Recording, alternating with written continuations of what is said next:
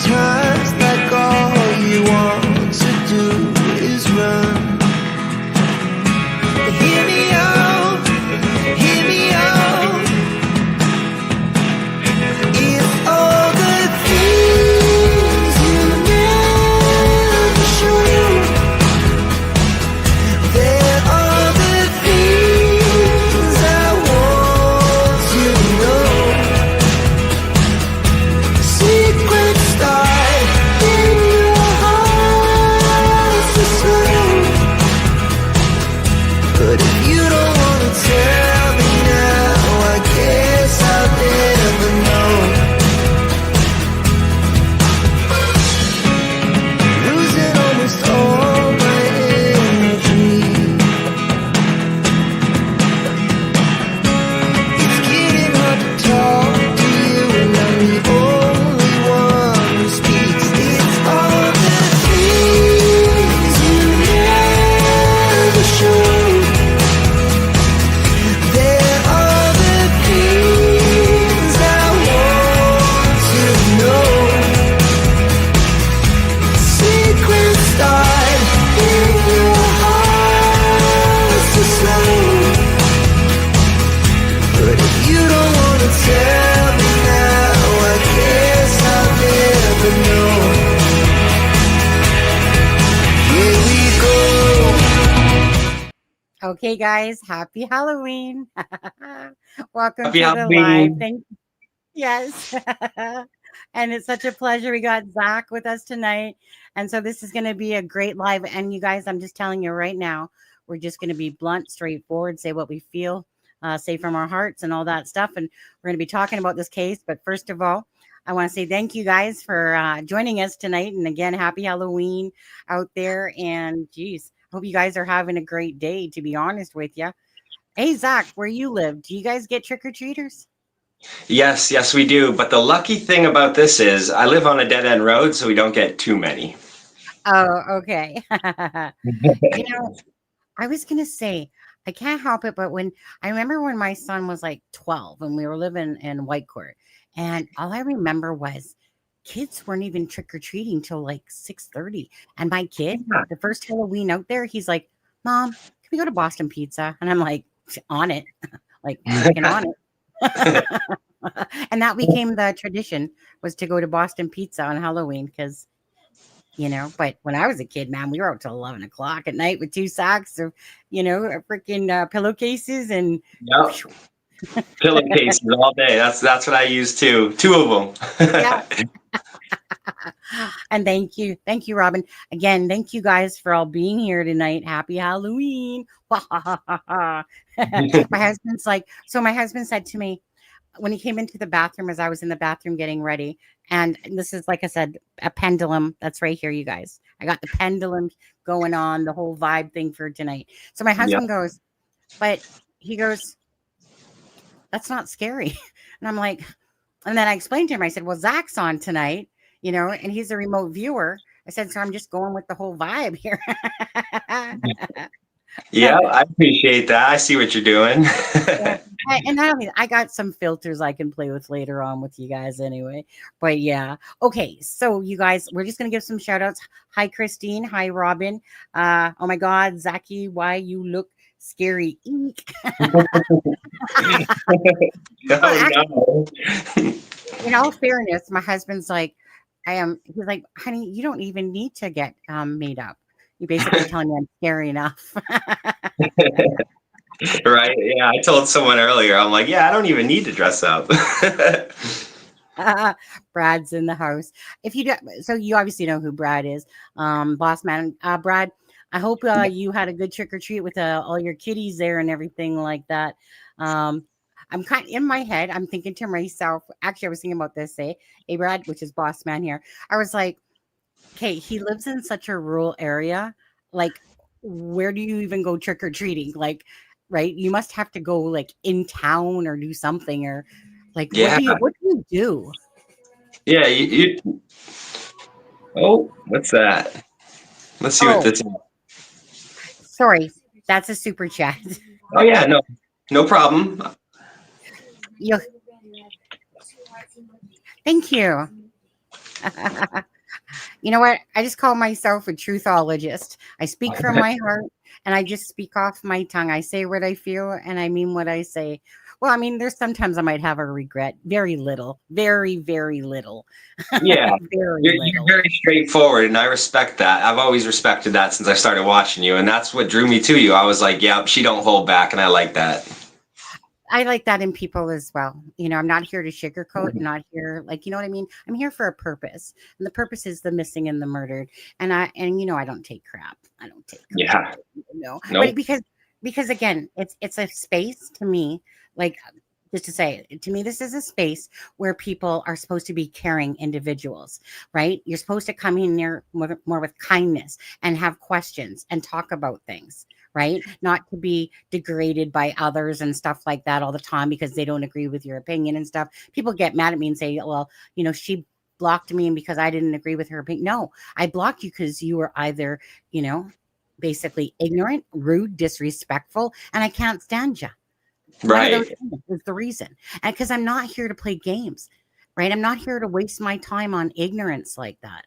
So to me, this is supposed to be about true crime, caring about, you know, like I said, children, adults, whatever, the murdered and the missing, right? Not a space of just keeping attacking. Sometimes I poke the bear back because sometimes it gets old getting attacked, right? It's Yeah. more, but I don't ever walk away from a live going, man, that person pissed me off. I don't walk out to my husband, give me a kiss, you know, okay, have fun gaming. I'm just going to go lay down with my iPad, that type of Yeah. thing. Right. Right. Thank you, Rude King, Yeah, for that. because like I said earlier, misery loves company, and Misery. I ain't trying Yeah. to be miserable. So Right, exactly. So now, okay, so you guys, Zach's in the house. I've dropped his channel there. If you're not subscribed to Jack, oh, I'm coming. I can hear that. Yeah.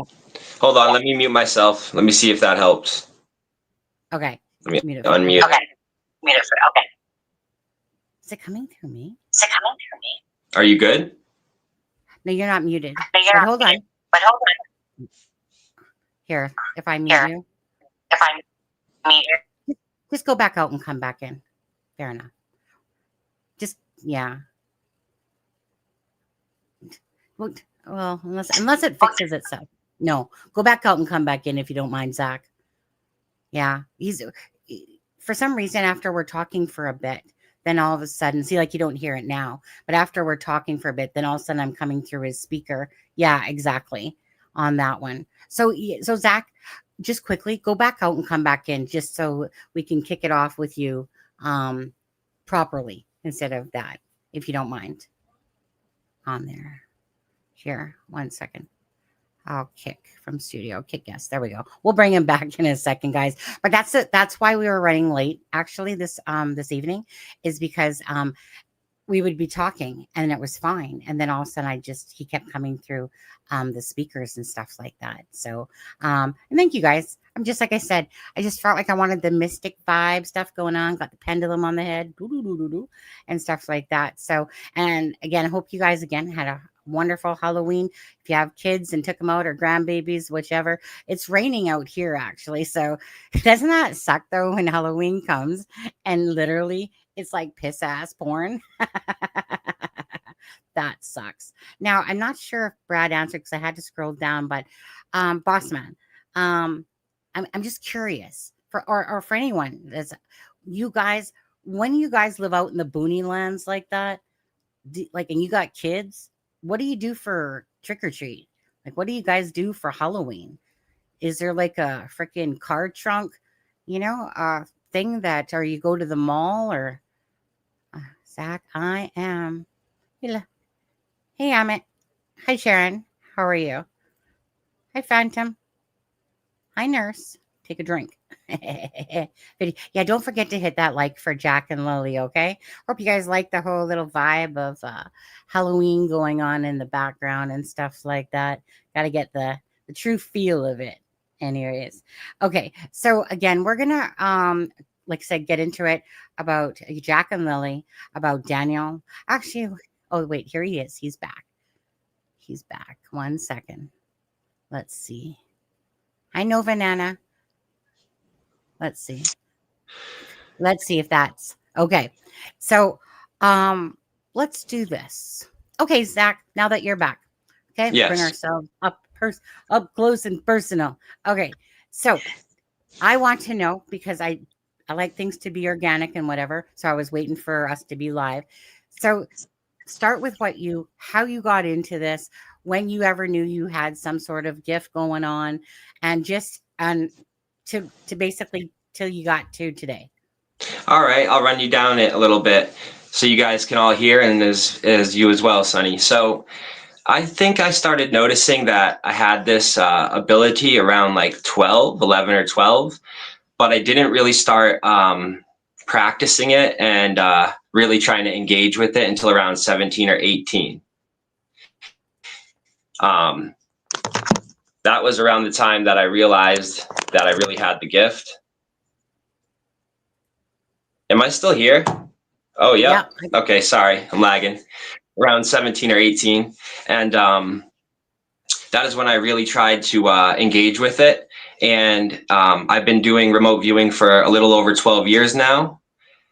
And about, I would say, 5 to 6 months ago, I was basically just in a chat room on true crime because I've been listening to true crime for, I don't know, 5, 10 years. And somebody messaged me and told me that I should make a channel. And that person was Jasmine. As you know, I did the live with her once. And once I made the channel and I actually started like telling people my remote viewing sessions and actually showing them the work that I've done, it kicked off and picked up immediately. And I had been doing remote viewing like by myself without putting the YouTube videos out for years. But I just never thought that I would make a channel because I was a little too shy, a little too nervous. But then I just grew the confidence and I said, you know what, I want to make a difference in the world. And I started putting out the videos and started sharing my sessions. And my mother also has the ability, but it's in different ways. And then her mother also has it. So it does run in the family. Okay, sweet. Yeah. Oh, I was gonna say, so now, and if you guys want to ask Zach a question in the chat, please feel free, of course. So, Yeah. well, I'm glad you gained. Oh, you know what? I'm glad you gained your confidence because you know what? I probably have never said this, but too many times. But you're right. Like, meaning, if I was to say, it's like I know throughout all my life, it's like like I do tons of different things, right, to impact people in a good way.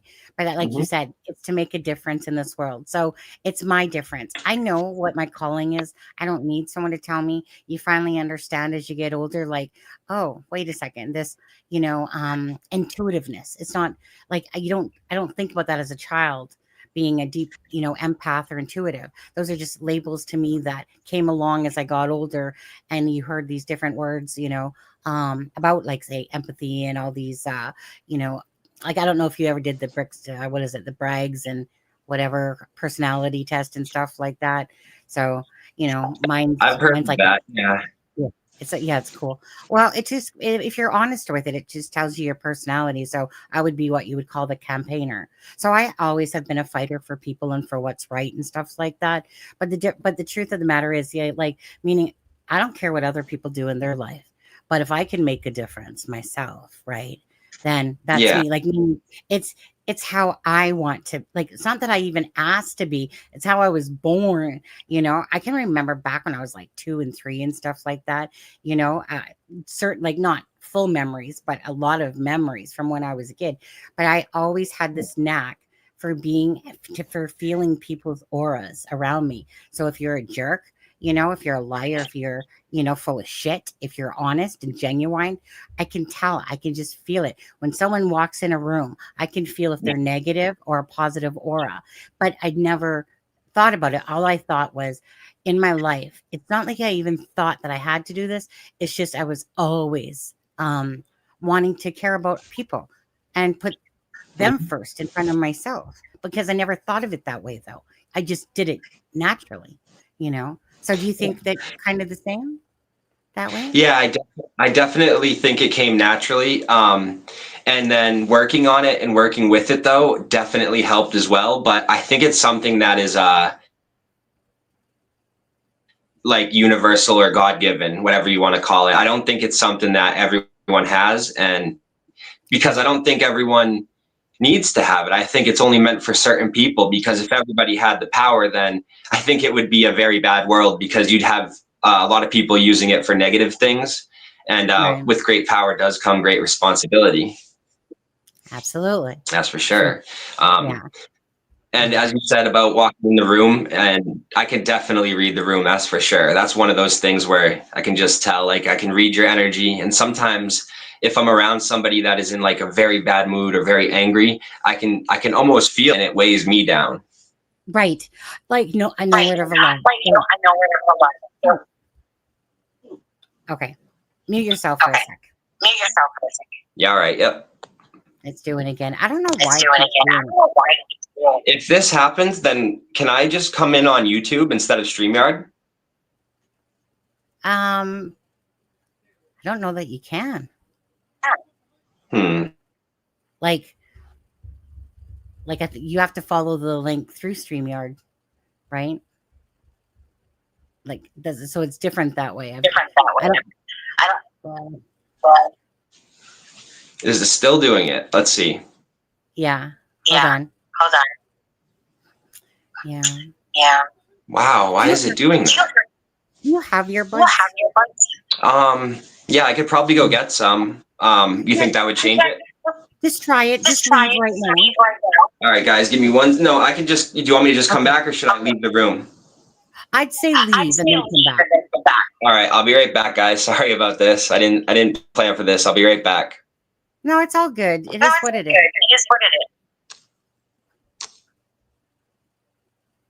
Oh, I think I got kick on. Yeah. There we go. Okay, so sorry about that. Yeah, so for all you people that are very deep empath or intuitive and stuff like that, again, it takes a lot of people to make up this world, right? The good, the bad, and the ugly type of idea. Again, I just do my life as I do me, right? And I don't think about that stuff. But for sure, I would say that I'm sure there's a lot of people out there that want to make a better place. Like, to me, the world, pretty much, once you take off the rose-colored glasses, there's a lot of negative shit out there, type of thing. And I refuse to kind of go down that path, because, like the song, I'm here for a good time, not a long time. So have a good time. The sun doesn't shine every day. I kind of go by that motto, you live life and stuff like that, how you do it, with a zest for life instead of a negative spin on life, because we're the only ones in control of that, right? So for Zach, when he comes back, I want to talk to him about remote viewing. So for people that might not understand it, it's because Sunny is sharing audio. Don't know what you mean by that, Lady Allen, because I'm sharing audio. Don't like, unless someone can tell me how to fix that shit, because it's such a rare thing to have that issue with a guest. It happens. So I don't know what do you mean by sharing audio? Not exactly the techie in the world. So it's like, okay, like I said, normally there's not an issue with this. Sunny, the echo sounds like it's coming from your speech. No, it's coming through his sound. The echo is coming from him, because if he mutes himself, you guys can hear just fine, right? It used to happen with Aspen all the time. He'd come in, but then it would go away, as soon as he left. But with Zach, it keeps coming back. But anyways, if it keeps happening, we'll just mute ourselves, I remember it happened to Belinda one time as well. Yeah. No, you don't hear it now because Zach's not on, right? So it's just fine.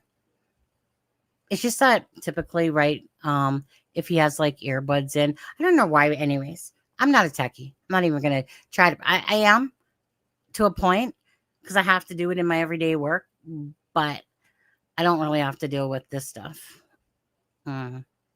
But anyways, okay, guys. So, you know what? Let me just look what AI can do. Hello, like this whole new AI thing. So today's the 31st. Obviously, tomorrow is November 1st. And then the next day after that, of course, is 6 months that Jack and Lily have been missing. It's crazy to think that we've gone this far.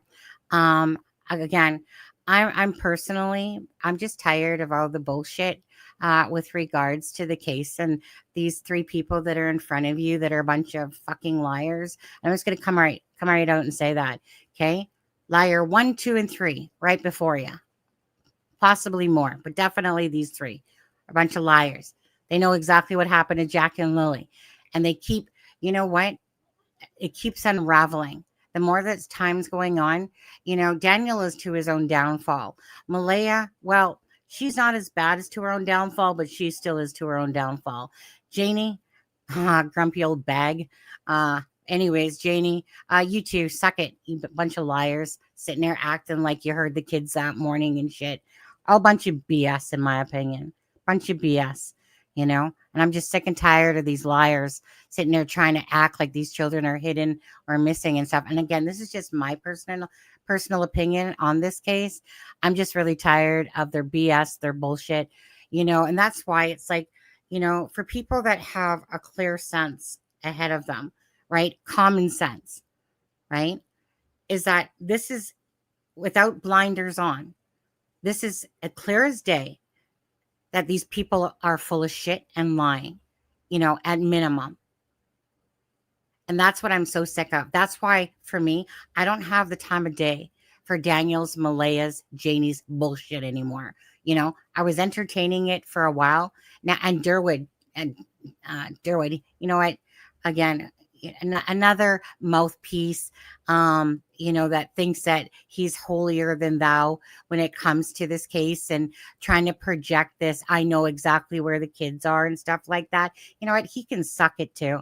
Because honestly, I'm sick of him and all his bullshit that he keeps putting out there, trying to make people, believe that these children, that somehow that morning, these people can't even keep a timeline straight, let alone tell exactly what happened. But they're just going to keep throwing it out there. And Daniel there's just going to keep pushing his narrative. Let's see here. Okay. It's okay. It's okay, Zach. Just come back in. Yeah. 1 second. Yeah. 1 second.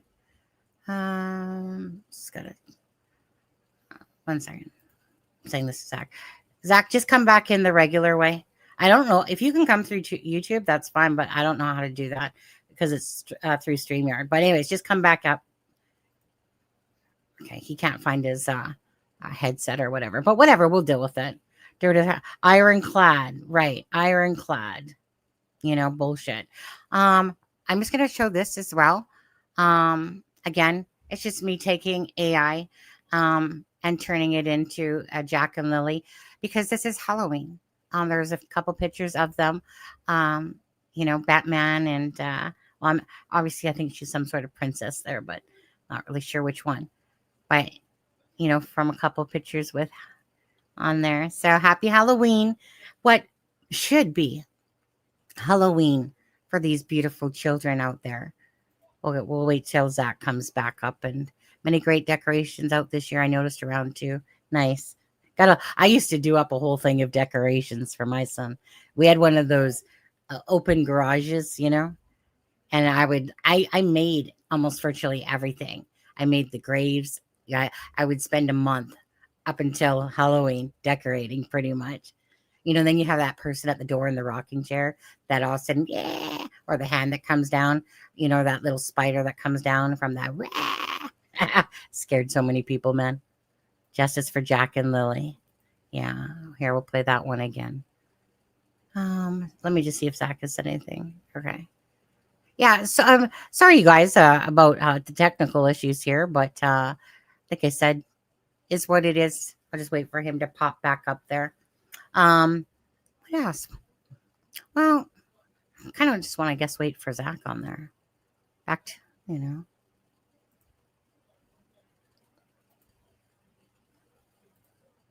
You guys tired of the bullshit too? Yeah. Jack and Lily don't deserve this. That's the bottom line of it. These are children. These are beautiful children. No children deserve this type of bullshit going on. You know, that's what ticks me off. Now I hear that they arrested that Stacy guy for Michael Vaughn's murder, which they called him Monkey. So that's great news. Again, sometimes it takes a bit, you guys, for cases to open up, you know, and that was since 2021. And, you know, so sometimes you do have to wait, but I think we're going to get more, like, I think that something's going to happen a lot faster with this case. I don't believe it's going to be no 3 years and stuff like that. So, you know, but hey, the truth is being told, which it's not. Yeah, I know. They're so cute. Like I said, I got the video coming out for the second, for the 6 months and stuff like that. Okay, what's it? Not sure. Not sure what's taking Zaki so long. Okay, well, you know what? We'll just, I think what we'll do is this. Because I don't see him. I think what we're going to do is go to this because I just saw this. So you guys know that there was the vigil the other day. And so we'll share screen for a second. Okay, so the Globe and Mail, Maria Collins. Okay, so that, of course, here, I'll make this bigger. So that, of course, is Haley on the left and Cheryl on the right. So everyone knows Cheryl. They would say that she's from the beach picture. So if you don't know who Cheryl is, that's Cheryl. I think it's last name is Rob. Oh, there he comes, Robinson. Let's see here. And 1 second. Boom, boom, boom, boom, boom. Yeah. Do, do, do, do, do, do. I'm back finally. So I hit echo cancellation, so hopefully it works. Oh, okay. Well, let's see. Alrighty. Okay. You know what? Let's go back to this. Okay. What I want to know is explain to people about remote viewing. And I'll be right there. I'm still here. Yeah, no problem. All right, guys. So let me explain this to you. So the way that I do it is, and the way that I found out how to do it, there's 2 videos that I can put in the link, in the comments, and I can link you guys it. One is a certain type of, there's a certain type of musical tone that you have to listen to. It's like a number of hertz, and then you have to have headphones on, which is actually funny because right now I can't find my headphones, but you use those, and then it's a certain basically tone of music, and it puts you in a trance to listen long enough. And before that, I select a target, and the target is the information that I want to know. And that can be with whatever case. It can be a person, it can be a place, all of that. And then I write the target down, and then basically is what I do is I meditate on the information that I need. And throughout the video, I will write down certain things along the way. And I also do something that's called automatic writing. And that allows me to be even better with my ability. Oh, you're back? Are you there? I'm here. Okay. Can you see me? I'm here. All right. Just making sure. I'm muting myself because I can hear myself again. So I'll just mute myself.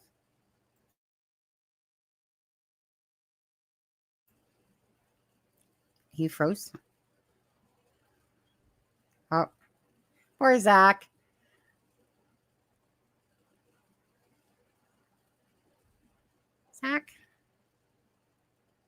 Zach. Oh, poor guy. Feel badly for that. It's going to be a rough live. Oh, wait, he's back. Hold on. Where is he? He's right there. 1 second. You back there, bud? Okay.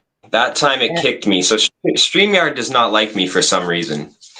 But okay, I was mid saying that. Where did I get to before it kicked me? Auto writing. Okay. I think it was, yeah. Yep, that was it. So an automatic writing is basically using the same musical tone, and you basically just write down whatever comes to mind when you're focusing on a target. And so with all of those things mixed together, after 12 years of doing it, it has helped me be able to zero in on certain cases, especially if I have a lot of information about the case. It says, oh, I was just reading the comment, but do you have any other questions about that, or does anyone in chat? Yeah, if someone in chat does, you guys can feel free to ask. And so, okay, so Jack and Lily's case, obviously you cover different cases on your, sessions there and stuff like that, right? So Zach and Zach, now I'm saying Zach instead of Jack, Lily and Jack. Okay, so and just be, again, however blunt and honest you want to be, just be whatever, say whatever, okay?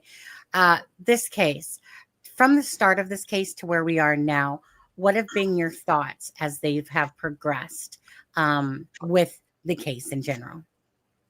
That's a good question. So at the start of the case, before I did any sessions, the first thing that I picked up on energetically was Daniel's interview, not Malaya's, actually. It was Daniel's. And most people picked up on Malaya's first. But the reason that I picked up on Daniel's so much was because I felt that interview in the rain, you could almost see, to me, you could almost see the guilt oozing out of him in my way of putting it. And on top of that, it looked like he was either coming down from something or immediately on something. And it seemed like, to put it bluntly, he was tweaking out during that interview. And I felt like you could see the guilt radiating off of him. So I immediately picked up on that. And then when I did a session on Daniel, I mean, it came through like, it came through so easily because I think it had just happened. What was the first thing you picked up on about this case? Malaya's interview. Yeah. And, smelled like shit, stunk like shit, everything about it from start to finish. Literally reeked of lies, reeked of bullshit. It was, when someone's talking, I know that she's in front of a camera and stuff like that, but you know what? At the end of the day, true emotions, if you're truly feeling emotions when something happens, those reflecting your interviews. And I really don't feel like it reflected. It came off so scripted. It came off like the one main thing that one thing was how many times she kept saying how much the kids love to talk to strangers, basically, like to talk to people. They just talk. I mean, come on, I'm just telling you how much they talk. Obviously, they're probably abducted or something like that. So it really was strange to me as much. And it was almost like, it's like she kind of kept rambling on about it. And yeah. Another thing that really besides the whole interview bugging me, okay? Like the whole interview. Instantly, every sonar, every red flag went off with this interview. But one thing that always bugged me was when she said, well, the sun's out today. Like it's sun's out today. I hope that they're warm. Not saying, I hope that they come back. I hope whatever. But she's saying, I hope that they're warm. But yet she's saying abduction. Right? Like, well, they could be abducted, just, they could be. And you're like, okay, so if you're referring to warm, you'd be referring to outside. If you're referring to somebody abducting the children, you're going to be thinking cave, dungeon, a basement, stuff like that, car, trunk, something like that. You're not going to be thinking, well, I just hope that they're warm today. And I know a lot of people picked up on the pain and sorrow. So again, I mean, it was just the whole thing, start to finish, was just, to me, utter bullshit, to like the nth degree. And so to me, that was very telling. And it just continued on right to the end. Not once did she say Lily and Jack. Not once did she sit there and say, please, if anyone, there's not like there's these emotions, but those emotions to me could be because of something that happened in the home. And obviously, I don't believe that this was myself intentional, at least not by, say, Malaya. I just think it was more that something happened that night. But anyway, so yeah, my thing is that one. And Daniel, it took me a while to actually see past his bullshit because he was kind of doing everything that I felt. I even was, because men don't like to cry usually, like outwardly, they more hold back, and then they kind of do that whole thing and dag. But once you actually go back to hindsight, that's what it was just, to me, yeah, dude, you're just repetitively saying you're saying crock of shit, anyway, go on. I bet, honestly, I bet he even had it timed out. Like, okay, I'm going to say all this, and then now it's time to cry. Like, I feel like Daniel had it so scripted. And then Malaya, on the other hand, after that first interview, I think during it, she realized, I can't do this. Like, there's no way I can continue doing this over and over again, to the public, because you have cameras all in your face, people asking you all these questions. I think she knew she was going to slip up one way or the other. And, both of them basically, like, in their own ways, like Daniel lies all the time. Malaya doesn't say anything. So they both seem so suspicious, I know. Right.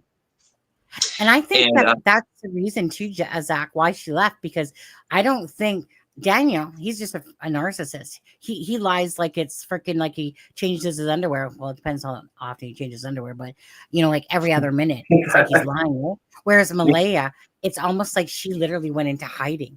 Like I call it hiding. I don't give a shit what they say. Thanks, Kim. But to me, that's hiding. She's avoiding. And that's why she keeps avoiding these vigils and all these different things with these bullshit excuses. I'm making no excuses for what a mother would be doing. And so if she doesn't like it, too bad, so sad, because you have 2 missing children. And this is the way you're acting. It's one of the most pathetic excuses of parenting for when 2 children of yours are missing. And this is how you're acting. So I think, right, I don't think that she could handle probably keeping up with the facade of the line like Daniel can. That's how I'm seeing that. So remember, this is allegedly, it's in our opinions. Just remember that. It's just what we feel about it. But anyways, go ahead. Yes, this is just my opinion too. It's just what we feel about it. But anyways, go ahead. So Sonny, let me ask you this: if say you had a missing child and you and your husband or whatever wasn't on good terms, say you would even if you left, you would probably stay in a hotel very close. You wouldn't just get up and leave and not talk to them, or say you're not talking to them and hide. I mean, I think that anybody that had 1 missing child, never mind 2, and they actually knew they were missing and they were going to fight for them, they wouldn't leave the area. Like, they just wouldn't. There's no way happening. So with that instantaneously, I can't see the comments, so I won't be reading them, guys. They're so small for me. That's why people kind of usually use. Oh, I'm coming through your device again. Oh, okay. Go ahead. Let me try to. Okay, you're muted. Okay, we're gonna have to play that game We're until. gonna have to play that game until Oh, hold on. No. Yeah, keep yours muted for just a sec there, Zach. And thank you, Garnett, for becoming a YouTube member. Thank you guys so much again for being here. Happy Halloween to everyone. It's October 31st. Obviously, tomorrow is November. All right, still coming through. We'll just have to mute each other when each other's talking. So if I'm talking, you mute yourself. If I'm talking, I'll mute. If you're talking, I'll mute. Okay, just for now. See if it fixes itself out. Okay, so absolutely. Again, there, like I said, I've watched Zach's thing, and some people might go, "Oh, well, it's because the same thing, like things that you want to hear." No, like bottom line is, if there's readers out there that have the same feeling and stuff that I do, yeah, we'll try to deal with that. Sunny, let me just see. Let me take a look at that. One sec. Let me just see. Let's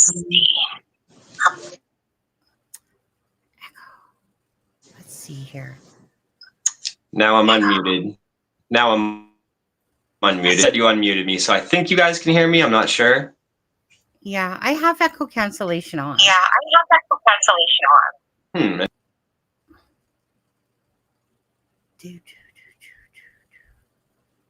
One second. Yeah, I mean, echo cancellation is on. Yeah. Oh, well, just going to have to deal with it. So like I said, if I'm talking, you mute, say, and vice versa. Okay. Anyway, go on. I want to listen to what your thoughts are. Can't hear you. Can't hear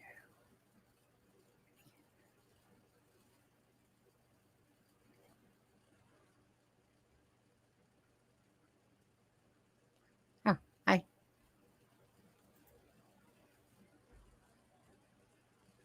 Poor Zach. Poor buddy. Poor Zach. Never had someone with so much issues going on here. Okay. So while Zach's trying to deal with his issue over there, that sucks, you guys. I mean, I know it's very sporadic. Tinka Katrina Collier. Hello. Okay, so while Zach's muddling around there, again, I'm just going to put this out there. So again, we have Haley Ferdinand. That's Malaya's stepsister. It's not half sister. It's a stepsister. And then, of course, Cheryl, I think it's Robinson. Yeah. And Malaya's friend that is, you guys know who that is, right? Cheryl Christine, people know her by. Let's see here. So, of course, Lindsay Jones is with the Globe and Mail. She's covered this story, but she wanted to make sure I gave a shout out there for Maria Collins because they added these pictures to the story now. So then there you see Daniel signing the card for Jack at the vigil as well, again. So SS just came in. Who is Zach, please? Zach is a remote viewer. He's a channel that does follow Jack and Lily's case. So again, I can drop his channel as well. So if you're not subscribed, please do so and give Zach some support. Oh, wait, if he's back again. Let's see here. Oh my God. Where are you? Okay. I feel so bad for you because normally normally somebody doesn't have this bad of issues. Sorry, guys. I guess it's going to be every 20 minutes. I'm going to have to jump out and come back in, which is extremely annoying for you and me. And I'm sorry, Sonny. I don't know why this is. But I'm sorry, guys. No, don't apologize. So go ahead again. So we were kind of talking about Malaya, Daniel, and how Malaya, her actions, like basically that seems to be that she can't really handle the lying aspect of it as good as say Daniel can. And this is our opinion. Yeah, I feel like when somebody breaks in this case, it's probably going to be Malaya or somebody that Malaya has told information to. That is what I've got in my sessions, and that is what I also believe myself, because we've seen Daniel lie over and over again with different tales, and that just means to me he's okay with lying and he's never going to tell the truth. I think it's probably harder for Daniel to tell the truth than it is for him to lie. Definitely. Lying comes natural to him, and it's probably based on how he grew up with his mother and all that, but I'm not going to get too far into that. However, I do also think that didn't Daniel just get interrogated again? Is that word on the street? That is word on the street, that he was in there for a couple of hours. Oh, which reminds me. Okay. Because I do want to put this out there. 1 second here. Okay, because I don't understand why this was being said on the Drunk Turkey show yesterday.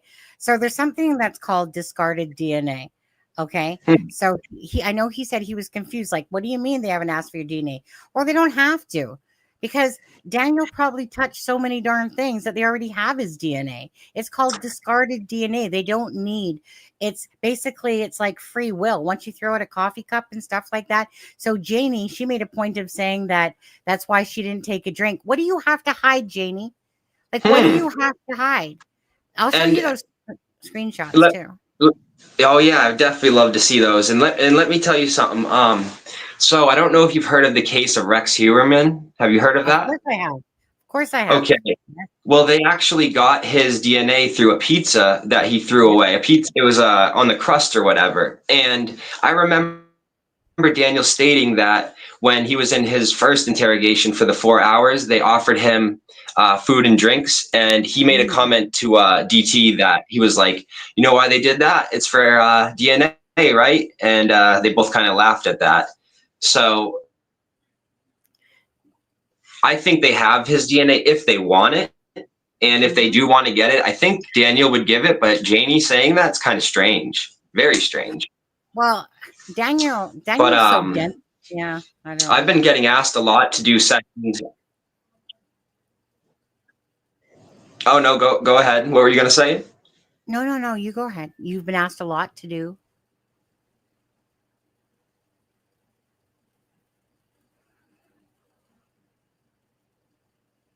You're lagging. On both Daniel's brother and Earl. Mm. And those two I haven't done sessions on, but I do think that Earl is probably involved in some way, in my opinion. Involved or just feels? I think that Daniel probably used him in some way, whether it's his property to make a pit stop or some type of vehicle that was over there originally. Something points me to Earl, whether it's his house, his property, or him helping Daniel in some type of way. Oh, Zach, you poor thing. You just What do you think about that? So personally, I think myself that Justin and Earl, I think that inside that they both have definite suspicions and kind of like what parents do. Chances are they're not going to call out their own kid, but I feel like Justin. I think Justin is totally opposite of his brother, Daniel, and I think Justin's a good egg and Daniel's a shit egg, and I think that Jamie's like the apple doesn't fall far from the tree like Daniel, and I think Justin's a lot like his father, Earl. I've heard so many times how honestly, how compassionate, like how much he seems very caring and sincere. And honestly, so that one, I think more that it would be internal knowledge that they suspect or have a good idea that they know that when you're, I'm sorry, but when you're a parent of children, you know when your kids are fucking BSing you and stuff like that. And, you know, they've had, like, say, Earl and Justin, they've probably had 6 months to watch Daniel make a lying mockery of himself and Janie just be a ranting ass negative B on there. Like, seriously, the two of them, like, those two belong together, Janie and Daniel, in a sense, even though I think that Justin was more the spoiled child because I think he was the better child between the two. And I think that I kind of, and this is just totally speculating, I think that Daniel, that's why he has this mask of narcissism, you know, whatever insecurities and whatever shit that he felt, he created this mask. And again, narcissism isn't derived off of just one trait in a sense. It's derived from different personality disorders to make up a narcissist. But so yeah, I just think that Daniel, whatever his insecurity issues are as a child, and why he felt like he had to put on this mask, you know, but I know someone that was tenfold of what Daniel was, and for a narcissist. And this guy was like 500 pounds. And in your head, all you're thinking is like, you're acting like this. And you literally are playing head games and all that crap, and you're just like, dude, you are nothing to stare at, and your personality going on is, you just, like, he was freaking, you could tell this man had issues, this 500-pound guy, right? And yet he wore this mask of confidence, right? And I'm like, you're fucked up. You are literally fucked up. And I didn't even know what it was at the time. I did a lot of researching. Oh, there goes Zach again. Pop. But anyways, and so I'm like, what the fuck? Like, what the fuck is going on with this person that I knew on gaming? Okay. And I was like, but I got to fix him. Anyways, you want to talk about narcissism, man? And freaking the games that they play. And they just bold ass think that they, as if you're the fucked up one. They totally spin everything back on you, and they totally manipulate and play games. So Daniel, you're like a little baby in the bucket when it comes to this whole shit. You know, I spent like 3 years trying to think I was helping somebody, and the scope of the person that I knew makes you look like a little baby. The only difference is that you have 2 children that are missing underneath your care. But Daniel is so absolutely, like, just so transparent that it's ridiculous that he even thinks, okay, I'm just going to say this. Oh, hi, who dis? Haha, how are you? And it is such a twisted condition because the thing about Daniel is that he's so stupid. Like, he's literally so stupid that he doesn't realize it, that he constantly is telling on himself all the time. It's the most ridiculous thing to watch. And yet these people exist. Welcome back, Zach. Welcome back. I'm going to keep trying. I think it's something to do with StreamYard, because I've never had this, but well, it's probably, yeah, like probably if you went through YouTube, right? I'm sure. But the thing is that I don't know how you come through. Like, if you were doing your own stream, you're just going to go through YouTube. Yeah. So you don't have probably no issues. But anyway, go on. I was just too busy going on about Daniel's narcissistic personality. It's just, like, don't you just find that it's just so, like, it's ridiculous how much that man just is clear as glass, a blatant narcissistic liar. Like, it's just so clear. It's not even funny. You know, it's like, I can touch my mic right now. So clear. Yeah. Yeah, that definitely shines through. Definitely shines. It oozes, man. Like, there's not like there's not even sugarcoating this man and his lies and his inconsistencies and stuff like that. Now, just quickly on the screen, it says, no expectation of privacy. We're talking about DNA. Canadian courts have generally held that when an individual voluntarily abandons a sample outside of police custody, throwing a coffee cup into the public trash, leaving a cigarette butt on the ground, they relinquish their reasonable expectation of privacy. Even for the fact of Daniel, like, this whole, thing with the dogs, right? Like, about wanting the dogs to come in and wanting to take a drug test. When you look back on hindsight of it, he didn't give a shit about Jack and Lily. All he was trying to do was care about the dogs coming in so that they could say, look, hey, guess what, you guys? Nothing to see here. Like, hindsight, even more. Nothing to see here. Like, hindsight, even more. For his narcissism, for his narcissistic personality, and he's the type that he wanted the dogs to come in so that he could show, because every time that something like that happens and nothing is found or he gets validated, he feels proud because he made the choice that he was going to stick with his lie until, the rest of his life. When he said, I'll search for Jack and Lily for the rest of my life, I think he meant it. Absolutely. But he ain't actually going to search for them. That's the problem. Absolutely. Yeah, StreamYard is doing its thing, man. I don't know why it keeps doing this to me, but I'm here still. But while I'm here, you guys can hear me? Yeah. Go ahead. All right. So is there any questions that you'd like me to answer about the remote viewing on this case? Because I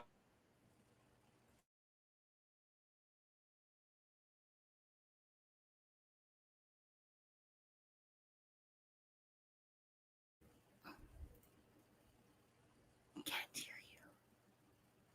Can't hear you.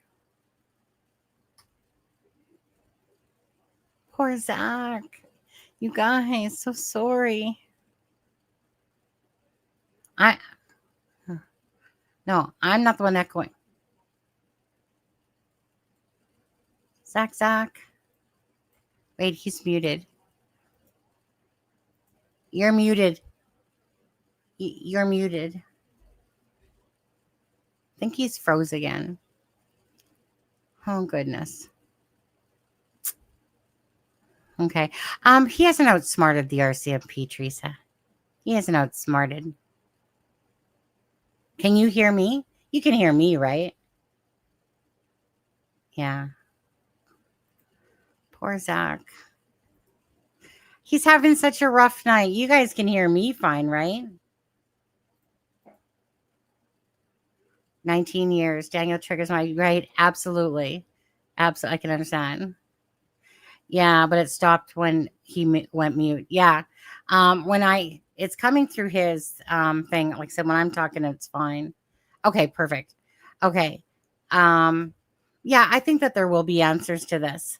So, let me just bring up poor Zach. Here he comes again. Poor thing. Man. Dude, I feel so bad.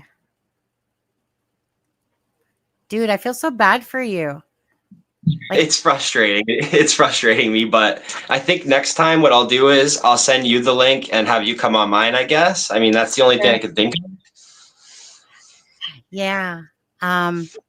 Yeah, poor thing, because it's like if you're not lagging, it's echoing and yeah, so I'll just do it this last time, and when I get kicked out, I get kicked out, I guess. But I didn't expect this, guys, so I'm really sorry. Next time I'll have Sunny come on mine and we'll do it that way. I didn't think it was going to be a problem this way.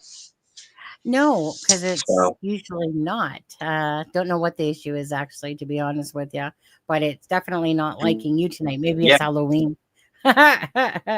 Okay, so try to get in. Try to get in what you want then. All right, guys. So I'm just gonna say that next time I'll do a full deep dive on Jack and Lily with Sunny. I'm sorry about tonight. I didn't expect this, but I'll answer all your questions next time. And I'm sorry, Sunny, because I didn't expect it to go this way. No, I mean it is what it is, eh? But just keep talking until it messes you up again. Keep talking about the case and whatever. Yeah, because I do want to get some things off about this case. Sure. Please. I wanted to talk.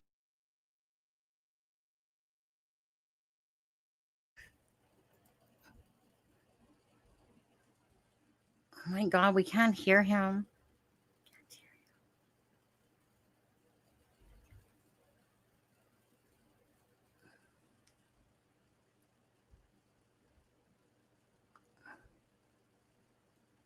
Can't hear.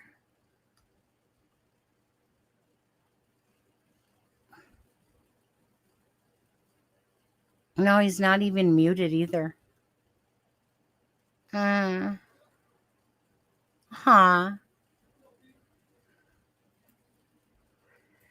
Gonna have to kick him from the studio. This is like the worst for somebody it's ever been. I don't know what jinx stuff is going on here. But somebody's setting off some fireworks right now.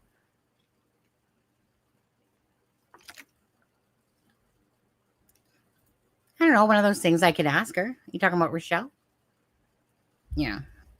Poor Zach. My God. Like, that's the worst. Okay. Well, you guys, we're just going to, I guess, keep moving on here, okay?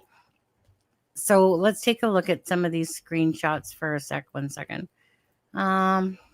Image file. Okay, so although I had one of these, I want to show you a couple more. So let's look at this one. So this was on the Drunk Turkey Show, and basically Janie, I don't know what order this is in, but anyways, Lobster had said if one was innocent, wouldn't you volunteer your DNA, right? So Janie's kind of like said, like laughing about the fact of like, well, that's why I didn't take a glass of water. Why? What do you have to hide? What do you have to hide? Right? Why would you sit there? I had the same problem on Nova Inquest during my first live ever. It was saying I was muted to them and me not muted. Oh, then magically rectified itself. Yeah.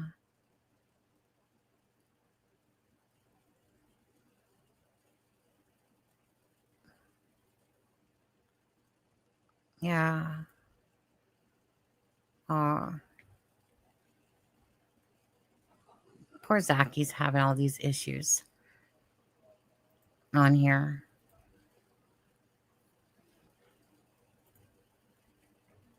Mm-mm-mm. You know, hey, Zach. You know what, Zach? You know, you could probably go live on your channel and then I could stream like your channel. You know that?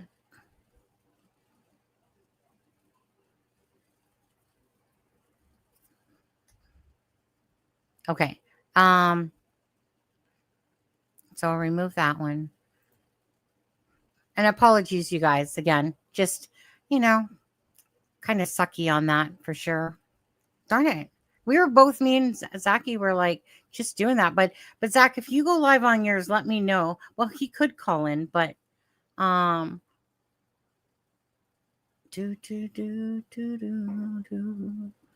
there.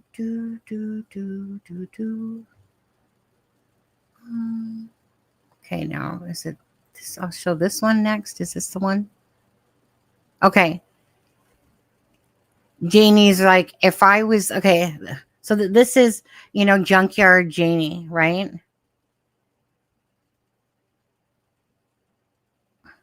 No, I got stuff to go over. First. He went live, Sonny. Oh, is Zach live now?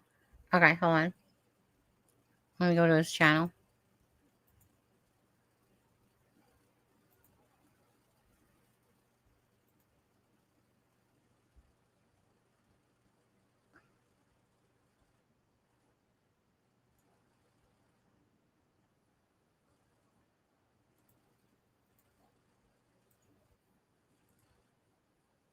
I'll come here. Yeah, if you'd like to talk to me, come here. I'm not trying to steal Sunny's viewers though, but if you'd like to talk to me, come here. I'm gonna tell Zach that we're watching him. Yes, ma'am. Live tonight for 2 to 3 hours, and since I can't do it with Sunny, I'll do it here. Happy Halloween, Jennifer. Hope you're having a great night. Did you give out any candy? Yes, ma'am. Says maybe it's because you're on your phone. Yeah, maybe. I did it. She sent me a link through StreamYard, and that's new to me. So I went to it, and it's either muting me or all of that. Can you invite Sunny onto yours? Actually, yes, ma'am. You have the link, right? If you want, you can ask her if she'd like to join mine. Tell him I'm watching him. Sunny has you on her screen now. Wait, like I'm on her screen right now? They're watching on Sunny's. So people can see me right now on hers? Excuse me. So were you about to go over your visions theories? Zach, we're all watching from Sunny's channel. Okay. So that's pretty interesting if they can see me over there. I can't see her though. You guys are confusing me. We did ours via phone and live link. Yeah, and it worked perfectly. But Jasmine, we didn't do it through StreamYard like Sunny sent me. And I think StreamYard is the problem here. Yeah, because ours worked great. Hello, I can't pronounce that name, so I'm not gonna. No disrespect, but hello. 1 sec. But anyways, if you want to invite Sunny, that's fine. You get it before you go live, usually if you invite collaborators.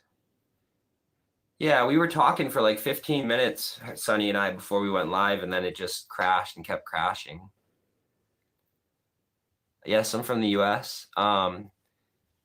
Just the facts. Do you go into a trance-like state when you remotely view? Yes, I do. Yes, I do. I'm actually going to post a video one of these times about one of the cases that I cover, and I'm going to let everybody see how I do it, because I use a certain musical note, a certain hertz level, and then it is basically a meditative state, and or I use automatic writing as well. And both of those allow me to connect with the energy surrounding the target that I choose. Example, if I choose I want to connect with Daniel, I make Daniel Martell the target. I go into the trance-like state, and then I am able to connect with the energy surrounding the time that I need to.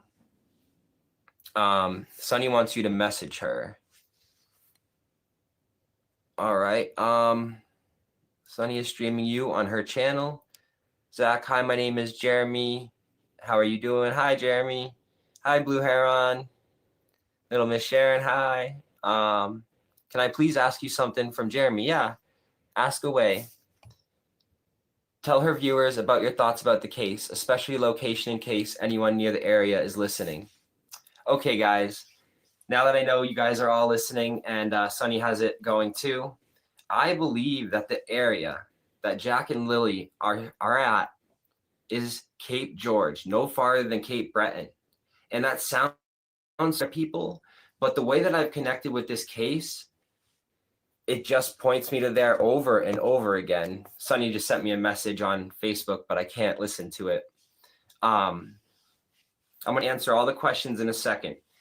But I do believe they're at Cape George area, and I believe they are in the water. There is nothing that points me otherwise, and I am sticking to that. And I believe that they were wrapped in something such as blanket, rope, something maybe chicken wire on top, and then weighed down. And that sounds crazy, but sometimes the truth is stranger than fiction. Now, let me read some questions. Let me see. I'm just scrolling up. I have to squint. Sorry, guys. Angel of Light, I'm a new subscriber. Hi, Angel of Light. Glad to see you here. Emo Boy. I'm not going to answer that. Yes, I have you on my screen. So, okay, Sunny, I saw that. Not the whole message, but most of it. Hi, Zach. You guys are funny. I'm from Nova Scotia, from Sunny's channel. All right. Wow, the trolls are instantaneous tonight. It's Halloween, so you got to bring them out, right? They say that a dog... Wow. People are crazy, man. I might have to mod someone else up. All right. You guys are insane. But I'm just going to ignore the comments for now. I don't understand why I'm getting so many. Does anybody want to be a mod, first of all, so we can shut this down before I get into everything? Yeah, I don't know why. Like, look at that comment. All right. Thank you, guys. You guys delete, and I'll get into it. Yeah, get rid of that person. Thank you, guys. All right. Now, before I get off topic with all that, and I appreciate you guys modding because couldn't do without you, obviously. But as I was saying, I believe they were taken to Cape George. And on top of that, I believe that the neighbors, what they heard was either A, evidence being planted, or possible, fake evidence being planted, we'll call it, such as the blanket or other things. And I believe that the neighbors truly heard everything that they said that night and or saw. I don't think they would have got into this case just for nothing. And when they involve themselves in this, I think it is truly because they live in the area. 2 children go missing. I mean, if you have kids, like I'm pretty sure Brad does. I don't know about Justin, but I think Brad does. And when you have kids like that, you're going to be worried. You're going to want answers so that some possible weirdo doesn't come scoop up your kids too. And I think that they went and did the right thing. And for somebody that has a history, you know, with law enforcement, to do the right thing, you know, you know, I respect that, because a lot of people wouldn't do that. They would stay far away, and then we would have less and less answers. All right, let me see, because I don't want to miss the actual real comments. But I appreciate you guys. The actual real comments. Trolls. Got some trolls over there. KG, I can mod. All right, let me put you a mod right now. Managing moderator. There we go. More mods, the better. It makes it easier on you guys tonight. Yeah, when you're on the right track, trolls come out. I do believe that there's many people within this case that are making fake accounts, and they're trying to take away from the knowledge that is being presented and the wisdom that is coming forth. Cassie, the one that's sassy. Hey, Zach, I'll help you whenever you need it. All right, you got it. I'm going to mod you up too. And that should be good for now. 2 more. So for any of you guys read tarot as well. I actually don't read tarot, but I can point you to somebody that does. Crazy Cat Tarot, right in the chat. She's amazing at it. Just quickly, you guys. So again, I'm over basically showing Zach's channel. I got him muted for a second here, but he's still playing. But so we're just gonna listen to a little bit of that, and then I'm gonna go back on track to what I wanted to show again tonight as well. So I'll play a little bit here with Zach talking, and then, like I said, and then I'll come, because there are things that I wanted to show you guys, talk about with you guys as well.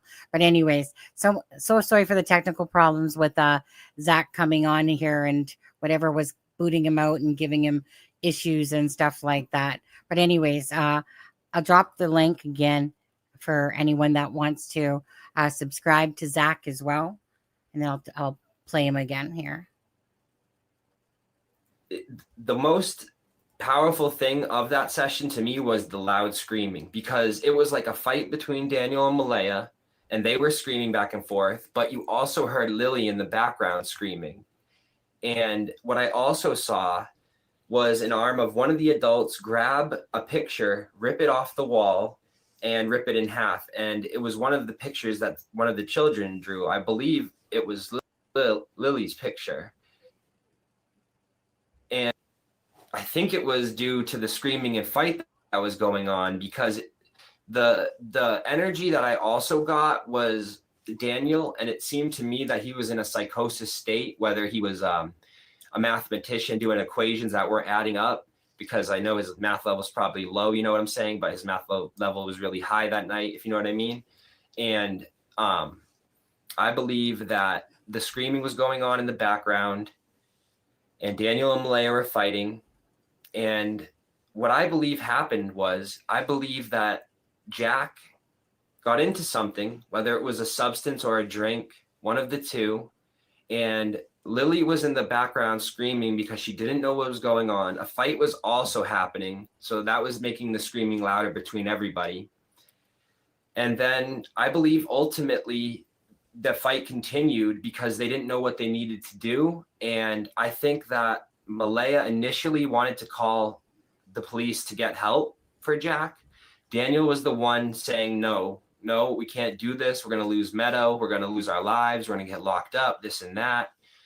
And then I believe that ultimately, I don't know how else to put this, but they unalived Lily, I believe. And I'm not going to sugarcoat that. That is the vision. That's what I saw in my vision. This is only my opinion at this time. I must state that. But that was a great question, because that is the basis of the fight. And any questions that you'd like to ask off of that, feel free. And any other questions, I will get to that. Promise. Okay, let's see. Oops. So again, we're listening to Zach from his channel right now. He was on here, but he was glitching so bad. Okay, I don't just delete it straight out. Block them from channel. Yes, block them from channel. If they say anything crazy, block them immediately.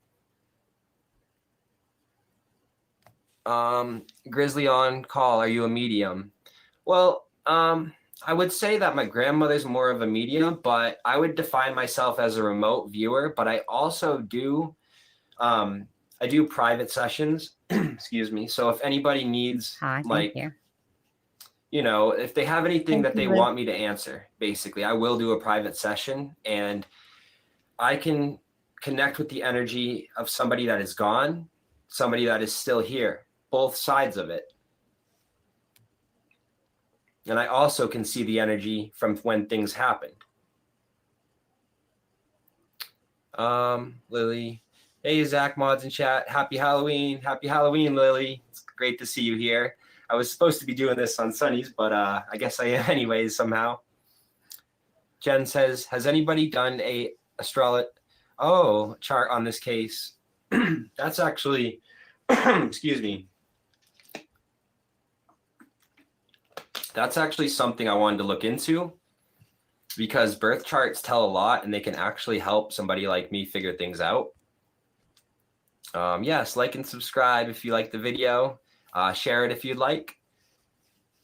Sharon says, oh my God, you have some crazy ones there tonight. How much involvement do you think Janie has to do with the children missing? She was raking the driveway. Now she said that she wasn't. Well, instantaneously, that makes me feel like Big North. she can't keep up with What her do you got lies. Daniel's picture And for? our brain does everything it can Be nice or to leave. try to not lie. If you're not a compulsive liar, if you're not a complete narcissist, our brain does not want to lie. So I think that she is having either a conflict with it, or she is just flat out not remembering that she lied. But I believe Janie knows exactly what happened to the children. However, I do not believe Janie knows where they are, but I do believe that she may have covered up any evidence that was left in the household or outside of the household, let's say. I do believe she helped. So she has guilty knowledge, in my opinion, and she also helped cover up He's 5 what now. I think is 2 unalivings, or well, 1 and another accidental one, which in my book is 2 because it was neglect that caused it, in my opinion, no matter what. Yeah, if they were in the U.S., they would have been charged probably 3 months ago, because if you look at the Emmanuel Haro case, and I compare it to this because though it wasn't a baby that disappeared, it was 2 young children. People would be outside that house, Daniel Martell's house. If it was in the U.S., people would be pretty much rioting like they were at Emmanuel Haro's. And I don't condone that, but I do condone protesting for the right reasons. And if Lily and Jack are missing and all this time we have no answers, basically, you know, I do support it. I'm not saying to go do that, but I'm saying that if it was in America, it would be happening that way. I mean, if it was happening this way, somewhere closer. Cassie says, I'm always willing to help creatives out. Thank you, Cassie. I appreciate that. Thank you, though. No. Let's see. Which one of your abilities are most valuable? That is a good question. Well, to me, the most valuable ability, I think, would be able to connect with the energy of the person that is needed. Because without that, I wouldn't be able to find the direction of where the case is going to go. See, the way that I am able to do this is by connecting with the energy surrounding whatever the target is. So if I could never have a target, then I could never have the ability. And I've been doing this for over 12 years. And I've noticed that I had an ability from about 11, 12 years old, didn't start practicing it till around 17 or 18, because honestly, I didn't think that I could make a difference.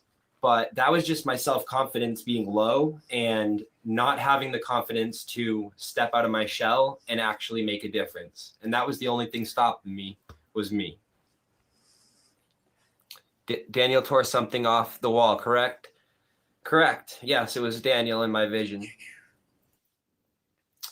Bonnie Smith, was Malaya into the rugging? Yes, she was. But I believe that she was mostly into downers such as opiates. But I do believe she might have participated in some math equations as well. Because usually when 2 addicts come together, even if they don't do the same rug, they will possibly try it once or twice to see what it's like. And I believe at least Malaya did that with the math, but I believe she is into opiates. I believe that's her DOC. Let's see.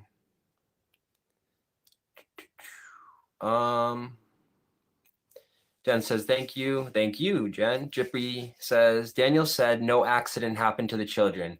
When I said to him, so if he is saying what happened to the kids was an accident, he told me to shut up despite many saying far worse negative things. So he was saying what happened. Yeah, so maybe that was leakage in a way because, you know, I've said two things. And over time, I have thought two things ultimately with this case, and I'll state this now. The first and ultimate thing I thought was Daniel was guilty. Then it switched to Daniel has guilty knowledge. But at the same time, I either believe that what I told you initially was the thing, or possibly over time because of Malaya's actions. This is the only thing, and this is just an opinion rather than my remote viewing session. But I either think that Jack got into the substance and then Lily was unalived, or I think Malaya went into psychosis and possibly unalived both. And I'm not afraid to say that because Malaya acted and acts just like Chris Watts acted. And I'm not sure if you guys know that case, but if you watch those interviews of both of them. Okay, so just quickly, guys, I muted Zach for a second. So can someone ask him if this case will be solved? So if you've watched Zach, he's told you that he believes it's in with like 6 to 7 months that justice will come for Jack and Lily. Again, I'm just going to play Zach for a little bit more. So he was on the live tonight, but he was glitching out so badly and the voice was echoing and stuff like that, just major issues. So he went live onto his channel. So he's just basically, the whole point of it, we were going to discuss exactly our thoughts because our thoughts are a lot very similar on this case and probably with many others. We might not know perhaps what exactly happened in the night, but Malaya told 2 people, okay, or even 3 actually, that she woke up and that Daniel was doing meth. Okay. Now we also know that when Haley came and and said to Malaya, like, what the fuck is going on? And there was that fight going on. And then she said that Daniel has been doing meth since before Meadow was induced, right? Now, again, she put herself in whatever situation she's in. I, at first, for a long time, and this is just in my opinion, I thought that, that perhaps she wasn't doing, because I'm trying to just think of, like, you got kids and, but I guess I don't live in that type of lifestyle. I don't live like that at all. So, but honestly, if I was to probably say now, I believe that when I look at Malaya's behavior and her continuing behavior, she literally chooses people that obviously are into drugs, and she continues to go down this same path. So it's almost like you have 2 toxic people that are that in a sense were, God, I knew a couple like this actually, that in a sense, like, we're feeding off of each other's, like, their needs and emotional needs, this need, that need, whatever. Now we all know that Malaya was about to leave that relationship, but a few times. But again, family has said that she has never wavered from her storyline. But she obviously has a little bit to say that Daniel was up doing drugs and was tweaking out all night. Again, let's look at Daniel, who's consistently lied. He lied that he was even doing drugs at all, right? But then he will say that he's taking drug classes and all that stuff. And then on top of that, right, like, he just kept denying it, blah, blah, blah. Then when he's on the Drunk Turkey show, he starts admitting even more.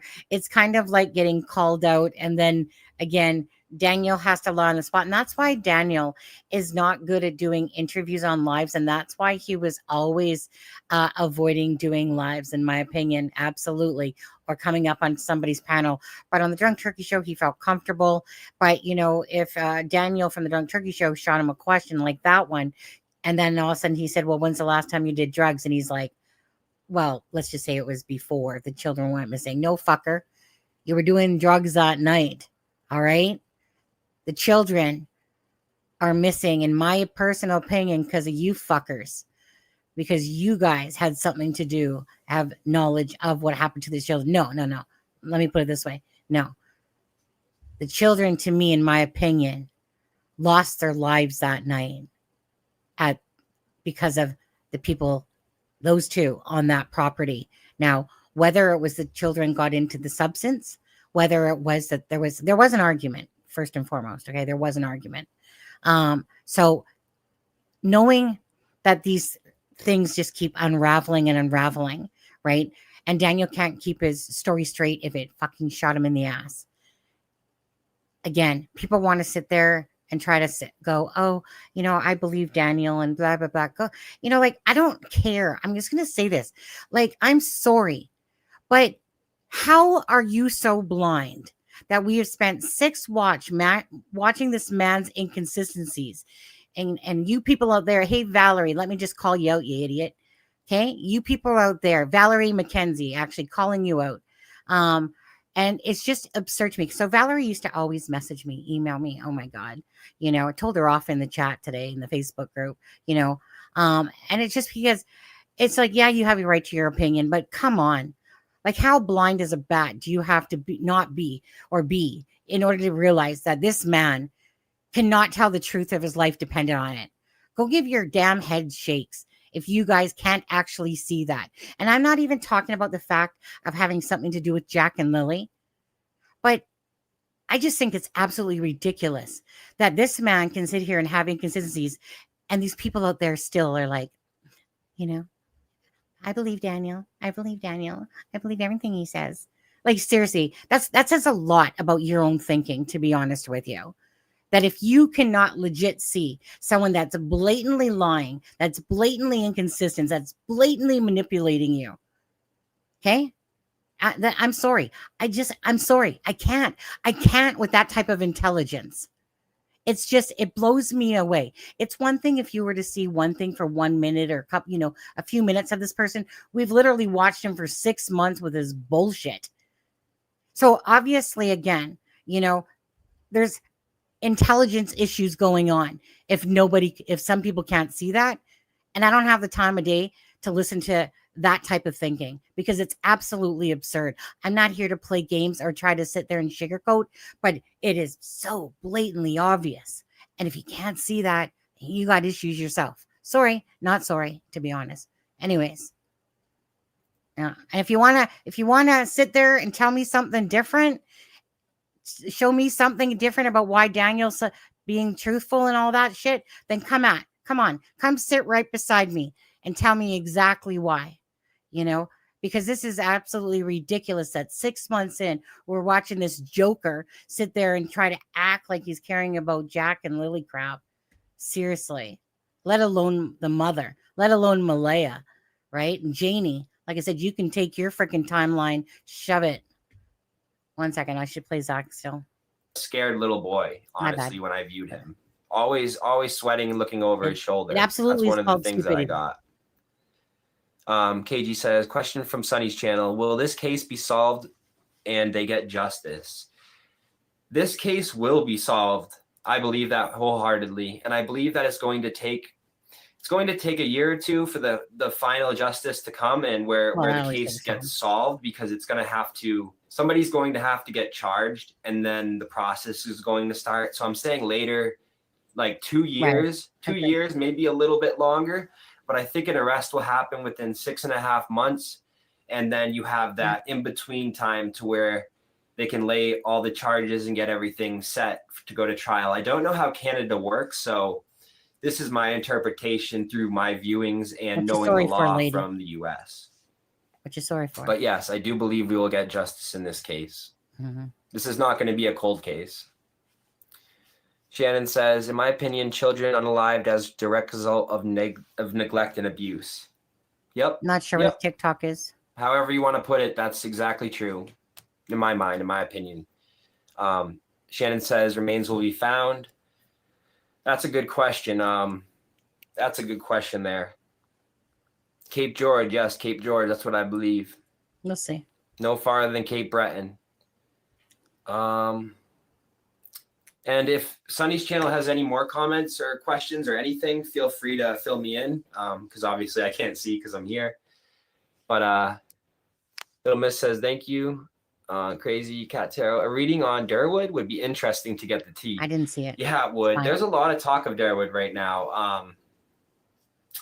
You know, people are pointing fingers at him. Some people think that he did it. Some people think he embedded in it and aided in the disappearance of them. So no, I'll put that on the list because I'm going to do Daniel's brother and then I'm going to do Earl. I'm not sure which order, one or the other, first, second.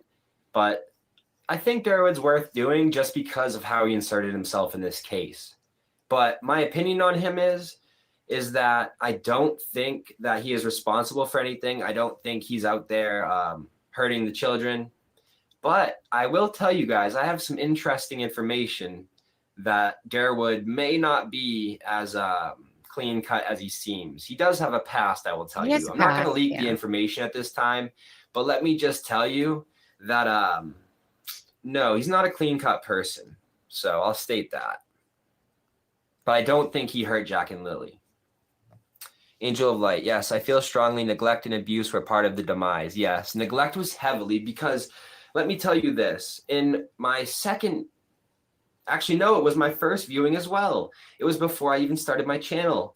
My first remote viewing as well that I told you guys about the picture being ripped off and the fight happening. I also got that Jack and Lily were saying, we're always so cold. We're always so cold and hungry. And it was like they were speaking to me during my vision in session. And I believe that they were always very cold and hungry. And there was not enough food in the house. I believe that food was always a big issue. And it wasn't because the adults were eating it. It was because they didn't want to buy it. That's how much of a slave to the substances they were, that they were sacrificing food for the children, in my opinion, for rug use for themselves. Yeah. Now, stew on that for a little because that's hard to hear. If I have a child, you know, I would give anything for them. I'd sell anything that I have to make sure they're good. Just remember what Wade said, okay? It's the truth to me. They basically got the benefits cut off. Why? Well, that's what happens when you fuck with, of course, Canada revenue, right? You sit there and you don't claim your benefits properly and you're living a common law lifestyle. Then you get fucked over and your benefits get stopped in a sense because you're bottom line is you owe money back, right? So they weren't getting any sort of payments, as Darwood had said, as well, probably for the last 3 or 4 months prior to Jack and Lily going missing. So just kind of think about a lot of things there. There's probably a lot of, besides the fact of living in a drug-infested household of 2 pieces of shits trying to raise these children, that literally, remember what Wade said, you know, about that, the minute, like, they would get this money prior to them getting cut off, they would get this money, and then they would be asking Patty, Malaya would be asking Patty for money already. Just ask yourselves. I already told you, hypothetically, allegedly, who Daniel's drug dealer is, the person he purchases drugs from, right? Chance Lace. So, just think about perhaps when they were in Westville on the Wednesday. I wonder if they did meet up. Hey, Chance, by chance, did they meet up with you that day? Right? You purchased some of your meth there.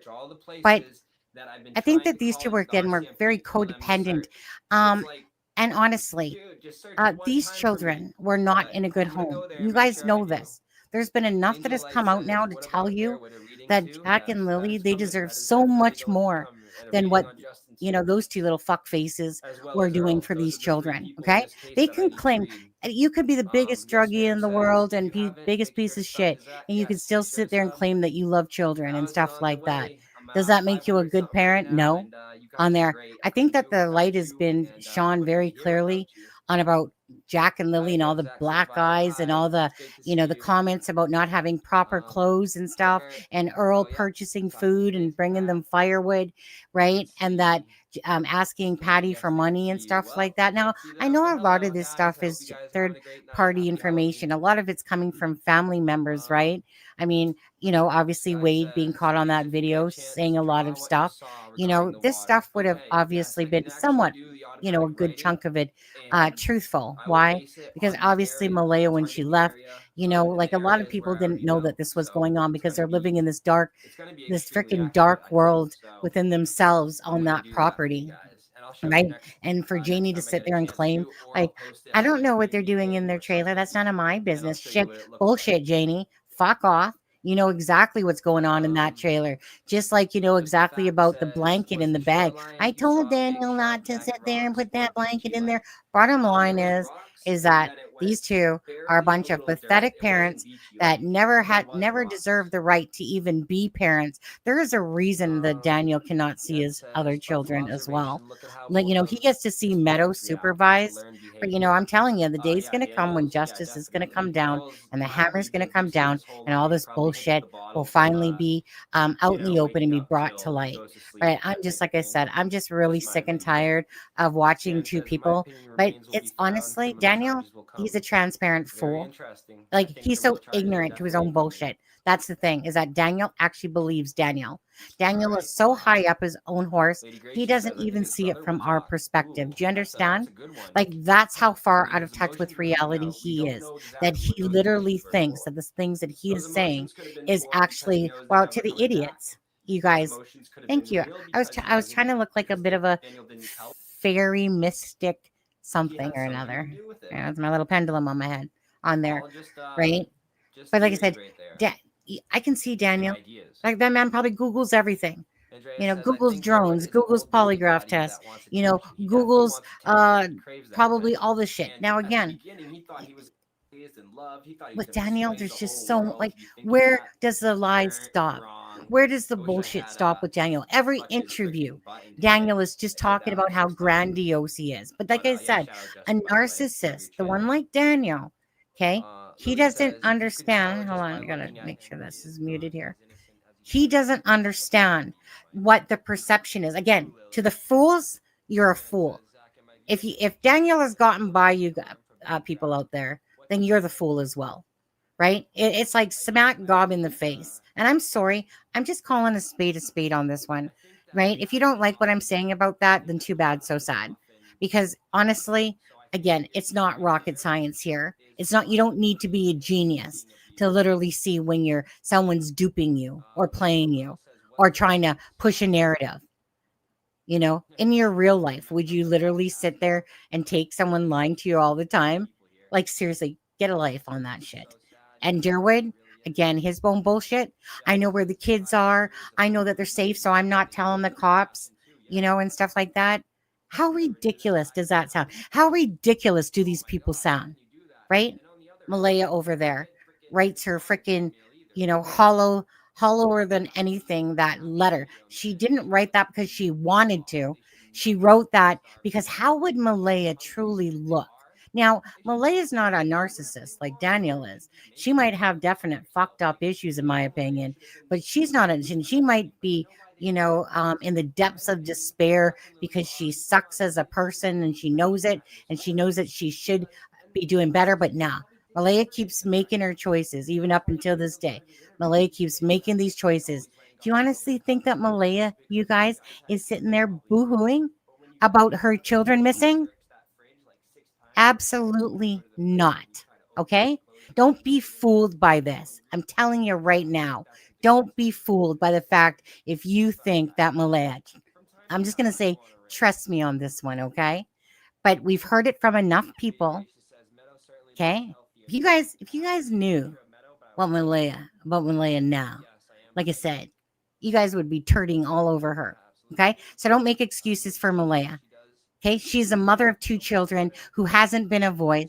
She puts out in that letter, don't be afraid to be a voice, right? Have a cup of go fuck yourself, Malaya. You got 2 children that are missing and you can't be asked and you want to make excuses and bullshit. Sorry.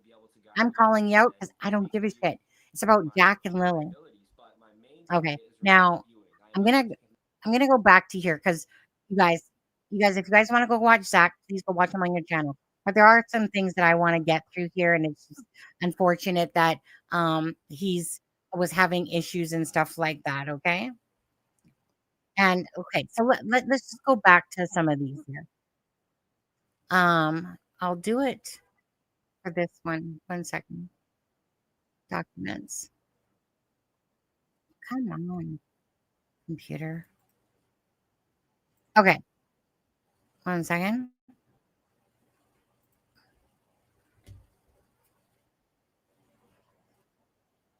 Screen.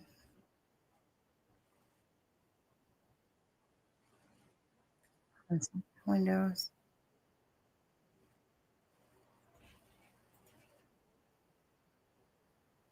Where's my picture? Right here. Okay. I think that's two.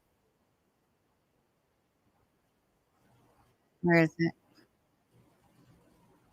My goodness. It should be showing. Come on now. I don't know why it should be showing.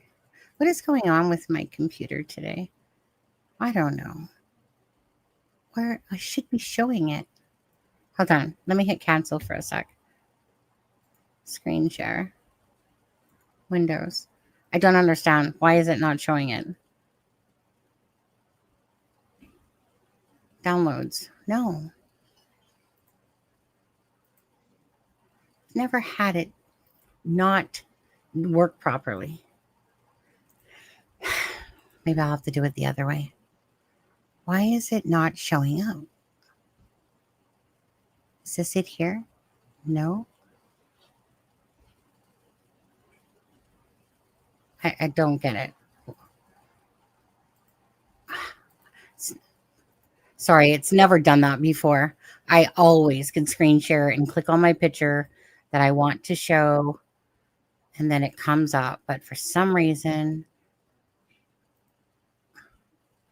it's not doing it. I'm just blown away that it's not showing it. Whatever. Okay, forget it. I'll bring it up the other way. That's ridiculous. Okay. Image file. I'll just have to read it. It's kind of stupid, though, that I should have to even do this because it should just screen share properly. Maybe do I have too many open? 1 second. Okay. No. Close. Close. Close. Close. Open. I don't. Oh, finally. Really? Laggy computer? Okay. There you guys go. Okay, let me make that bigger. Did you close out Zach? Yeah, I did right now. Again, if you guys want to watch Zach, go over to his channel on there right now. I'll go back to him in a bit. But I wanted to go through things. Okay, so someone in our Drunk Turkey show said, what happened to the pool that they were fixing at the driveway at night? About the pool. So Janie, on that interview with Allie, she's absolutely said that she was raking for a pool. Now, I've told you guys that Janie never told anybody about it. Thank you, Sky Painter. Thank you as well. Thank you for everything you did for the benches and all that stuff. 20 years then, died of lung cancer. Sorry about that there, Uri girl. So you guys know that Janie, again, Reiki Janie, she never told anybody at all about a pool, okay? No matter who was there on the ground, okay? So that person poses the question. You guys can see Janie's comment. And it says, like, no kids here, wait, whatever she's saying, was not raking the driveway on Thursday. Something don't you think the RCMP would notice stupid? Okay. So not only in that same conversation yesterday does Janie say that she was raking for the pool, she literally said that she was not raking the driveway on Thursday, which is absolute bullshit. Did you not think that the RCMP wouldn't notice? I don't know how these people just can go on and like, you know, when it becomes overkill.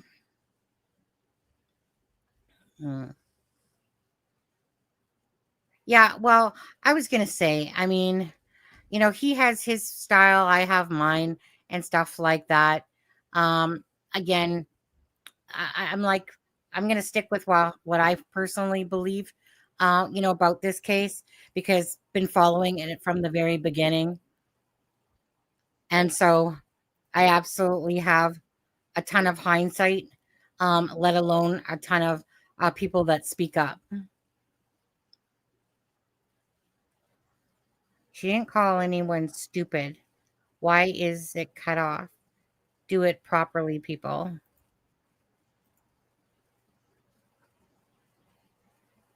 Yeah, she says the word right there. That's what you're talking about. The RCMP would notice something stupid. Whatever. Yeah, she didn't say stupid people. I don't know. But whoever sent the screenshot, that's how it was at the end of the day.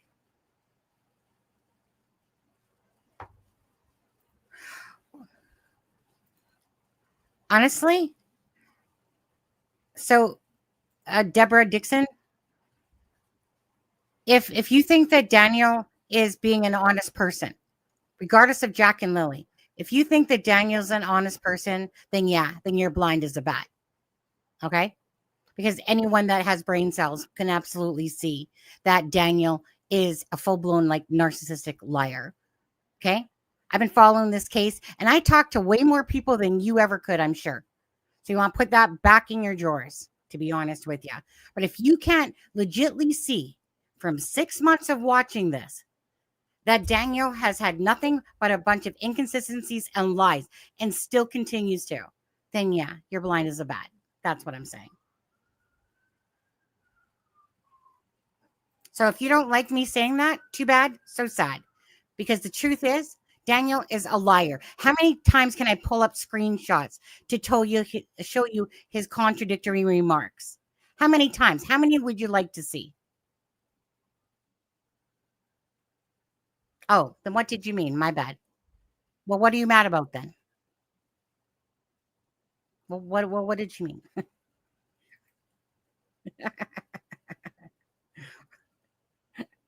What did she mean then? What did you mean then, Deb? I'm with you. I'm so right about these three. Okay, let me go back to that. Let me go back to the angry faces. On it. Oh, Deb, I take that back. You said, do they think we are all stupid? My fucking bad. I take it back. Slam. Bad, Sonny. Okay. I thought she said, do you think we're all fucking stupid, Sonny, basically? My bad. You're on the right path. I apologize for that. I totally read. When I get on my freaking rant about Daniel and Janie and Malaya, sorry. I just see red and I see these red angry faces after it. And I'm like, well, yeah. My bad, Deb. Take it back. Why are you using DT's channel if you don't? So let's see here. When people say something you don't like, you get so nasty with them. You do this all. Well, Bonnie, get the fuck out of here. Bonnie, if you don't like what I'm saying, get the fuck out of here. Why am I going to use DT's channel just like he uses my stuff if he needs to? Because we're friends. That's why. Even though I don't agree with what he thinks, he doesn't agree with what I think. So have a cup of go fuck yourself, Bonnie. Then why don't you leave if you don't like what I have to say? Because I don't want to put up with bullshit here, right? Because it takes off with the focus of Jack and Lily. And that's what it's about. What happened to Jack and Lily? So leave the fucking door if you don't want to be here. Sorry, I ain't in the mood. Sit here and kiss your ass or nobody's ass. I'm here to fight for Jack and Lily and the truth, not bullshit. So Go get yourself a channel, rant about anything you want to, about me, about DT, about whatever you want. Okay, Bonnie? All right. Now, some hate what my opinion is. I just don't like, do you understand? Is that I'm not here for the purpose of going, how many subs do I got? How much money am I raking in off of YouTube who pays for ads and donations? Do you understand? I work a full-time job every day. And it's because of my passion for the missing and the murdered is why I'm here. Not for people's bullshit. Not for people that try to sit there and cut anything I do down. Again, get the fuck out. Don't care. It's about Jack and Lily. If you guys don't like the way I'm talking or way I say things, too bad. So sad. I ain't going to change for you. I'm not going to change for nobody. I will always be here to put out the truth and facts as I see them. And I will also be here to listen and see what other people are saying. But again, if you're going to be sitting there trying to come at me and stuff like that, I don't want to hear from you. If you're going to sit there and be kind of come off it and be like, well, why are you using DT's channel and blah, blah, blah, blah, blah. And you're so nasty. No, I'm not a nasty person, but I'll be nasty when I want to be. Absolutely. So, Bonnie, get the fuck out of here. That's all I can say. If I had news, I'd share them. All right. Well, that's just it. Why are you here? Don't come here then. Do you want me to block you? Would that make you feel better? Maybe I'll do that anyway. Just because I don't like you now. Rude. So my rude is my thought. Yeah. And guess what? I'm going to block you because you're rude. Bye, Bonnie. Don't let the door hit you on the way out. Never change. But again, like, you know what? I want to say this though. First and foremost, I truly appreciate the people that are here, right? For the case, for Jack and Lily. Not about questioning, well, Sunny, why are you using this and why are you using that? I'm here to talk about Jack and Lily, bring awareness to the truth. And again, right? Lots of people have talked to this channel. That's the reason why so many people originally had so much information to talk about this case, is actually because of this channel. I don't usually say things like that, but I'm going to say it right now because this channel has brought you a lot of information, because a lot of family members and people have reached out that wanted to say their piece because they're fighting for Jack and Lily as well, right? And some people do it from behind the scenes, and some people do it from in front of the scenes. I'm here for Sunny Sass. Well, thank you guys. Just know I still don't walk away mad. But anyways, so Janie, like I said, their timeline is bullshit. It doesn't make sense, and it doesn't make sense because it's nonsense.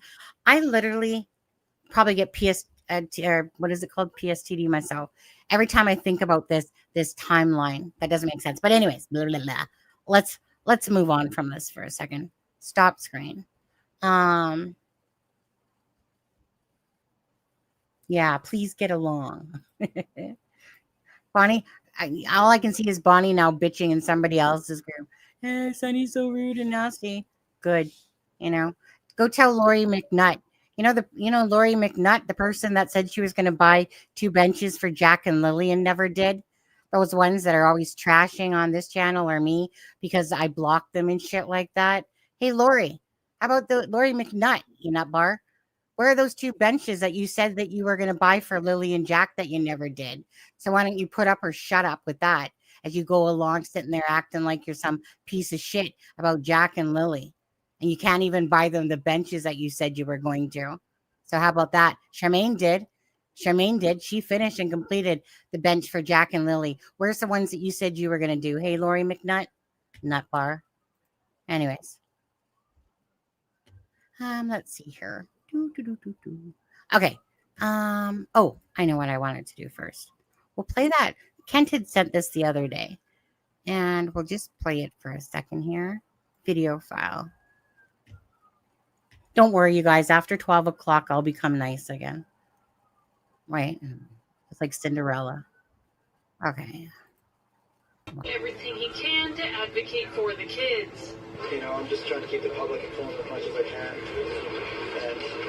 And I don't know if I'm the best voice to be speaking for Lily and Jack, but, I'm still going to do it anyway for the kids. Martell was was one of many who attended the silent vigil at Stellarton's RCMP detachment to mark Jack's 5th birthday on Wednesday evening. Many of who came with the hope the event will keep the story at the forefront. For the maternal aunts of the kids, the last 6 months have been difficult, especially with speculation and accusations online about the family. Absolutely miserable. It's a nightmare that I wish we could just wake up from, and, you know, I wouldn't wish this on anybody. Vigil organizer Ken Corbett says the event is an opportunity to show support to the family and bring the community together. We can let the family know. Thank you, early girl. County, Nova Scotia, and beyond are not going to rest until we find answers and bring Jack and Lily home. Pictou County's warden adds their disappearance has significantly impacted the area, but cautions against speculation about the case. They belong to all of us. It takes a village to raise a child, and it also takes a village, the whole county, to protect these children. For Martell, he's touched with how many people came out for the kids.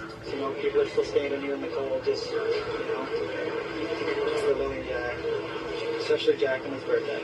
Angela Capobianco. All of us. It takes Watch that a again. village to raise a child, and it also takes a village, the whole county, to protect these children. For Martell, he's touched with how many people came out for the kids. You know, people are still standing here in the cold, just, you know, for Lily and Jack, especially Jack on his birthday. Angela Capobianco, Global News, Stellarton, Nova Scotia. Nova Scotia.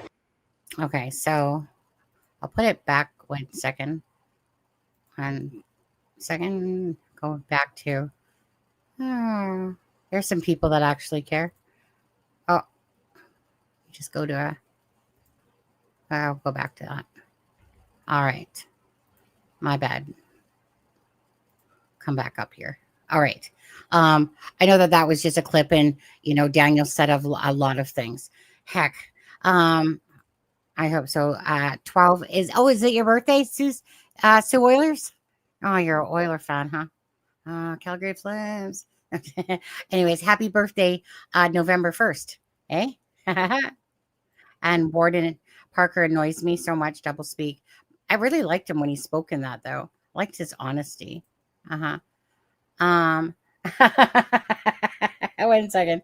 I have a request for Kent. Please don't pick your nose. You saw that well on that live, did you? Oh my God. Also, do you realize that all you creator gather the info and you have your own get together to go over these infos? Oh, mine, I need to smoke. Oh my, I need to smoke. Also, do you realize that all you creator gather the info and you have your own get together to go over the info and help these cases? If only it was a kumbaya world like that. Sadly, I remember when I first started in true crime, thinking that same thing, that you kind of would, you know, kind of like, you know, help each other out and, you know, share information and stuff like that. Yeah, everyone has their little cliques and groups and stuff like that. I don't like to really get into that stuff, little cliquey things and groups and stuff like that. I just kind of like to, you know, meet kind people as I come across them. And, you know, if they want to be on a live. Gifted a membership, Rena girl. Rena. Who got that? 1 second. You're awesome. 1 sec.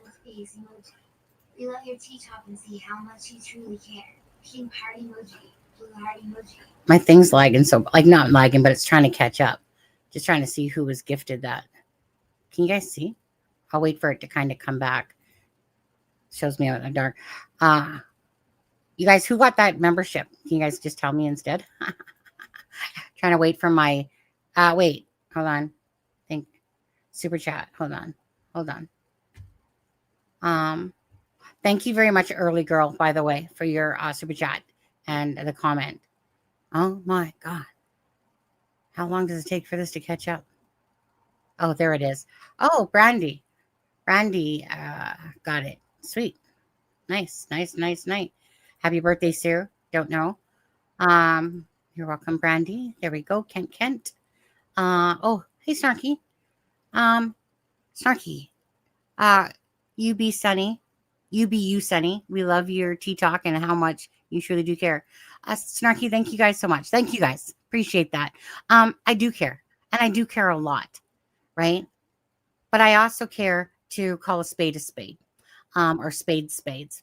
Um, I always fight for the right reasons. I do it from my heart. And yeah, I get pissy, but I get pissy at ignorance, and I get pissy at just stupid people's comments that are just geared towards it's trying to go at me, right? How about you just focus on, say, Jack and Lily and stuff like that? I just don't got the time of day for bullshit. I just don't, honestly. I don't got time for drama. I don't got time for people that keep wanting to sidetrack and, sit there and say if I'm a piece of shit or something like that. No, I was reading this nice one. What was her name? Hey, Linda Carroll. I blocked your ass the other day. And then she was obviously so pissed off that she had to go to It's a Crime and Shame Facebook just to tell me basically what a pathetic person I am, how I just rake money off of the case, and I should be donating everything, and that I, whatever. She just went on. And I was just like, my message back was basically blah, blah, blah, blah, blah. Have a cup of go fuck yourself, right? I work damn hard. I'm not, you guys don't see me sitting there going, oh, send me super chats. Oh, donate to the channel. Oh, do this. Oh, do that. Right? I don't do that. I don't even show you guys my It's a Crime and Shame product and stuff like that. Why? Because that's not my focus. My focus isn't that. My focus is to sit there, care about the missing and the murdered. But again, I'm just one of those ones that, again, I'll call bullshit if I see it. And I'm sick and tired of the bullshit with Daniel, Janie, and Malaya. And again, yeah, you don't have to agree with me. But if someone for 1 second thinks that Daniel is not a liar or that he's not full of shit, then again, go give your head a rattle, because it is clear as day that this man contradicts himself.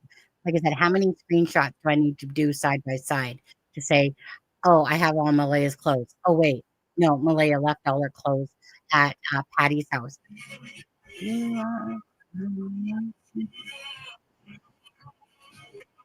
Oh, Marie gifted 5 It's a Crime and Shame memberships. Oh, that is sweet. I love those because all these people. So let's see. So Snarky got one, Tinkerbell got one, Ida got one, Abigail got one, and she ran calling wildfire. There's a strange name. She ran calling wildfire on there. So make sure you guys, thanks, Marie.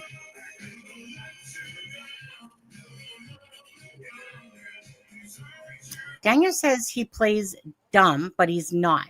He says he gets info before others in our right. I remember that. Right. Daniel's so special. So you guys obviously heard on DT's show that Daniel had, and it's not like Daniel just willingly told him or nothing. But anyways, that he was brought in for an interrogation. Okay. So happy Halloween. Okay. Chicken party. Now Malaya was not called in. I've asked, and I was told that no, Malaya was not brought in. So who knows? Maybe she will still. We don't know. But at this point, from what I heard from family, is that no.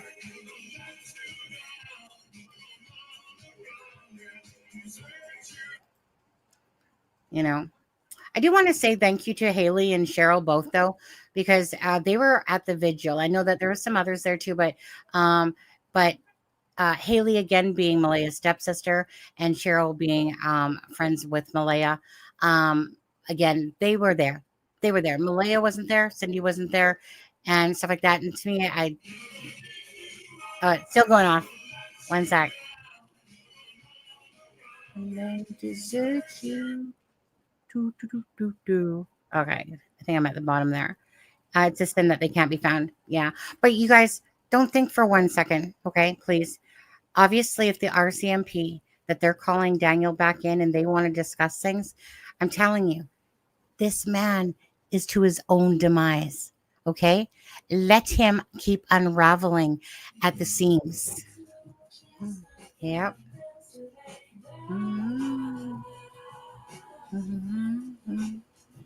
It's good. 8327 Super Chat. $5 Canadian. You're awesome. Thank you. Daniel said please don't put has not. He said he gets info before others and RCMP tell him stuff first.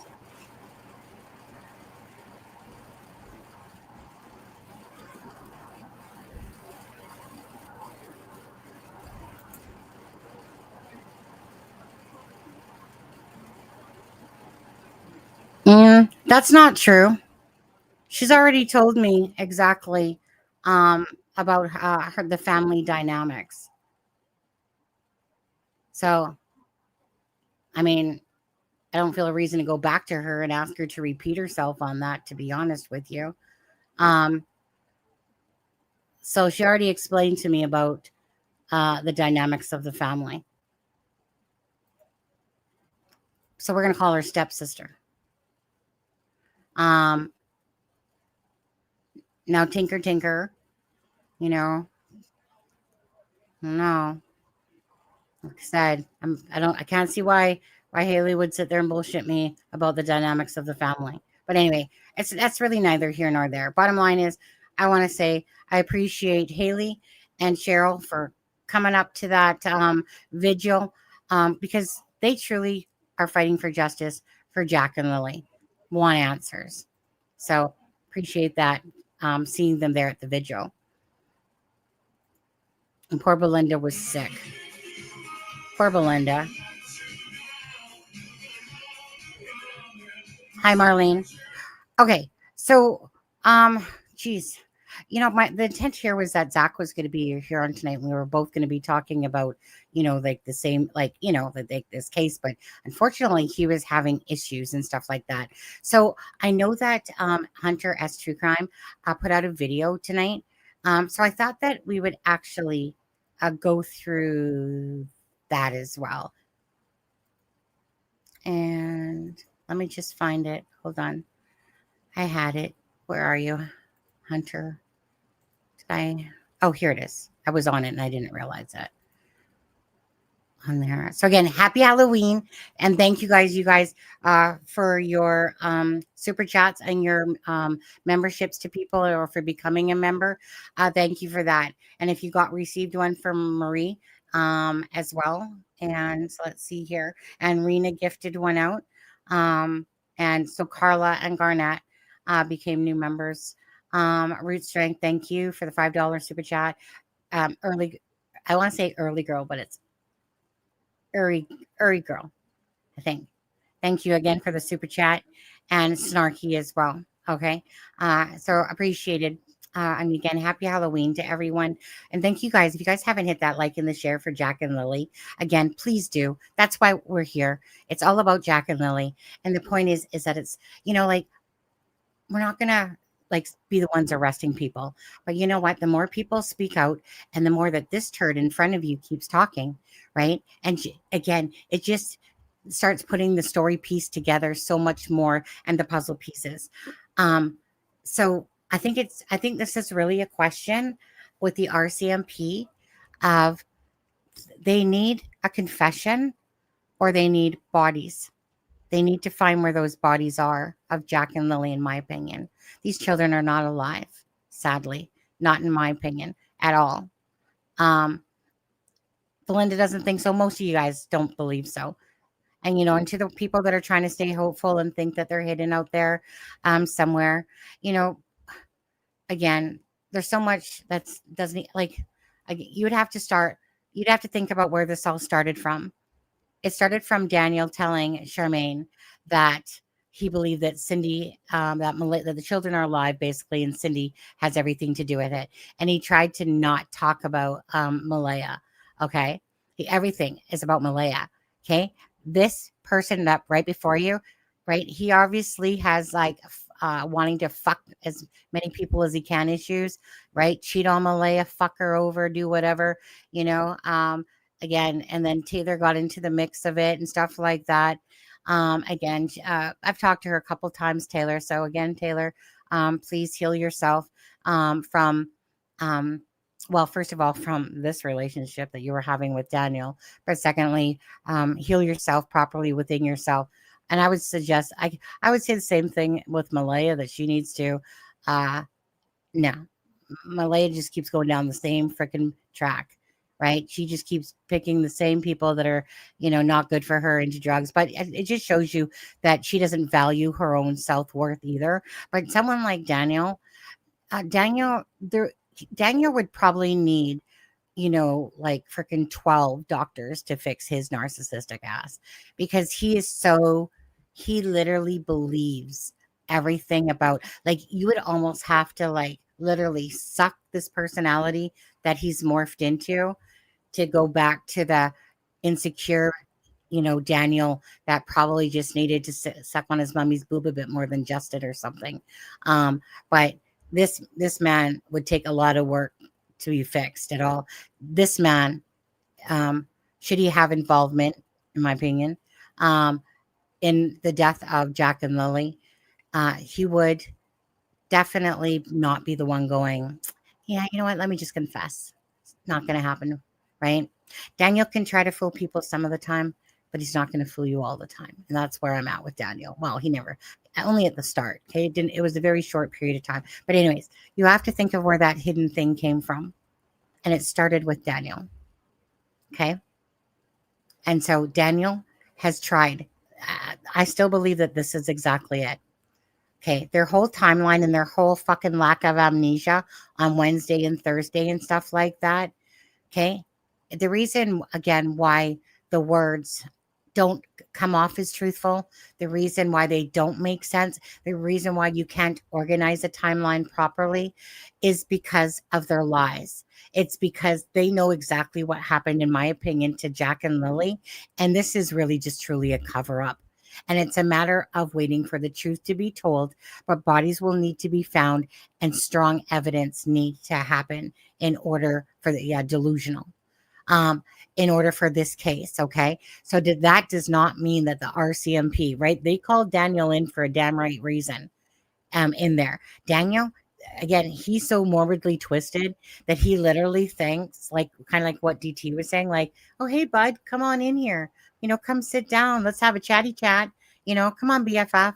Okay. Daniel is falling for the age-old trick of keep your friends close and your enemies closer, right?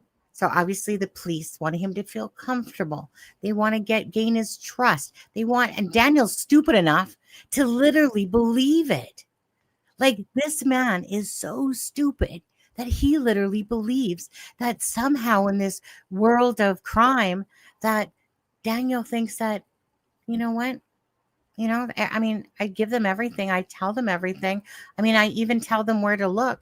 In fact, you know what? I should probably be guiding the whole search and everything for Jack and Lily, just so I can take you to where they're not. This man is 100% convinced that the children are alive now, right? Not in the woods, not this. But anyways, I could go on my spiel about that forever. One day I'm going to have to organize my thoughts properly on this because of their inconsistencies. My mind jumps to, I'll say, at least a minimum of 100 bullshit lies and inconsistencies. And to sit there and break them down one by one, fuck me. That's a whole time. Hey, maybe I should write a book on it like that stupid Medium said I was going to do. Such an idiot. Anyways, which I'm not writing a book. Never will write a book.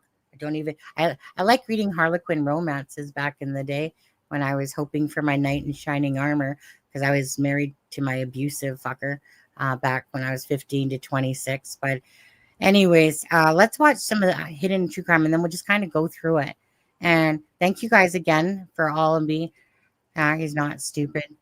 Oh, he is stupid. He's stupid. Stupid is as stupid does. You know what? He's not and he is at the same time. He's both. He's both. Yeah. I just go with whatever word comes to my mind. The word stupid, idiot, all that stuff. Okay, so this is going to be Hunter, okay, from Hunter S True Crime. If you're not subbed to him, please do. He got 700. He does such good videos. But let's watch this. We got Belinda at the start. I'm the grandmother of Lily and Jack. I am the grandmother on the biological father's side. And this is my favorite picture, their first day of school, because they both look so happy. I think somebody hurt these kids. I think somebody hurt them. My heart tells me these babies are gone. My heart tells me that. And they deserve so much better than what they got. Well, these are everybody's grandchildren. They're not just mine now.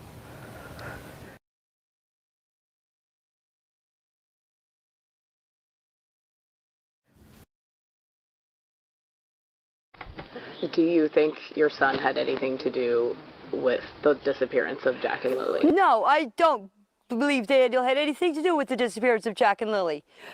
Our heart don't lie, and my heart is telling me that my kid did not have nothing to do with this, and I had nothing to do with this.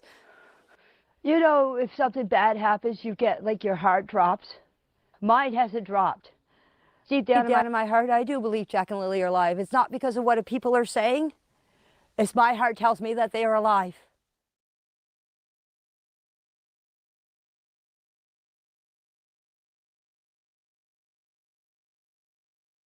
I find it hard to believe that a 6 and 4-year-old would just disappear like that. I guarantee you, if I was still working today, that'd be the thing you'd be racing around your mind all the time. Like, where would they have gone? Like, we have done everything.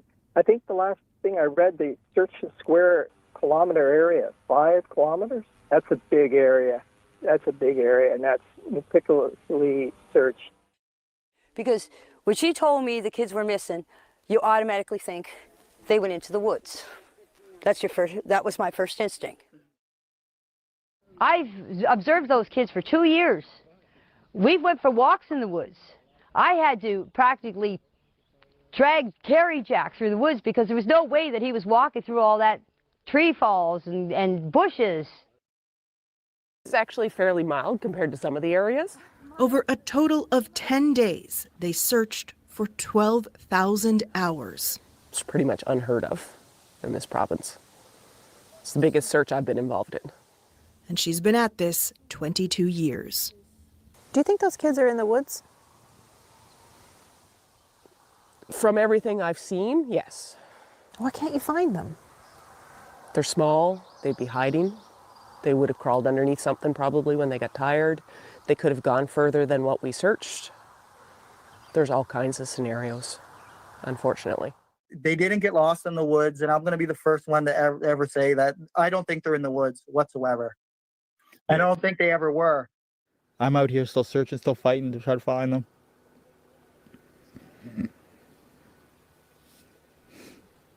That's all I can do.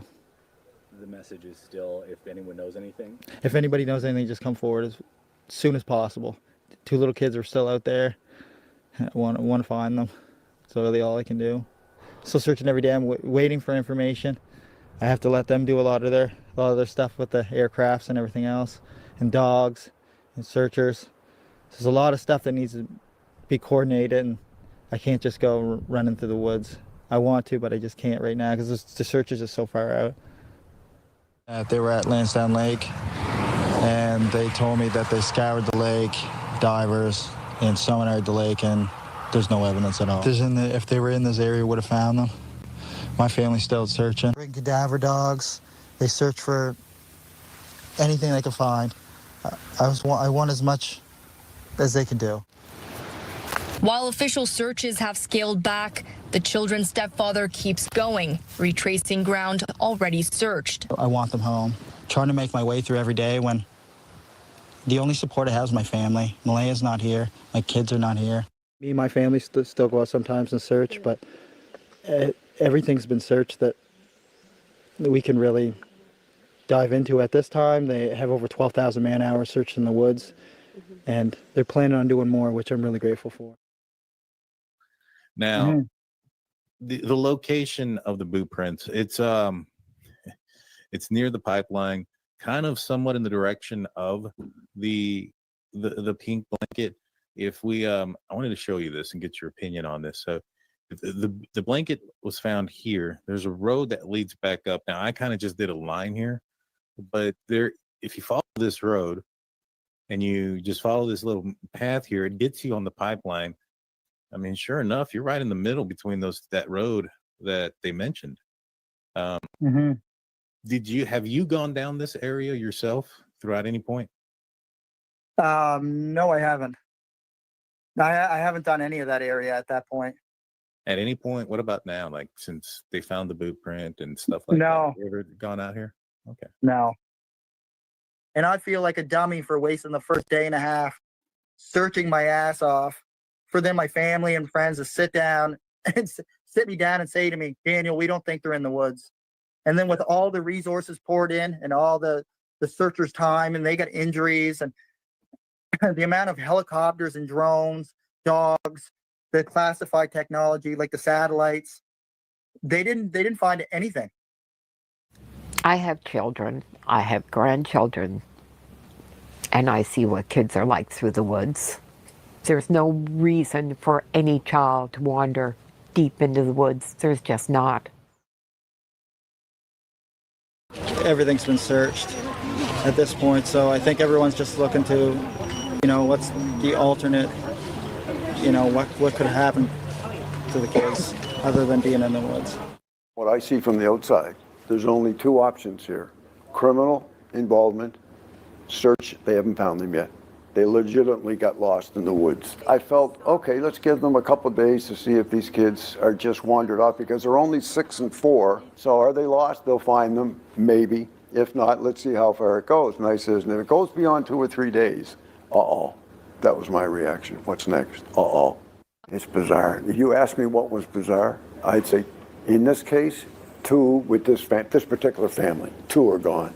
No, based on the experts and the review of the facts, the inclement weather, the time frames, and their age, the likelihood that they're alive right now is very low. They'll go on the balance of probabilities based on the area that we fully searched with a lot of people. We can't find any evidence, be it a backpack, a shoe, or whatever. We can't find the kids. If you can't find them, somebody has to say enough is enough right now for searching those areas. So now we move to where? There's only one other option. A nefarious take to this. In other words, a criminal type thing.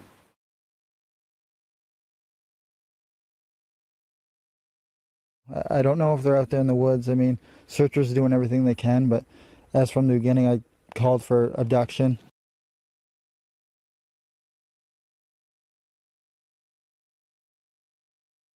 And the family has said they believe it's an abduction, or they suspect it's an abduction. Are there now any clues or anything leading you to think that might be possible?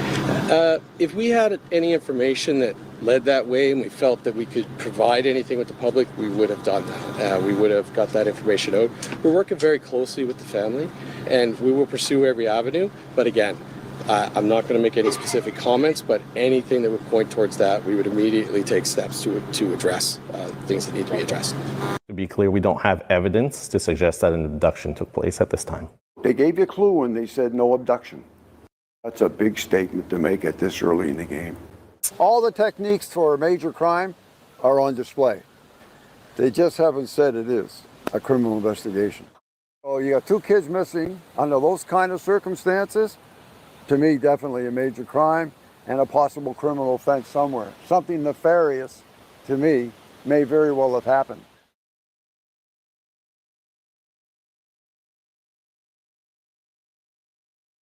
But I mean, the narrative's always been targeted at me, right, though, Daniel? Gotcha. And I'll stay in the spotlight as long as it takes, because as long as I'm the target, the individuals or groups or whoever has the kids, they're gonna feel more relaxed, and that gives investigators a chance to strike. So you believe that the kids are alive? Yes, 100%. I hope every day. I believe the exact same as RCMP do. They didn't go into the woods. What do you believe happened? I don't want to go into any theories. I don't want to point any fingers, because I've done that so many times online. So I'm going to refrain from doing it, Daniel. I personally talked to Daniel. Uh-huh. And Daniel told me what he thinks happened. Can you share? Well, Not that part of it. Not that I can't share that part of it openly. And he broke down and cried right in front of me and swore he never. And then he told me some facts, or he told me what he believed. And then I cross-checked some of the stuff he said to me, and I don't think he was lying to me. And because I was with Malaya for 3 years, I think I may know the person that has the kids, right? Because I was involved in the kid's life and I was involved in Malaya's life. Yes. Yeah, there's many people that are involved in the case, including the individual or individuals that found the part of the blanket. They were never polygraphed. Interesting. And so you want those that found certain things to also be polygraphed as well. Yeah, because I think the people that found the only possible evidence during the search, they should probably be polygraphed, considering that their involvement, right? And as per Daniel wanting a polygraph, I just want to say, if the RCMP took him seriously and really thought that blanket was planted, my ass would have been hauled in there long and ever ago for a polygraph. That's never once came up from them. He's just making himself look worse and worse with all this new stuff coming about. All right, I'll tell you this for a fact, and this is a fact. 2 weeks before the kids disappeared, Malaya wanted out of there. She was calling members of the family and wanting to get out of there. I can tell you the actual story on that if you want to hear it. Yeah, go ahead. Because I know Darren too, so. Yeah, how from your point of view, how did it go down? And okay. Patty, which is Malaya's grandmother, asked Darren, I don't think Malaya wants to be with Daniel anymore. This was 2 weeks prior. Yeah. Do you think, Darren, you can go and get Malaya? Darren's like, no, I'm not breaking up in a relationship. Like that's a relationship. Like I'm not going to get involved in somebody else's, life. Right.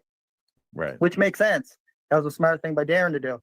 So this is 2 weeks prior. And so then Patty calls Malaya and asks Malaya, if you ever just want to, get away, you can come live with me. And then that's when Malaya said, no, Patty, I have a different plan. And this was told to me by Darren, which had access to both sides of the family, right? Yeah. The only person that had access to both sides is Darren and the investigators. Huh. So. Do you think that any dogs or any searches are going to... And also, Daniel, I want to add to that. This is backed up in the court case with Meadow. And in one of the affidavits, it does state that Malaya wanted to leave 2 weeks prior, but then decided to stay. So that's some evidence that backed that up. Initially, I didn't believe Daniel had anything to do with this. Nothing. But he knows more. He knows more than he's telling. He's protecting Malaya. And listen, did you ever see a young fella, or did you ever see even old fellas? Did you ever see a fella so in love with a woman that it was just one of the most important things in life to some guys? Yeah. Well, that's the way he is. Malaya was everything to him. And then as soon as she heard my voice, she immediately hung up the phone, right? Okay. So, but by that time, I already heard the background noise. She wasn't a moving car. So Darren was actually correct on that. And Darren's correct on a lot of things. So. And the second time? Second time was when she filed the report or complaint to CPS about me. We can go into the first complaint after this. But the second complaint was after investigators came and, got all Jack and Lily's belongings. There was some letters that were received in the mailbox here. Malaya was coming out of CPS, so I walked up. When she opened up her trunk, I seen her. I walked up, and I put the 3 pieces of mail and the 2 tablets in their trunk, and I said, "Have a good day." Just quickly here, I'm just gonna stop that for 1 second, and thank you guys for again being here and all your comments. So we're watching Hunter S. True Crime. He does such a great job. If you guys are not sub to him, honestly, go sub to him because he puts a nice compilation all together. I wish I had the time to do that stuff anymore. I don't have time to sit there and like that. what he's doing here, you guys, is like literally days worth of work to compile all this stuff. But so let me put this one. Is it this one? Okay. So this is what I want to show you guys. All right, in DT's channel, right? And I do want to preface this as well. Yes, DT has given obviously Janie and Daniel and that a voice. You know, he says that he's just following what the, you know, like basically what the documents are saying. Not that he believes everything that Daniel's saying and stuff like that. Basically, he's saying that he believes kind of like what the documents are showing is that they don't have anything to do with it. I absolutely myself disagree on that particular opinion or side of this case. But this right here, it says, if this is from Janie, you old sow cow. Okay. If I was there, I would have gave her my hand, not the mail. Wonder where Daniel gets that side of him from, Janie. Because that's exactly a comment out of Zach. Hey, Sunny and Zach. Well, Zach's, yeah, unfortunately, he was glitching and stuff like that. Hey, Sunny and Zach. Perhaps Zach's volume is turned up too loud. Oh, it could have been. That could have been too. But anyway, so Zach's on his channel right now live because there was just too many issues going on, sadly. So I'll join Zach on his channel in the upcoming future here and see if that comes across better, because coming through StreamYard, whatever. But this is just what I wanted to point out, because this is exactly from somebody that is anger issues and violence, okay? If I was there, I would have gave her my hand, not the mail. Again, Janie, keep digging yourself your own hole. Or a pothole? Wait, pool hole? Pothole? Which one? Okay? Because now you're saying that you didn't reiki the pool. And then you said you did. And then you took back. Like, seriously. These people just can't keep up with their lies. Yeah, exactly. But that's just it, right? Is that, and I still want to apologize to Deb Dixon, for thinking that you had said, you were talking about me, by the way, sister. And yeah, and by the way, Daleen, she is a lawyer out here in BC. Okay. People want to say fake lawyer and stuff like that. She's not a fake lawyer at all. Okay. So people that know that already know that, though. But yeah, so this is, again, this is Janie's personality. Violent. I would have given her my hand instead of giving her the mail. It's because you're such a sweet old bitter bitch, aren't you there, Janie? Right? So because that's what we were just kind of playing on Hunter S. True Crime. But again, these people cannot keep up with their own damn lies. And that's why this is unraveling, right? That's like, you guys are going to come to see that Daniel's getting called in for a reason, right? And I agree that absolutely Daniel, he's trying to portray like he doesn't give two shits about Malaya. Okay. That guy freaking has still a hard, D for her. Okay. He can try to sit there and try to fool us and stuff like that. Sorry, Daniel. No.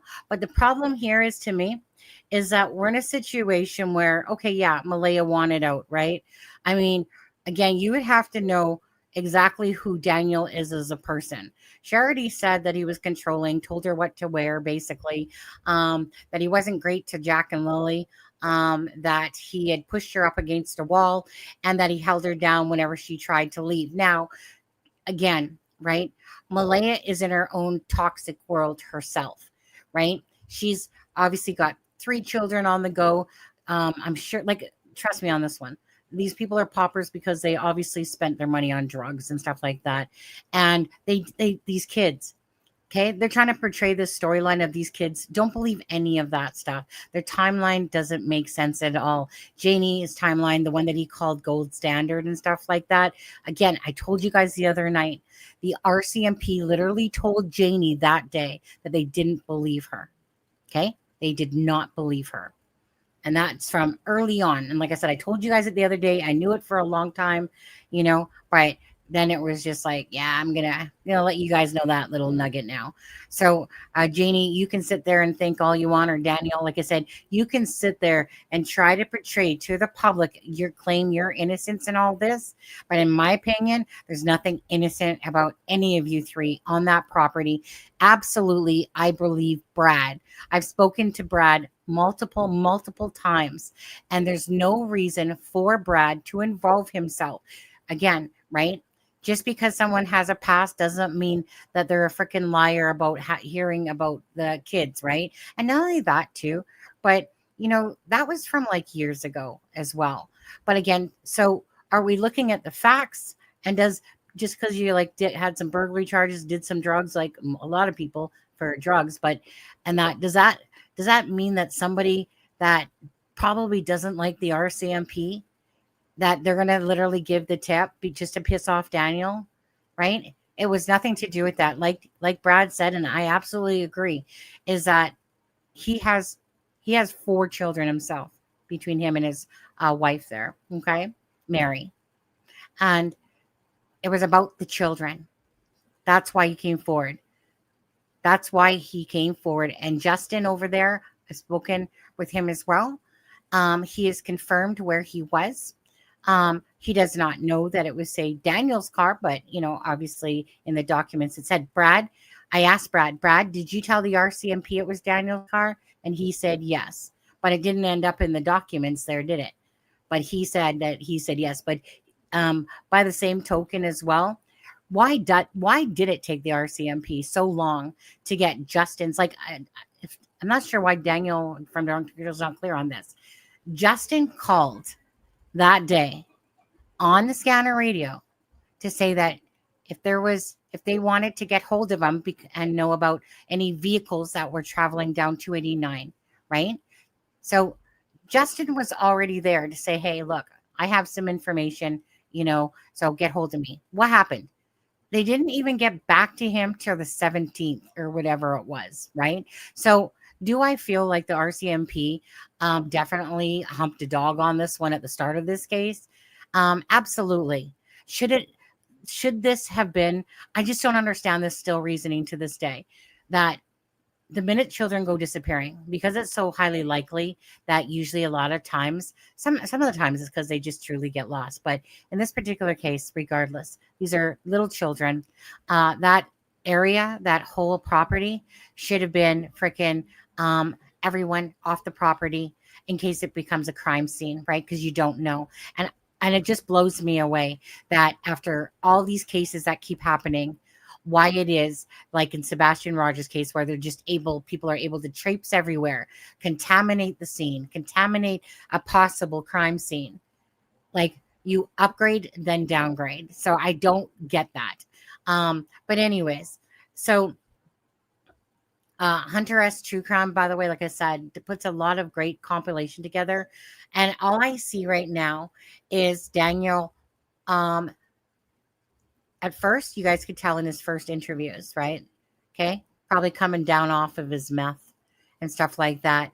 Then Daniel gets this whole cockiness more so about himself, starts getting, like, oh my God, like, here, let me just pencil you in, CBC. Oh, well, you know what? Not yet. When I got a bigger tidbit for you, or when the case is going, But again, Daniel's overplaying his part, in my opinion. He's literally over emphasizing. And this is why, because I think that if Daniel shuts up, because he can, okay? If Daniel shuts up, Daniel's own ego won't allow him just to sit idly by while people are basically accusing him and stuff like that, right? Because Daniel's ego can't handle that. So Daniel thinks that he has to, of course, come defend himself in a sense, or try to keep manipulating people, because it's his own ego that prevents him from just shutting the fuck up, right? That's the reality of Daniel on there. Yeah, what really makes me think they all know where the kids are? Why didn't, number one, they go to any neighbors' houses and ask if the kids were seen in the cars? Well, right, let alone Janie's place, right? Again, they got excuses coming out of their asses, right? Every time Daniel, like I said, you guys have totally watched him insert shit into this whole case for the last 5 months, really, pretty much, right? Since it's been 6 months, but he kind of came out within a couple weeks and whatever, like into the kind of true crime space more so. And that, but again, it's just ridiculous watching all these inserts and all these little justifications.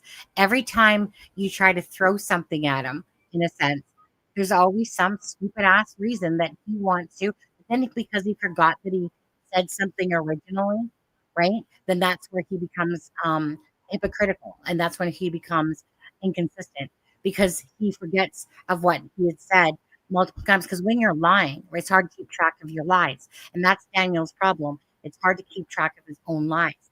But again, his own bullshit is what prevents him from just shutting the fuck up. And that's why when that whole Taylor thing came out, right? He had no shame in waiting a couple of days only, right? And then he was like, because again, you can't hold this man down, you know? You can't hold this man down at all. And this guy is not going to tell the truth. You know, he could have clear ass evidence in front of his face, and he's still not going to tell the truth, right? Now Malaya, well, you know what? We'll get back into that stuff in a minute on there. We'll play a little bit more. I just wanted to show you about Janie's nice wording there. You're such a sweet old hag, Janie. Just know that, okay? Karma's going to be a bitch, isn't it? Yeah, my son. Anyway, it's so repulsive. I'm sorry, but it's just so repulsive listening to those two. But let's go ahead, add to stage. Boom, boom. Let's listen to more. You guys can tell as well, right? I mean, even when it's compacted nice and tightly and neatly, like what Hunter from Hunter S True Crime is doing, don't you just think that it's just like when he puts it so nicely, like all the clippings together of what was said and then you're just like for all those people that think that they're still hidden out there, they're not. They're buried somewhere. I believe the neighbors. I believe Justin. I believe Brad. They got no reason. They got no stake in it. They got no reason to implement themselves into a case just for the sake of implementing themselves into it, inserting themselves. You know. Well, again, mine and DT's thoughts on this case are quite different. But again, you know, like been following it since the start, right? Been seeing all this stuff. So, you know, and like I said, you know, I have the pleasure. Thank you so much to these people that know who I'm speaking about. You know, I have the pleasure of many people, family members, etc., have spoken to me. Okay, and so with that insight on top of that as well, which you guys don't know all of that stuff because again, right? There's certain things that are just private, but bottom line is just know, don't feel bad for Malaya. Don't feel bad for her at all. Okay? Malaya's reaping what she's sowing. Daniel, you're reaping what you're sowing. Janie and whoever else, you're reaping what you're sowing. And that's why you guys are unraveling at the seams. And it's great. And to have Daniel come and have to go back in for an interrogation again, okay? They do know what he's doing online and what he's saying and how his inconsistencies and stuff like that, okay? And the whole blanket and the bullshit, okay? Daniel, it's going to come back to bite you in the ass, in my opinion. You little fucker. You planted that blanket. You know it. I know it. You ain't getting that one by me at all. Okay, wait, where am I? I got to go put that back on the screen. Okay, here we go. Play some more. Okay. Milan walked away and then went in and had my visit with Meta. Mm-hmm. And she reported you for that. Yeah, she reported me for that. But when I walked up to her, the odd thing was when she seen me, she smiled. So I'm not sure what went on there, but I wasn't like extremely overly nice when I set the stuff down. I set it down and I said, "Have a good day, Malaya," just like that. So I wasn't like trying to be like overly nice or overly mean, right? It was kind of neutral. And what did CPS tell you about that interaction? CPS told me, you know, if Malaya felt really caught off guard by it, and was, she didn't like it when I walked up and handed her mail. But then why would she smile, right? With this, which adds a whole nother layer to that situation. The first one was actually, I parked too close to her. Like I parked near her in the parking lot. How far were you parked from her? Sometimes the only parking lot, the parking spot was right beside her, so I was parked beside her, right? I'm not gonna miss a visit because I don't have a place to park. And if there's a parking spot right beside her, I'm gonna take it. Did you see her, or was it just your car was next? No, I didn't see her, but I usually see her almost every time, right? Because I wait like an extra couple minutes before I go in sometimes, just so I don't, I'm walking through the door and she's walking out through the door, and we don't have like a face-to-face, interaction. Understood. Because I'm not going to get a complaint sent against or put against me just for opening up the door for her, right? Yeah. I'm really not interested in that.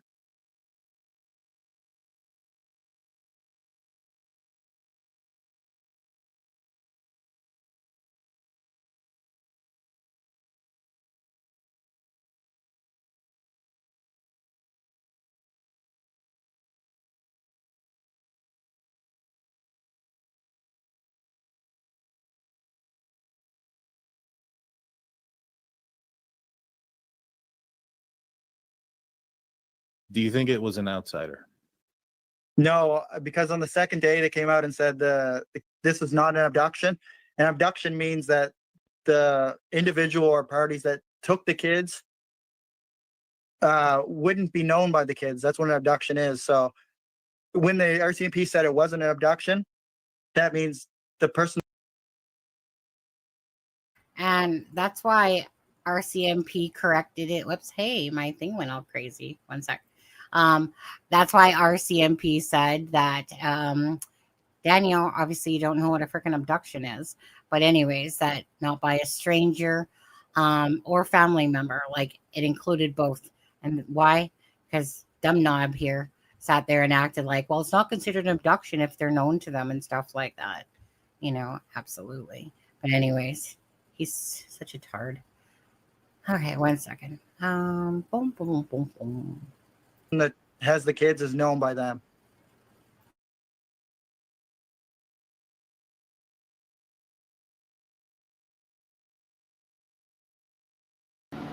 My brother called me at 8:48. We talked for 2 minutes, 59 seconds. After that, I laid down. My dog barked because Lily and Jack were here where the swings are. I have a board up over my window. I did not see them because the board was closed. The reason I have a board up over my window is for the winter time to keep the draft out and for the summertime to keep the sun out. I heard them Friday morning. I swear on a Bible. Better than that, I swear on my father's grave. I heard them Friday morning. So the kids were here Friday morning. After that, I don't know what happened to them. And for what she said about Jack and Lily wondering, that's a bunch of BS. The only time they go anywhere up in the woods is when my other two grandchildren are here. And they're always kept an eye on by me. And there's three questions I cannot answer. The first question is who would know the kids were home? And number two, who would know when they were outside?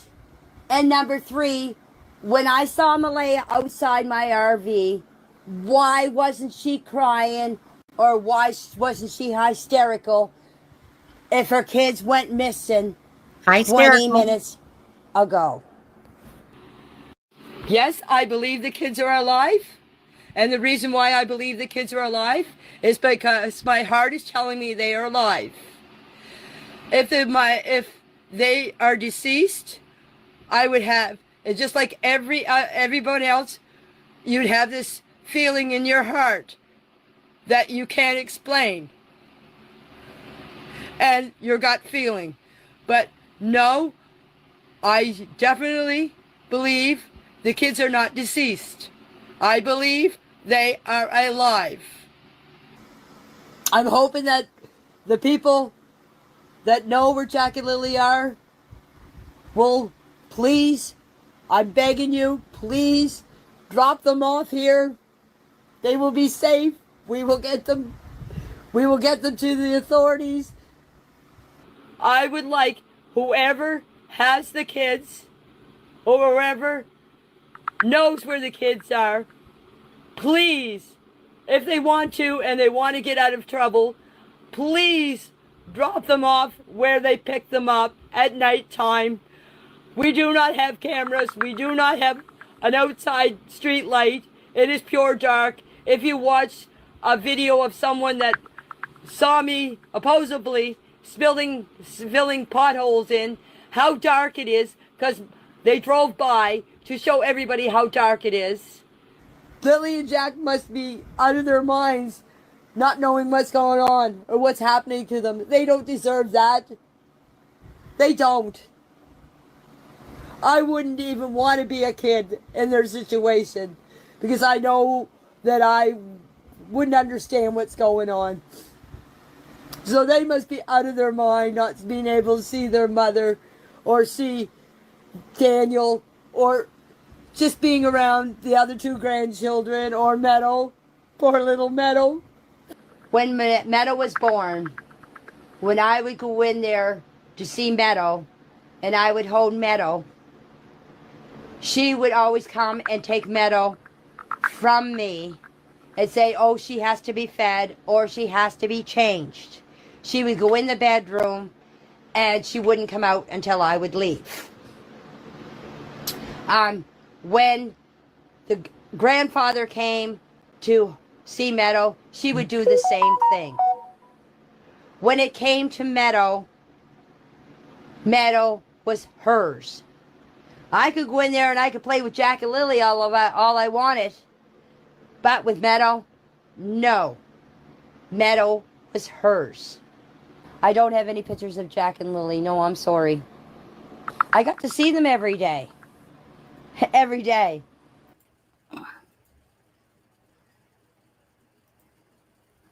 Huh, I guess it's on a blank screen. 1 second. Just take it off. It's coming there. Hold on.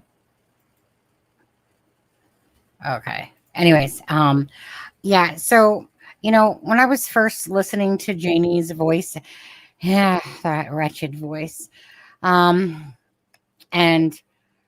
God, you guys, I can't get over the freaking over 8 hours I put in putting all those freaking clips together. 2 hours and 37 minutes. Imagine listening to that a couple times.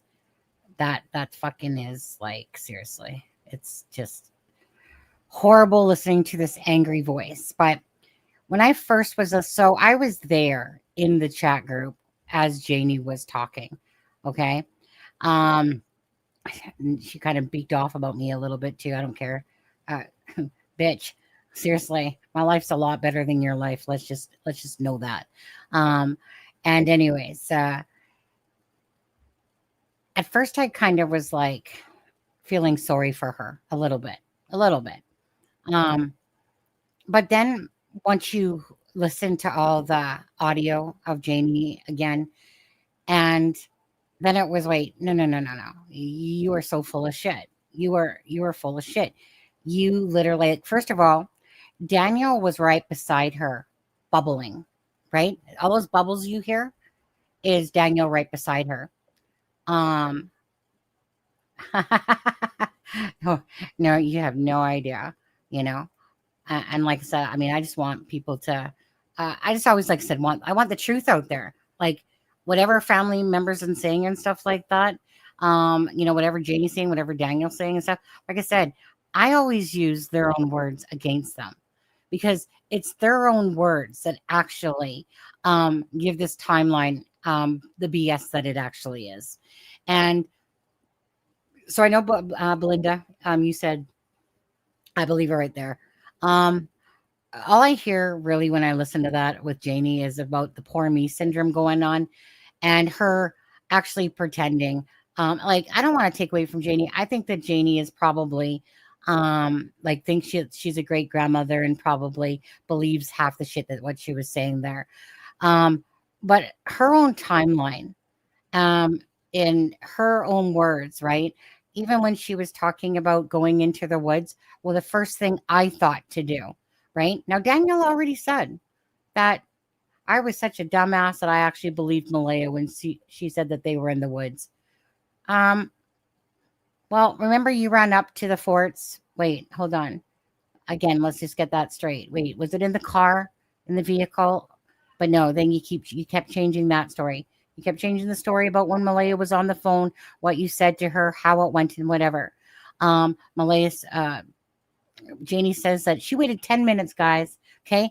So again, by their own stupid timeline, 9:40 is the time that they are claiming that was the 20 minutes. We all know that on the scanner audio, 8 o'clock it was that they used, because Malaya and Daniel, and probably Malaya is the one that said 8 to 8:30. Okay. So of course they're going to use the 8 o'clock timeline. That was the last time that they were heard or apparently seen. Right. And so then this whole timeline jumps to 9:40.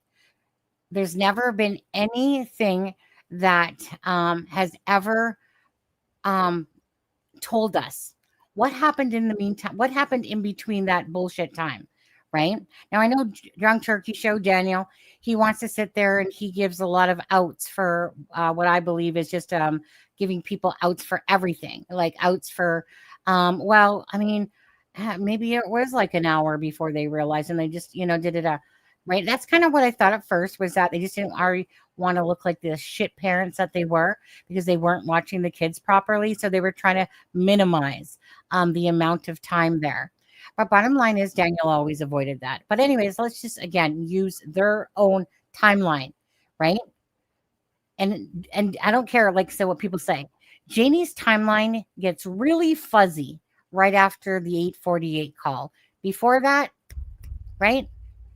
6 o'clock, 6:24, 7 o'clock, 8:48, blah, blah, blah, blah, blah, blah, blah, blah, blah. Okay. One of the things that she says was that I didn't have my phone up until the police arrived. But obviously at 10:19, she's talking to Ron, right? Now, again, Brad from obviously Boss Man, and I'd already said this on a live already. He said that he believed that the first owner of that vehicle was Margaret McKenzie, Ron's wife, right, of the Kia Rio. Okay. And I specifically asked him too. I was like, how long was Daniel driving that car for? Because obviously, if it's a Kia Rio, like how long was he? And he said about a year and a half, right? So just because he was driving the car doesn't mean the car was under name. Where's that Kia Rio to this day, right? So that stuff has gone to the RCMP and all that stuff already. So no worries there. So if a neighbor is literally for a year and a half, has seen, like, lives right down the road, would obviously know the sound of this vehicle that is being driven by Daniel. Again, common sense says you're in a desolate area, very little traffic in a sense, in a lot of ways, and you would know the sound of your neighbor's vehicle just like they know the sound of his truck. Same idea. So to think that Boss Man Brad, to think that he wouldn't know or have seen Daniel's vehicle in all of that time, is ridiculous. Now, why wouldn't Daniel's car that night have been shown on camera? Like I said to you, the place that has the cameras was not working. And that's the one that's on across the railroad tracks, right? So that would probably be the only working camera. Because I asked Brad, like, how many cameras? And honestly, like I said, he said, like, well, like that house has about 4 or 5. And you could tell that some of them probably weren't hooked up. But anyways, so is it plausible that Daniel left the home, and drove within earshot down where the pink blanket was planted and say the boots and stuff like that that night. Well, again, then you have Justin, who also hears a vehicle, right? Now, he only hears it one time and it goes down near the railroad tracks, and then comes back near Lairg, or goes towards Lairg. Doesn't mean it went to Lairg. It just means it's going back up in that direction. So it's one of those things, like, is that just because it's not on camera didn't mean it didn't happen, because what's the chances that there's going to be much of any cameras on that particular short distance from the home? Now, again, I had also asked Brad, about the trip, like the trips, and he said approximately. So he did say 3 to 4 in the statements, and he had said to Globe and Mail 5 to 6. Again, he's somewhere in that whole 4 to 5 area of trips that happened that night.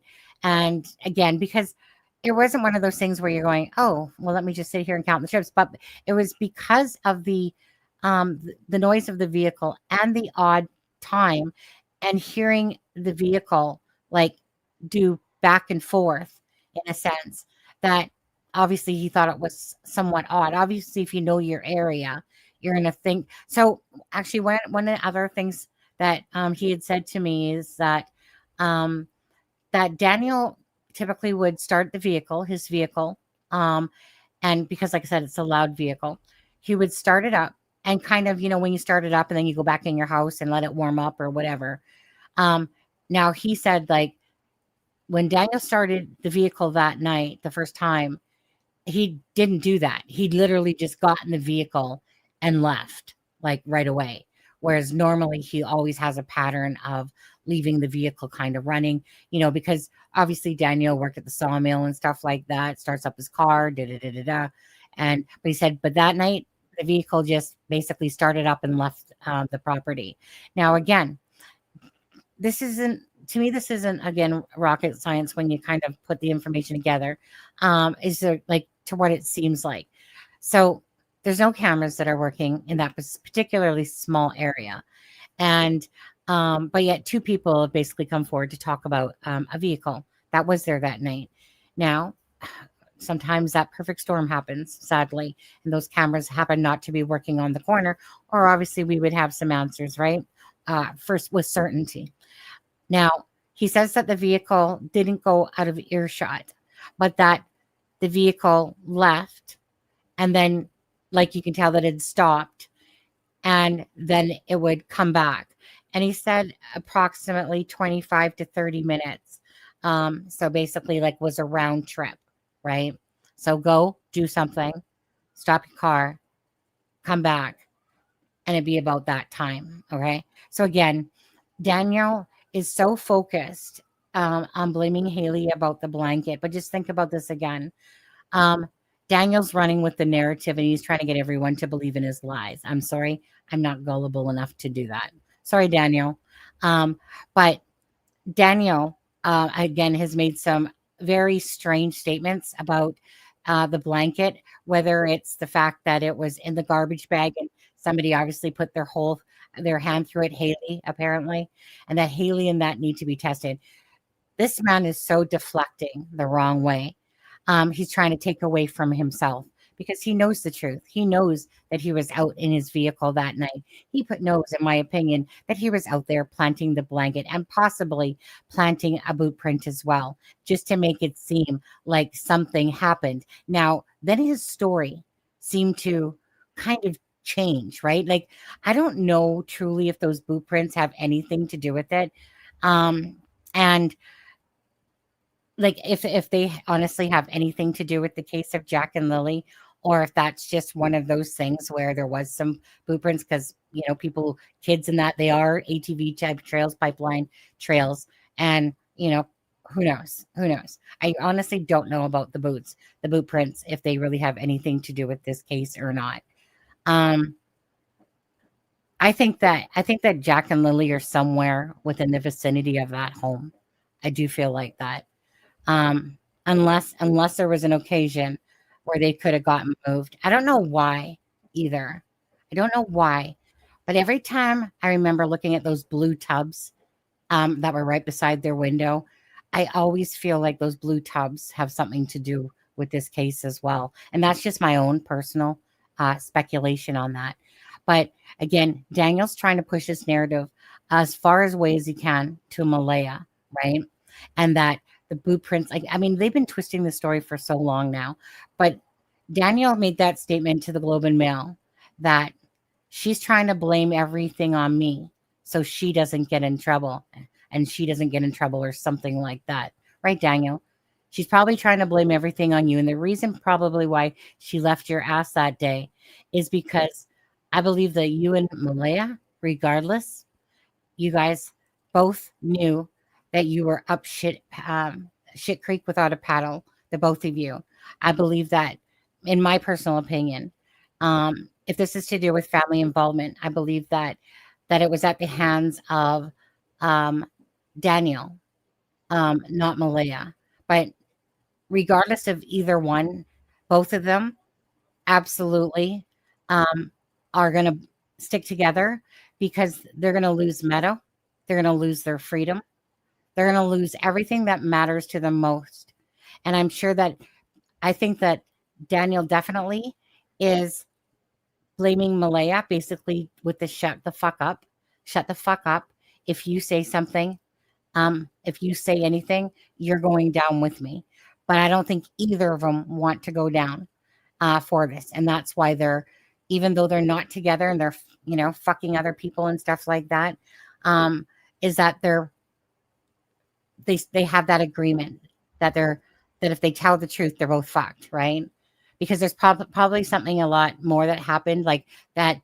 Like, for instance, I tried to think of it like, okay, did the children get into the meth and they died, right?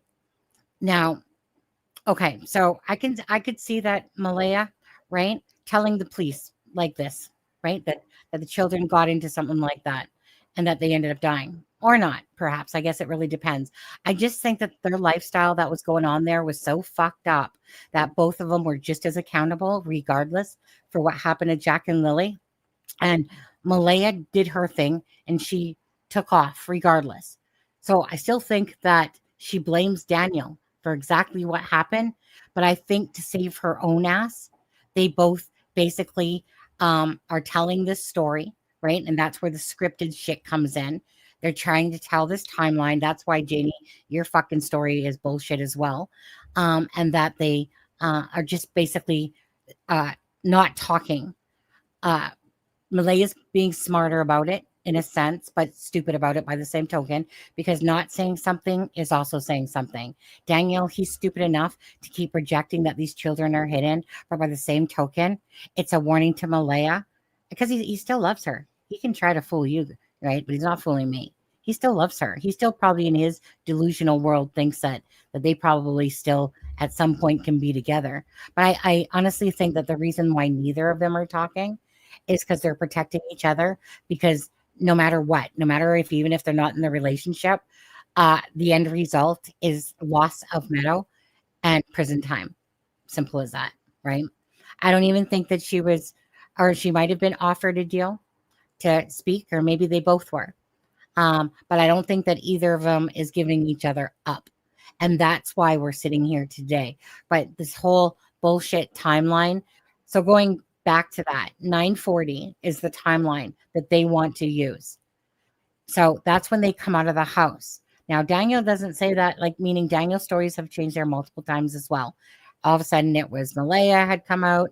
Anyways, I'm not even going to get into that. It's just a bunch of more bullshit noise. So 9:40, let's say they both come out, right? Janie says she waits 10 minutes approximately to come out. That puts it at 9:50, right? She has to obviously go out, say to Malaya, like what's going on? Where are the kids, right? Oh, they've been missing for 20 minutes.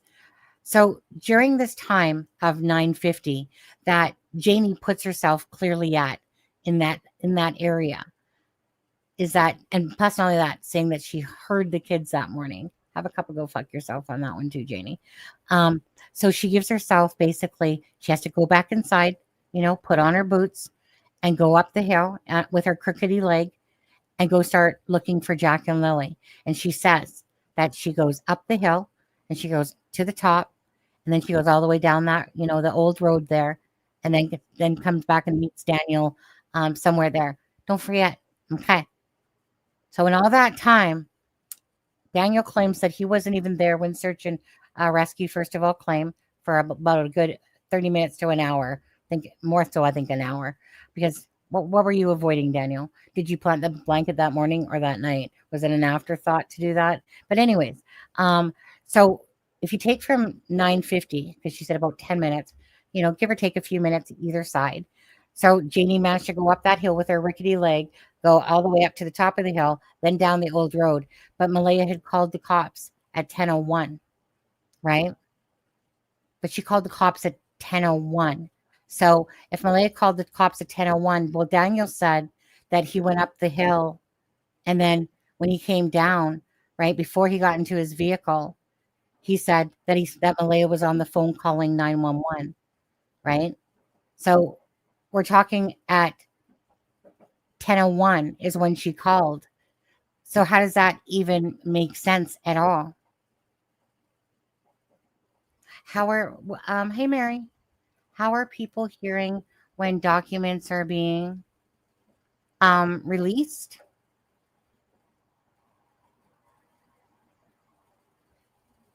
I think that's what you meant to say. So when documents come out, usually it's because of the reporters, right? Because the reporters for the Canadian Press, Globe and Mail, and the CBC News and that, right? So it's their lawyer that's fighting. It's the lawyer of the Canadian Press and that they're all fighting for the unredactions. So that's why they would know first, right? About that. And then of course they'll typically release an article. And then once they release an article, then you know that there's documents out, right?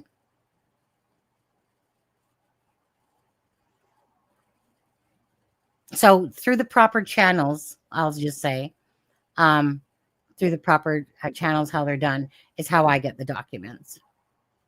That's why I usually always have the documents right near the start, right at it, and stuff like that. So if there is something, I'll always bring it out. But yeah, so it's just that's how they're known in the first place, because of the lawyers from the news fighting for the unredactions. Then they put out an article type of thing, and then they can send it to certain people, right? And then I can get my hands on it through those certain people, as long as it kind of goes down the proper chain, right? So hopefully we see more on there. But yeah, let me play it. But do you understand what I'm saying about the timeline? So make that make sense, that Malaya was on the phone when Daniel was coming down from the thing, but yet his mom wasn't even out there yet, right? Right? His mom wasn't even outside at that point yet. So when he was coming down is when he seen Malaya's on the phone. Make that all make sense, considering 9:40 is the time that they're trying to use. Right. And that bottom line of all that is because it doesn't make sense, because they're lying and they're not telling the truth. There's no way you can twist that timeline into any time that these children could have been taken off that property, because it's a bunch of bullshit. And it's a narrative to misdirect you so that Daniel and that can take the heat in a sense. I know he's pointing fingers at Malaya, don't get me wrong, but he's doing that for a purpose, okay? It's a fucking twisted game that these people, in my opinion, are playing, and they're going to get burnt. And that day of justice is going to come for Jack and Lily, and it's no thanks to these bunch of fucking fucktards out there.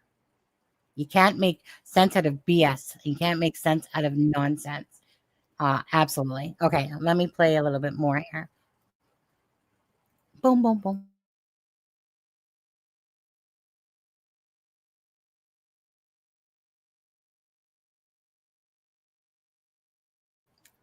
This is like the letter. Wait, what does he have there?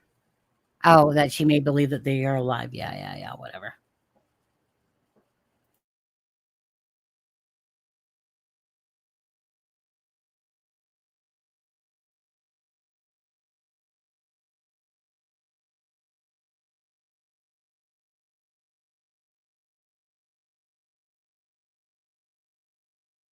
Why do you think this is getting so much attention? Well, just the mysterious and nature of everything and how strange everything is. The RCMP, you know, I mean, they have to keep a tight lip on everything, but there's a lot more than meets the eye with the case. Is there something that you think the public doesn't know that you can share, that you want the public to know? That's a hard one because I don't want to impede the investigation in any way. It is still a missing persons investigation. It hasn't pivoted to any type of criminal investigation. Yeah, that's another thing. I want to actually explain this too. This is still considered a missing persons case because there is no charges laid, or there's no suspects that are in custody. So right now it's still a missing persons case and it's not a criminal investigation. There is one more thing that I did want to bring up.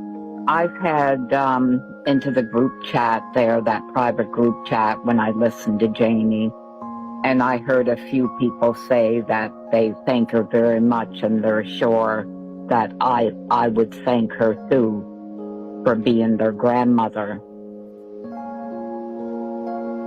And I'd have to say it really struck a chord in me that it's really, really hard to put into words. It's okay. I see Jamie's pain. I believe her pain is real. Her world has been tipped over. I see that. I know that. I do not thank her. I'm sorry. I heard this woman actually complain about Lily and Jack. I heard this woman say that she didn't need pictures of them because they were living there. I heard this woman say that she doesn't know anything that goes on over in that trailer. She minds her own business. Well, I know CPS was investigating. I've been shown pictures of Jack with black eyes. There's pictures of him with marks on his chin. CPS doesn't come because of learning disabilities. That much I do know. So CPS was there for something else. So no, I do not thank Janie, I'm sorry, but I don't. Every step is a prayer whispered to the wind, a hope that a search may help our hearts to mend. We hold steadfast the pictures of Lily and Jack, seeking answers to bringing them back. Our loves like ribbons spread throughout the woods of Lansdowne with searchers about. With every sunrise I renew my vow to find their sweet faces, not knowing how. No distance or time can sever this hold. The story of our love has yet to unfold. Our spirits are a compass with a needle set true. It points to our grandchildren, and if I may, it points to you. We will walk every trail, every creek and river, with this grandmother's love, and with all of you, our search for Jack and Lily will always push through, for a grandparent's promise is etched in the soul. And I'll search for our grandchildren, no matter the toll. Thank you.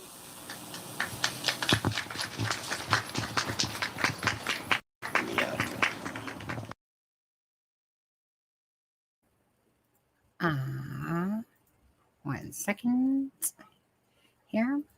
Okay, so I want to again thank Hunter S. True Crime for another great video. And absolutely, you guys, again, some people might say I'm nasty and stuff like that to them, just because, again, I'm not here to sit there and listen to bullshit. And I'm tired of listening to bullshit.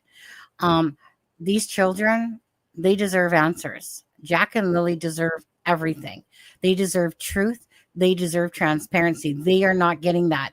They're not getting that from their mother. They're not getting that from Daniel. And as for Janie, like I said, to me, this is just to me going to be a mother protecting her son, lying for her son, in my opinion. Their timeline doesn't make sense because it says they were all claiming that they were basically in and out of sleep. But I think the people that are following this case totally understand and grasp the fact that what we're seeing that's before us is a bunch of bullshit. And I'm here to stop that bullshit. That anytime Daniel wants to say something and contradict himself, because I already know that he's so full of shit. And anytime that Malaya wants to come out and sit there and act and say stuff like, you don't be afraid to be voices, right? I'm going to tell you both, shut the fuck up. Janie, shut the fuck up. Durwood, shut the fuck up. You guys are trying to distract from this case. Instead of telling the truth, you guys are all sitting there trying to make it seem like Malaya has them hidden. Again, this is a form to me of control that Daniel has over Malaya. And it's because he knows that basically if she talks, she's going down, obviously. And if he talks, he's going down. That's my opinion about this whole thing. And so I will not stop being a voice for Jack and Lily. And I'm not going to sit here and listen to this bullshit that's being spewed out by, here, let me put this up. Okay. Prayers, Belinda. Mwah. But I'm not going to sit here and keep listening to this absolute bullshit that is so transparent and it's so right in our faces. Occam's razor, people. Occam's razor is the straightest truth, the straightest line to the truth. Okay. And that's why the truth is not being told. That's why they can't make a timeline. And that's why they sit there and act like they're all in and out of sleep. That's why they can't remember Thursday or Friday and all its meshing. And this whole, it's a normal day. Yeah, well, I'm sure it's a normal day that drugs are done in your house. While three children are there underneath your care. And the drugs are obviously far more important than these children ever were. Now, there's a reason what happened to these children. And these children are not in the woods, right? They're not in the woods, are they, Daniel? Janie, it's not an abduction, is it, Janie? They're not in the woods and it's not an abduction, Janie. Exactly. So now this whole narrative of Haley planting that blanket, who's the person that said that this whole twisted shit, right? What's the chances of this blanket that's in a garbage can, somehow the scarf, let's call it the scarf, right, Root Strength? The scarf that Janie was obviously using while not raking her pool. I mean, she said both things in DT. She literally said that she wasn't raking on Thursday night. Either way, bottom line is these people don't know the truth if it hit them in the fucking ass. And I'm so over it. And I am not going to shut up because, again, you know what? If I was kind of like for myself, right? I'm going to call Daniel out regardless of Jack and Lily on his effing bullshit. I'm going to call Malaya out as a mother of two children that are missing, and your sorry ass can't even be asked to go to a vigil. Why, Malaya? Because you know if people knew the truth about you and even about the truth about you right now, Malaya, they'd be so disgusted in everything. And they would absolutely know that you and Daniel, in my opinion, absolutely have something to know and do with Jack and Lily's disappearance. When I tell you that Malaya is not acting like a mother who is in mourning and all that shit, right? People can make excuses. But again, right, I have more information than you guys do. But just take the information that what Wade said, what Belinda said, even what stupid Daniel said about Malaya not showing emotion and stuff like that. Well, again, it's kind of hard to fake emotion. And hence why the interview went the way it went, because you guys tried to script that shit, but you guys couldn't get the timeline of 8 o'clock to 8:30 to 9:40. You guys couldn't get your fucking ducks in a row. You couldn't get your ducks in a row from Malaya's amnesia on Wednesday night when she freaking did all that shit, vape juice, freaking, license plate shit and blah, blah, blah, blah, blah, blah. Daniel wants to lie about a lot of things. I'm not going to call him out on this because it's information that I promised I wouldn't say that, but Daniel's lying about a lot of things. Hey, Daniel, What about that car, Daniel? Freaking ass liar. You know exactly that you were out there out on that what is it? What's that road called? Lansdowne Station, eh? How's that blanket doing, right? The little piece of the blanket. You know, the one that you said if the two shirts are found, that just know that you got ahead of the game. You know, I have conversations with Derwit where he doesn't speak too highly of Daniel. And he says that he's seen the ugly side of Daniel rear his head a few times, right? Right. Now, I know he said that. And he's even said a lot of shit on my channel, you know, because he's like, you know, I'm just being a truth buster. I think that Darren is so fucked up himself that he truly believes in his own shit. I think that he believes in Daniel shit, that he thinks that he talked to Malaya's family and that Malaya's acting weird and all that. And I believe that that's like, I think that with Derwood, those two things are combining together, right? You got Daniel's version about what kind of happened that day, and then you got Malaya's family kind of acting strange and no one's really speaking and stuff like that. And I think that that's where he's kind of come up with the idea, because his own side of the family is acting strange, that it must be true that Malaya has these children hidden. Children are not hidden. Daniel was called in for a reason. And why? Because again, there's been a lot more information and tips that cops, that the RCMP are not stupid. Okay. They are like, honestly, to think that all these people that work for the RCMP and all those people that they brought in to help assist in this case, to think that they're actually buying Daniel shit. I mean, come on, his interviews alone. So Daniel said, you know, he doesn't blame Malaya, but he blames Malaya. And that, and then even at the start of it, right? Daniel wasn't even focused on Jack and Lily. Daniel was focused on the fact that Malaya left him, right? Daniel's pissed off about that. He's pissed off because, you know, obviously if it was something to do to me with drug trafficking or trafficking of the children and stuff like that, there would be some sort of a payout, some sort of more digital data and stuff like that. Now, again, it was always the thought, okay, well, does this make sense? But that's not the line they're going down. The line that they're going down was, remember, if you guys remember listening to the guy in the Zoom meeting or the TeamSpeak meeting, he's basically, they said that when they go out somewhere, it's for a reason, right? They brought in those dogs for a reason. Daniel again tried to minimize it by saying, well, I mean, I guess that they got to show that they're doing some work, you know. Fuck me. Seriously, I just cannot stand watching that man. If you just listen to him, right? The constant about how he almost died and got impaled, how he did everything for Jack and Lily, you know, on and on and on. Daniel constantly dissing Malaya, dissing Malaya, dissing Malaya. It's a man that lost control, right? But between the two of them, the fuckers know exactly, in my opinion, what happened to Jack and Lily, and they don't want to tell on each other because they're both just culpable of knowledge and knowing exactly what happened to them. So where are the children? Where are those children? By the way, Pictou County. I looked that up the other day. A lot of people keep talking about stars and stuff like that, and I wanted to Google Gemini. 1 second. Let me just say this to Google Gemini.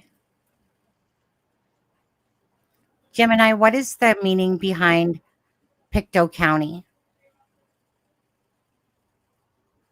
and the star? I had it up the other day, but it's on my iPad. Okay. Oh, okay. Pictou County. Okay. Pictou's official municipal motto is as constant as the northern star. As constant as the northern star. Okay. Now I'm going to say there's this one reader as well. I know that Zach was on here and he was having so many issues, but there's one reader that I truly actually really, and maybe it's because, again, it's because to me, she's right on the money. She's right on, and I find her to be very good as well. And her name is Passionate Perseverance, right? Like honestly, if you got like, she is like so to me in line with this whole case as well. And again, it's not because it's just what I want to hear. It's because I feel like I'm on the absolutely the right track here. That the people on the property know exactly what happened. And that's why this bullshit is today. And why we're at is because the people on the property are not being truthful. So they can kiss my ass because Jack and Lily deserve so much more than those pieces of shit. And Janie, you can take your time frame and you hearing the kids that morning. Why don't you go back to sleep and wake up and think that it was probably Thursday? You should do yourself that. You should retract that bullshit of saying that you heard the kids on Friday at a 9 something, like past 9. It would have been like 9:11, 9:20. Okay. She doesn't say anything about her dog barking. Well, no, she says that they were barking when when her dog heard the kids, right? What about when that vehicle pulled up, right? Your dog wasn't barky then. You don't say nothing about that because you know the truth, Janie, and you know that you're full of shit and your whole Reiki bullshit, right? Again, there's so much I could say more about Janie on this, but at the end of the day, if Janie is ever found out that she's fucking accessory to the fact and stuff like that, you know what? Whatever, Janie, and have a cup of big fuck you on that one. But as for Malaya and Daniel, again, I'm tired of their bullshit. Malaya is not sitting there being all sobby about her children missing. Okay? Absolutely not. None of this. I get so I do believe I do believe that both Daniel and Malaya never intended, in my personal opinion, on this to happen. That this was some sort of accident, perhaps. But depending on how you look at the case, was it meth? Did the children both die from meth? Or did one get hurt and they panicked and perhaps the other one was smothered or their life was taken? Now, that obviously would be premeditated, right? But it depends what truly happened that night. So that part I'm still unclear on because unless the truth ever comes out, right, we'll might never know exactly what happened until maybe any charges are laid against potentially Daniel or Malaya if they had any involvement, of course, in the disappearance of Jack. And, and we have to keep saying allegedly, okay? Allegedly. In my heart of hearts, myself, I absolutely myself believe that they had everything to do with knowledge and what happened and where Jack and Lily are. And they're saving their own asses. They're selfish.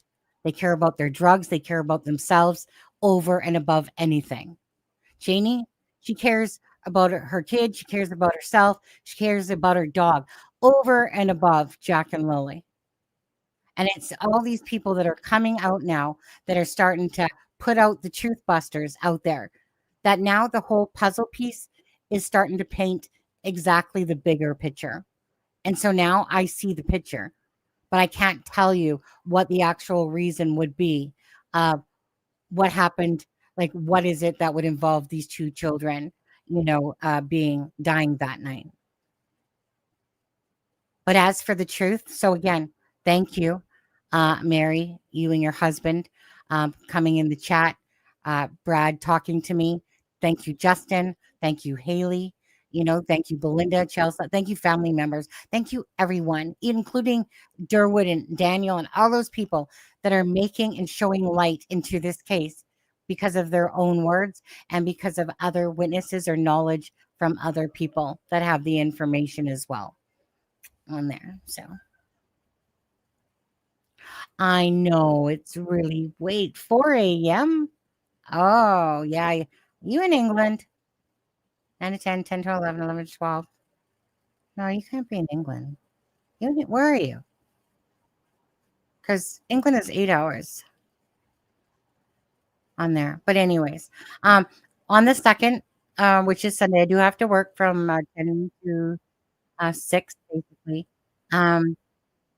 So tomorrow, I'll be doing on Sunday anyways. I know it's going to be later, but it is what it is. Anyways, I'll come out with my 6-month tribute awareness video for Jack and Lily. I've used a lot of the AI to bring both Jack and Lily to life.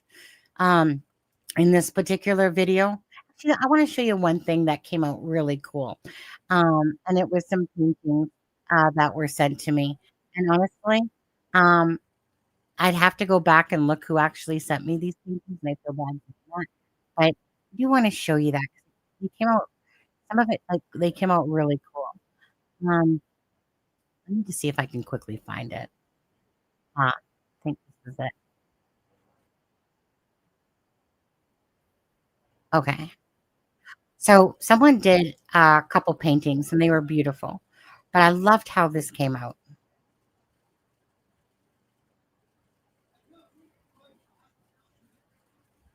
Play that piece again. Now this is just a part of the video, the tribute video, but look how cool that is. It just came out beautiful. Isn't that cool? Yeah. Okay. Thanks, Neuro. Thank you guys. Okay. Let's see here. That's kind of, I think, I don't know. You know what? Give me a second and I'll be right back. Let's see. Is Zach still alive or is he? I think he is. Let me go back and put it back on Zach. And Zach, again, was supposed to be here, Zach Jackson. If you're, I know, it's so saddening. It is, right? That's why, like I said, these children mean so much to me as human beings, as children, that I ain't taking anybody's shit. Anybody's shit. Jack and Lily and the benches were so nice. I felt, yeah, you guys will really like this one. I just really wanted to capture Jack and Lily because children, just not just still pictures, but I wanted to take a lot of these pictures and then bring them to life through AI. And I think that that's like just a wonderful thing that can be done. And hence why this one here, right? Like that's taking the still picture and AI bringing that to life, right? Because it's Halloween and they did have little costumes, for that. Yeah, Zach is on. Okay. So yeah, just give me a few minutes because I'm just really thirsty. And so give me a second and I'll put Zach on. And it sucks that, but I'll join him on a live.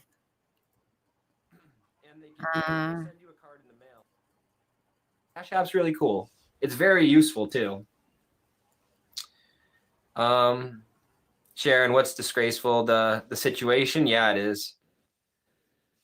Penny, that's nice. People have been saying that all night. Oh, no worry, little miss.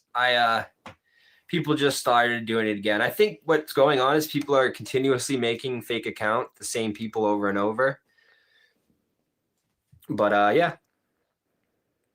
In Nova Scotia, you don't know where you're going to get weather-wise. We could have a mild winter like last winter. I only had to shovel once. Or it could be a snow apocalypse where even snowmen drown. Yeah, Drippy. That's how it is in Boston. Like, it could be no snow for most of the winter, and then boom, you get 1.5 feet. Or it's no snow at all, or a ton. Let's see. Smoother the mask engine. Hi. Hello. Hope you're having a good night tonight. Don't know why I just threw that accent on.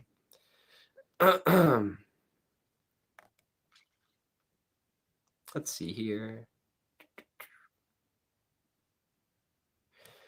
Yes, Grizzly, I will most certainly help find Jack and Lily. And I'm going to search too. So if I can't do it this way, I'm going to do it boots on the ground, because if you want something done right, sometimes you got to do it yourself. And I'm not saying the RCMP are doing it wrong, but I am saying that I would like some answers. Let's see. Camera. I have been told things, and 5 minutes later, my husband said, "Why do you say that?" I say it came out of my mouth. I didn't know where it came from. 2 weeks later, it happened again. Yeah. I totally get those type of things. Drippy said, "I would like to remote view lotto numbers." Yeah, I honestly don't think that's possible because of multiple things, but that would be great. I would like to do that too. That would definitely be great. Robin Edwards says, I thought maybe 34 only because my oldest son is 34 and my youngest 30. You look to be within same age group. Yeah. Yeah, well, you're right on the money. Right on the money. So guys, we have about 20, 30 minutes left tonight. Is there anything you guys would like to discuss?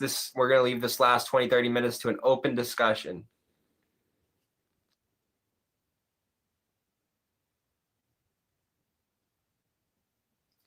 I hope so, Michelle. And yeah, my Cash App it's a money sign, and then it's Zachary Jackson 1. So if you do look into it, let me know. And if it is a last minute deal with them, that'll be awesome. That'll make me so happy. I hope so, because it's necessary. Drippy, cost of living in Nova Scotia, very high too. I have a good job and get by, but many not as lucky. Hey, Drippy, what's the minimum wage in Nova Scotia? I'm curious. I know what it is where I live, and I'll tell you after, but I'm curious. Oh, my back hurts.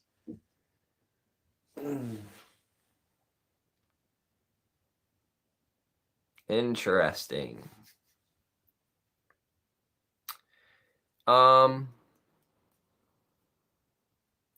Yep, Michelle. Why do people have to do that? Like, it's just unnecessary. It's just the perfect way it is going. That's how I feel here too, Drippy. Have you ever physically seen people from the other side? Yes, Grizzly. Yes, I have. I saw Emmanuel Haro, and that was the worst. The whole thing was the worst thing ever. I saw way too much of Emmanuel Haro. And my best friend that passed away when he was when he was almost 19. Also,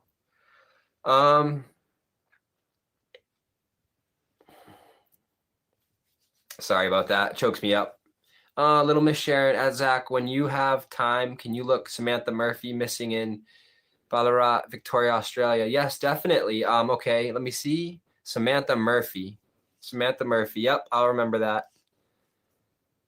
I Googled that. It means nothing. It's a popular meme among Gen Alpha. Wow, that's weird. So it's just to confuse people. But Drippy said lots of jobs. I feel so fortunate to not have kids to feed or raise. My son is now almost 28 and a nurse. I'm so thankful. Wow, Michelle. Yeah, that's awesome. That's awesome. My mother and I live together, and I take care of her a lot. And, you know, that's why this is very important, because, you know, we survive off this. But let's see. Malblock says, hello, Zach. Tomorrow make a video about writing people's name in a notebook, please. Oh, automatic writing you're talking about? Yeah, I could definitely make a video about automatic writing. I'd love to let people know about that. Let's see here. On, Seki, coming back to you here. Okay, so a couple things really. Stop. Sorry, Zach. Bye, Zach.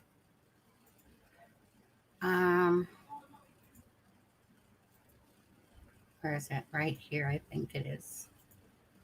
Okay. Okay. This channel, right here, it's Passionate Perseverance. How many of you guys watch this channel called Passionate Perseverance? Just to ask.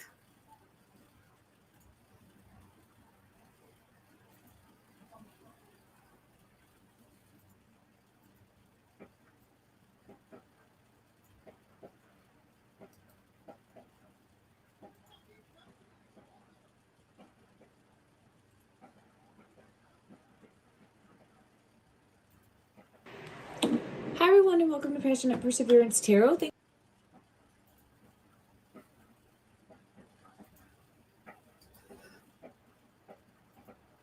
Oh, I hear a bunch of fireworks going off right now outside.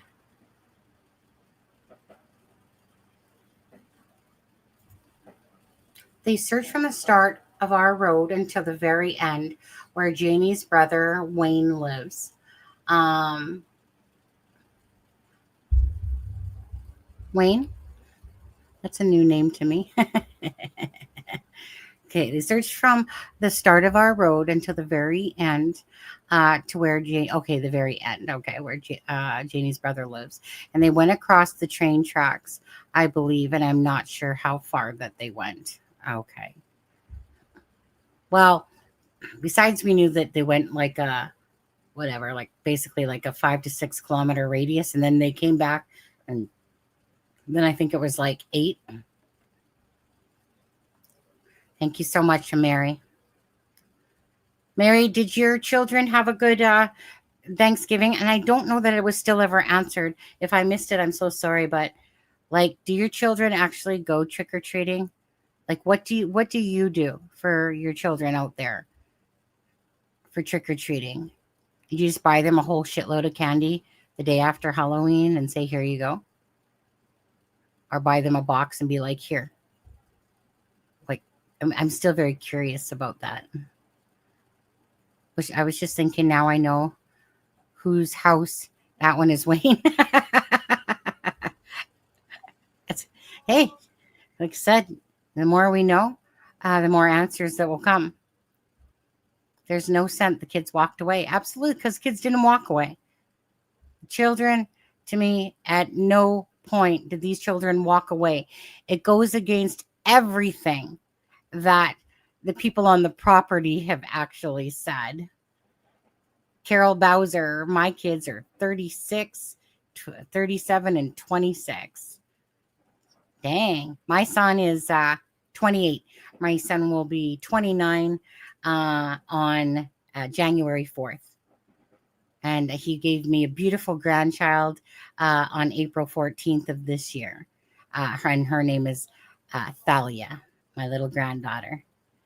So, you know, but he lives the province over. He lives in Alberta.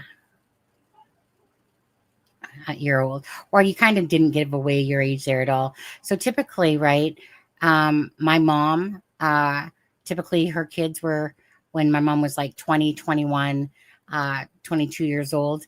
Because like, although I have 8 brothers, sorry, not 8 brothers, 8 family members for mine. But the thing is that 4 of my brothers, Timmy, Randy, Billy, Ricky, they were from my dad, but a different, of course, mother. And that was before meeting my mom. So my mom was pregnant when I guess my dad met her, which story came out later. So I call her Satan, also known as AKA Paula. She's like Amber Turd, narcissist, full of herself. So she's just not a very good person. And so then I have my brother, Kenny, and then my twin sister and myself. And I'm the youngest out of all of us. But my mom, I think she was like, I don't know, 21 or 22 when she had us and stuff like that. But most of my family is from like the Brown side. When we were younger, my family is complicated, and my mom and my dad, they're both dead, and stuff like that now. So my family and my twin sister just moved to Alberta. I normally leave her ass and move to Alberta, but this time she left me. I went to Alberta. But anyways, my family has always been very broken because of Satan. Anyways, I can't wait to be a grandma. Children, they're just so precious, you know. To my son sends me pictures and little videos and stuff like that, and you know, it's just, you know, when your child has a child themselves, and then you watch them acting like, you know, like when he was taking Thalia and put Thalia in a box as her fireworks going off, if you hear them, and then he's like taking her up and down the hallway, you know, and making those little goo goo hee sounds, right? It's funny how us adults can turn into baby language very quickly. And that's how I am whenever I'm in the elevator and stuff like that, going up to my apartment, and then there's a child, it's in the elevator, and they're always children, they're always like staring at you and stuff like that, and I'm just like, I'm always like, and how was your day going today? Like, or, oh, that's a beautiful shirt you have on, because I have no problem talking to adults, children, doesn't matter. I got no, my husband's always like, how do you just talk randomly to people? I don't even think about it. It's just, I'm just a outgoing person that way. I have no problem. I don't give a shit if you're the president. I have no problem talking to you either, or the prime minister, or whatever ours is called.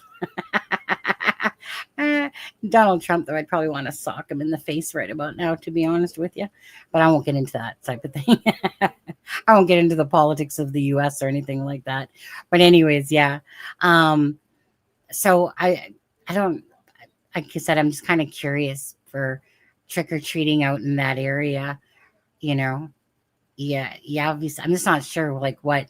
I just kind of been curious what Mary and Brad did with their children, in particular tonight, for Halloween.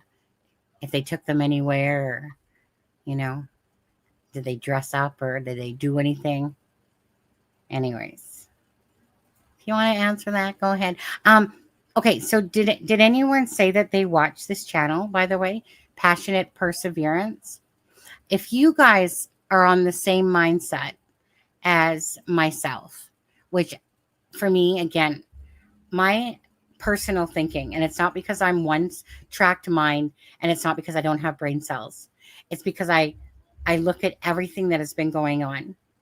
And the thing that always stands out in any case is, are they being genuine? Are the parents of these missing children being genuine? Are their actions matching what normal parents would typically do? I'm not into all these big excuses of, well, let's give Malaya forgiveness for this or that. No, fuck you. Fuck you, Malaya. Fuck you, Daniel. I'm tired of your guys' bullshit. You guys are big pieces of shits, and you guys don't deserve to be parents. And I'm sorry to say that, but you're the one that makes choices, and you guys are the ones that were in charge of those children. And the reason why we're sitting here talking about this is because of you two. One second. Somebody just dinged me. Let me grab my phone.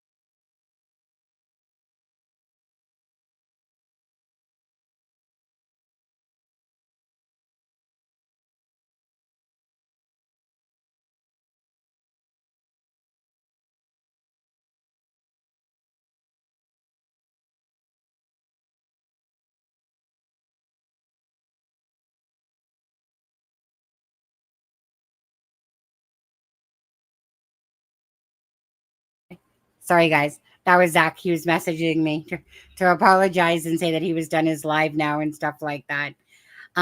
So there's another. What time is it? 9:31. It's probably getting late for a lot of you guys over there. On press 1 if you're getting tired and want to go. Press 2 if you still want me to keep going with this live. And I'm going to eat my orange, my mandarin orange. Looks like a pumpkin, I guess, suppose. If you want me to keep going, then what I'm going to be doing, I'm going to go to the reckoning. You can't say 3. Okay, suck it. Suck it on the 3 there, Sky Painter. Anyway, let me eat my orange, but I don't like to eat really too much when I'm, well, I guess I could, but give me a second. I'm just going to eat my orange.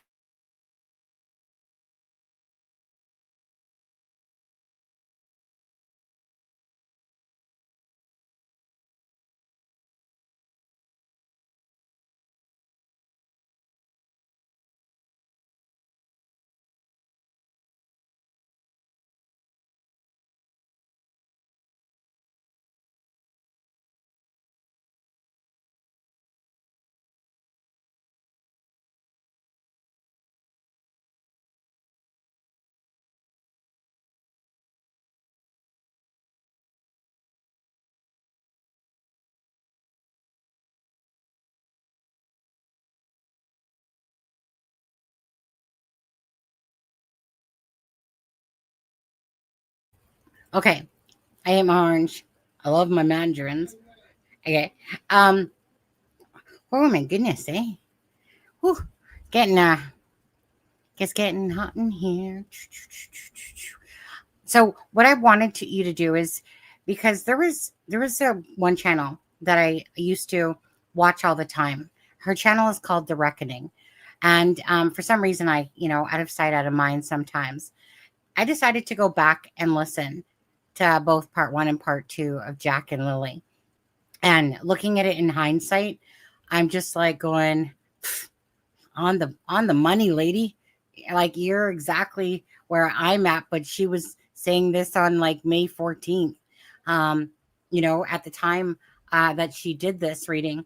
Now, I don't usually ever share anything unless I truly believe that basically the people, yes, are obviously aligning with my thoughts. That's because I believe that my thoughts are, accurate in this particular case, that it's family involvement, the disappearance of Jack and Lily, all these games and bullshit going on is because of lying going on. And I don't find that is far-fetched and ridiculous to think about. It is common that a lot of parents have something to do with the disappearance of their children and cover-ups and stuff like that. So anyway, so I'm going to go to, so this is, again, but this lady right here, she's really good too. I really like her as well. Okay. Yeah. Sonny, I shared her to you because I knew you would connect with her readings. You know what? Yes, ma'am. I had actually already known of this channel, but I will say that it was because of you that I actually started to watch her. Like, I went to go listen to it. So although I knew of this channel, I never really paid overly much attention to it. But this one day I just was listening to it and I was like, whoa, you know what? Like I said, she's on the money as well. With what I think is just a lot of accuracy. And I think it really comes down to this, that if you guys think that RCMP are not wise to what's going on here, then I think that you're sadly mistaken. I think that RCMP definitely dropped the ball on certain things, but that's just my opinion. But do I think that they are so stupid and gullible to honestly believe Daniel isn't lying and that there's bullshit happening? But what do they need? Are you a fairy? I'll be your fairy. I can be a fairy. So I was trying to be mystic. So I have a pendulum here on my forehead. I got a pendulum. I just threw in some little hair clips that are colored. I got a bunch of little mini ones. And so my intent was to be whatever you wanted, whatever you thought I was.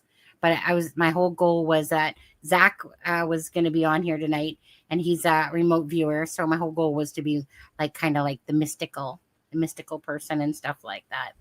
But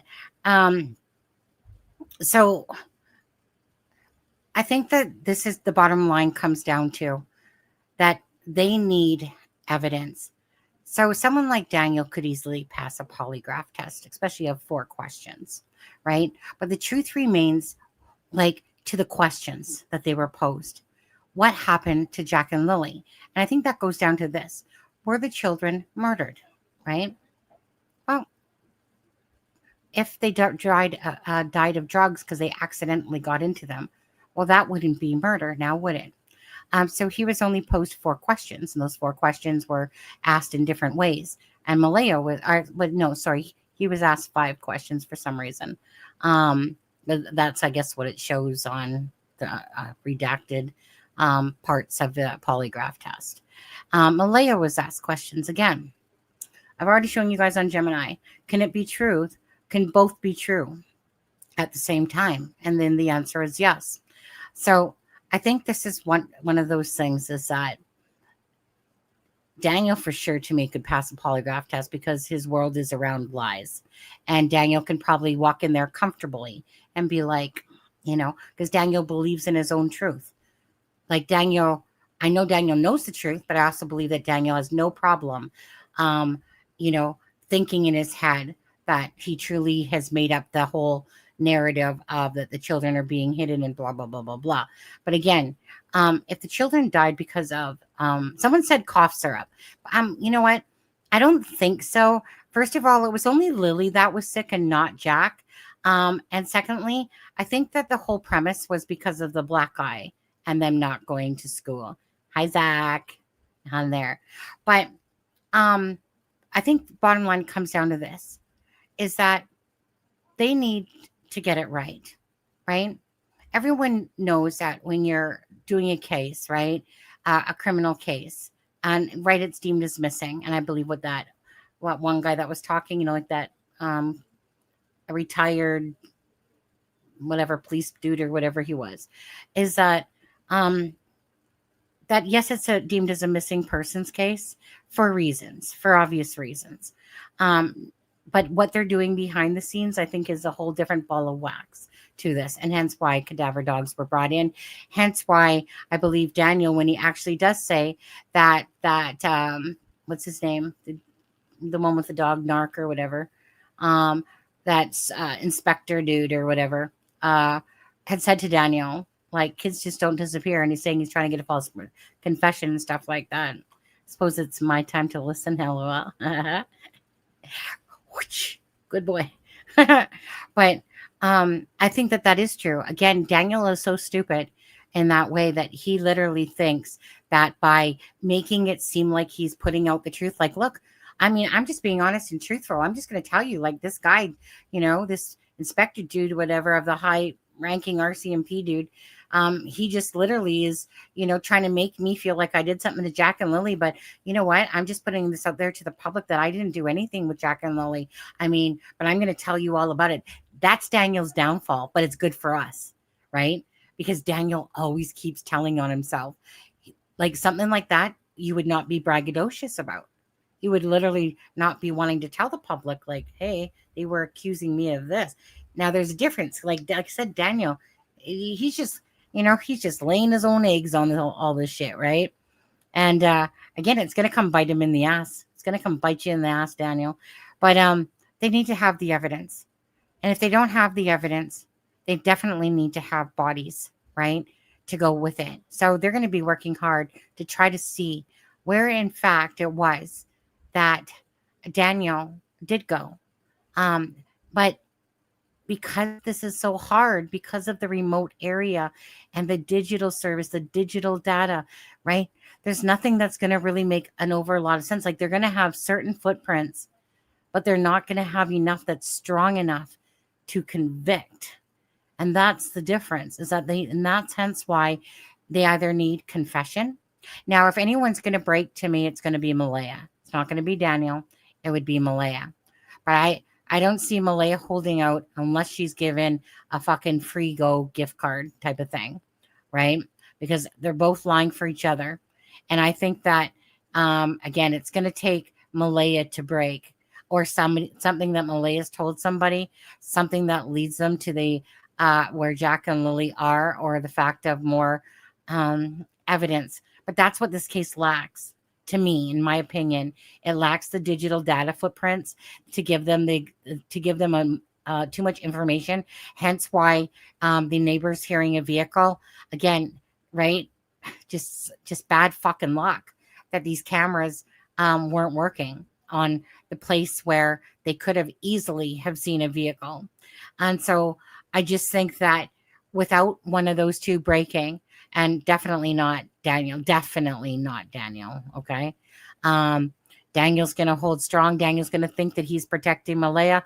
Oh, well, he's the fucking hero as well, right? Malaya's not going to say fucking shit, because Malaya knows that, even the deal, like, and I don't think that this is a you walk. This is them protecting each other, right? Them protecting each other. But I also see that, like I said, that the police just don't have a strong, digital path of, like they probably exactly have the idea of exactly what happened to Jack and Lily, like, meaning that these children are not alive. And in my opinion, because of the people responsible, they're fucking bullshitting and telling a bunch of lies and stuff like that. But they need the proof. They're missing the proof. They're missing the bodies. They don't have that. So you have no case. So just because you might know stuff, just because they might know stuff, they just don't have it. People keep saying about, well, why aren't they arrested for neglect and all that stuff? Again, you know what? At the end of the day, what they're looking for is Jack and Lily, first and foremost. And if there are charges to become, that is going to be secondary to that. But right now, they're not going to be sitting there trying to put Malaya and Daniel in jail.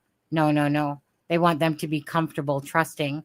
They want them to befriend them, get more truth out of them, watch mistakes being made, stuff like that.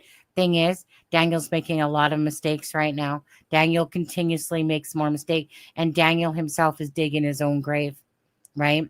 And that all we need is what happened. So if Brad says like a vehicle went out, let's just say 4 times, right, that night. Again, you go out. So at what point did these children disappear? Was it on the night before, on the Thursday, right? And the whole scheming, planning, Reiki, fake, fancy, fucking fakey shit and all that shit was happening? You know, did it happen in the morning time? Or was it more? I think it happened more.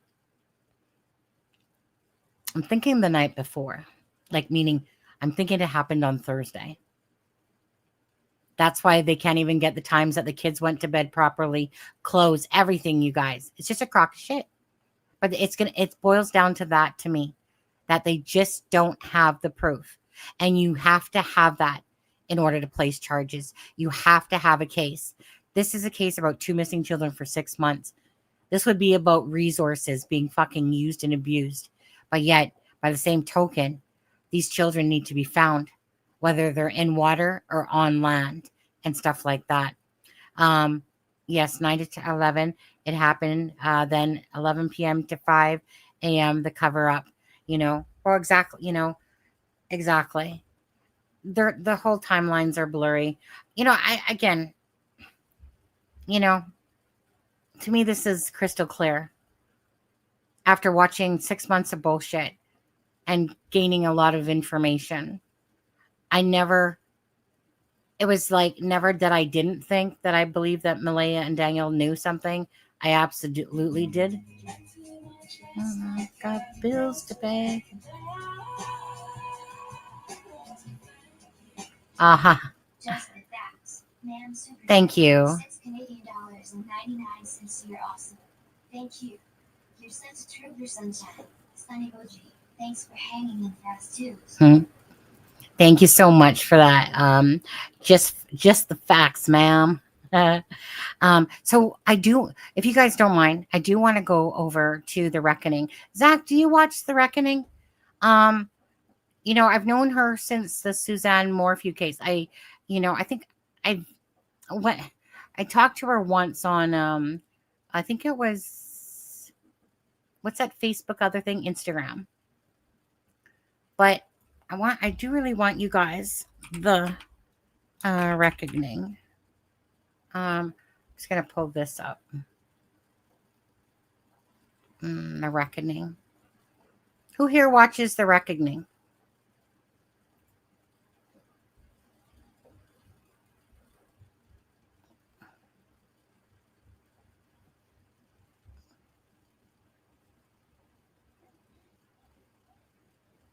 But I went back and she did these readings on the 14th and 16th. But I think we only really need to just want to listen to the one more so. Where's Jack and Lily? I know you're here. Bye. Yeah, just 1 second here. Any of you guys listen to The Reckoning? Jack and Lily, part 2. Okay, part 1. When I went back and listened to her, I was like, dang, you do know where it's at. Meaning when you listen to what she's saying. Anyways, you guys, hopefully you guys want to listen to this. If you don't want to watch this, have a great night. Thank you for being here. If you do, stay with me. Because again, what she says is exactly what I have been saying, but she said this 12 days after. on this one. Well, yeah, but a lot of hers, she only did a couple on Jack and Lily. But anyways, I'm going to play some of it, okay? Because, again, just listen to what she's saying. And I think she did actually a great job of this read. Hello, everyone. I want to look into the case of Lily and Jack Sullivan. I was going to do this the other day, and I couldn't remember what case it was that I was about to do. And then when I went to my StreamYard, I had started the stream for it and never finished it. So I'm wondering if there's something important timing-wise, like that's about to happen that would have been too soon to read before. So just keep that in mind as we go into this. This is two children, 6 and 4 years old, who are missing from Nova Scotia. As always, this is an energy reading. It's all alleged, my opinion, not facts. Okay, so these are two young siblings who vanished without a trace from their rural home in Nova Scotia.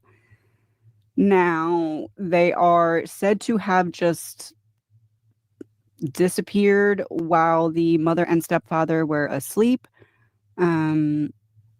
They have a 16-month-old sibling who is not missing. Upon waking, parents discovered Lily and Jack were missing and contacted authorities immediately. They searched over 160 trained searchers, drones, helicopters, and police dogs with 5.5 square kilometers of dense wooded terrain, and have found nothing but a footprint that was near the house. Over 180 tips and 35 interviews, including family members and community residents, and nobody is saying that they know anything helpful. So the children's mother left the area shortly after their disappearance, reportedly to stay with family elsewhere. There's been no signs of forced entry or abduction. However, items such as clothing and a water bottle not belonging to the children were discovered near the search area. As of May 13th, the search has scaled back operations but continues the investigation with major crime and forensic units. Okay. So they went or reported missing on the 2nd. So let's start there. What energies were present in the household in the morning of May 2nd, 2025? In the morning of May 2nd, 2025. 1 second, I'm looking for something real quick. Yeah, they were reported missing on the 2nd at 10 a.m. So we're looking prior to that 10 a.m. Phone call. We have 3 of Wands in reverse, Strength in reverse, 10 of Cups in reverse. 10 of Cups in reverse is an unhappy home. Strength in reverse here is like overpowered, and 3 of Wands in reverse is not waiting. It's quick movement coming out of nowhere. Quick movement coming out of nowhere that is overpowering in terms of an unhappy family unit. Why?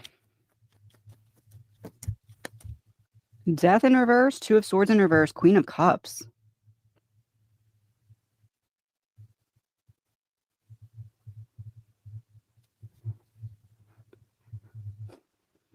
A resistance to change regarding a decision needing to be made by the mother. This gives, he did not like how the mother was disciplining, punishing, correcting, interacting with the children.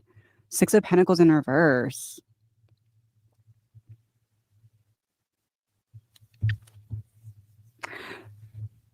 A lack of balance here as it comes to like give and take, right? So when I think decision needing to be made by the mother that she's resisting changing, 6 of Pentacles in reverse is like he felt like she was being too easy on the children, is how this reads. He felt like she was being too easy on the children, the moon.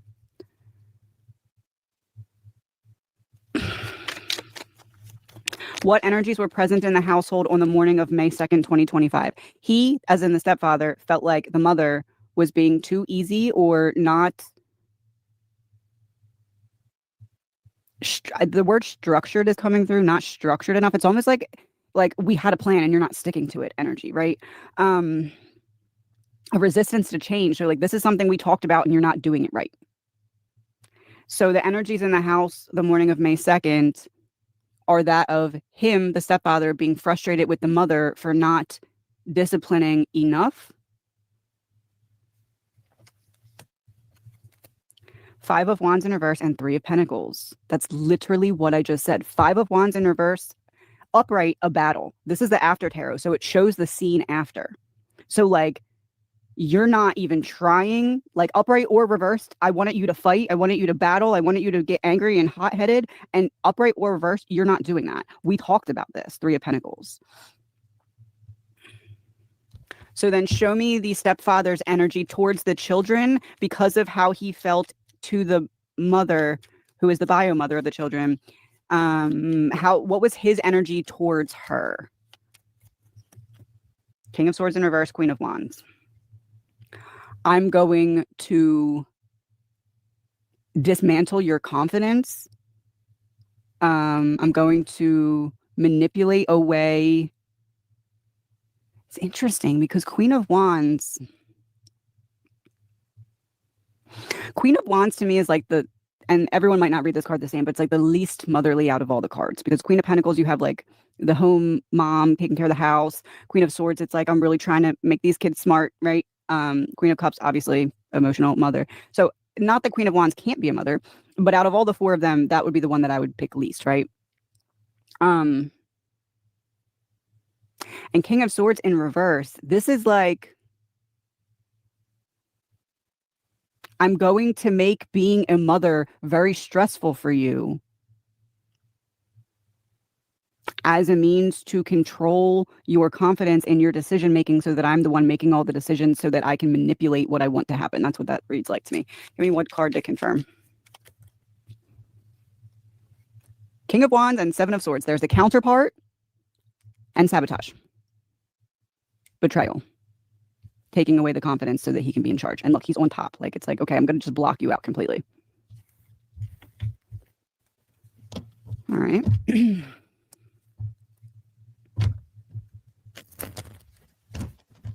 Were Lily and Jack's departures voluntary, or were any external forces involved? Let's go to the first part of that question first. Was Lily and Jack's departure voluntary? Did they do it on their own fruition? Absolutely not. Ace of Cups, the World, and King of Cups all in reverse. Fear. This just won't end. We keep going in circles here of what? Fear. Fear. To me, like, this is, you know, the opposite of love is not hate because there's still emotion there. The opposite of love to me is fear. It's like I'm in a state of being as disconnected from love as I possibly can. I'm fearing something, right? We have it on either side. External, internal is how that reads, because this is like self-love to me, right? So external and internal fear that just won't end. External and internal fear that just won't end. Strength. Ace of Wands.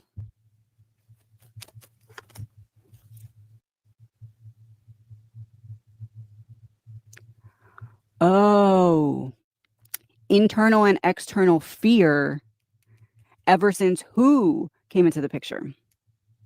The stepfather. There he is, Emperor in reverse.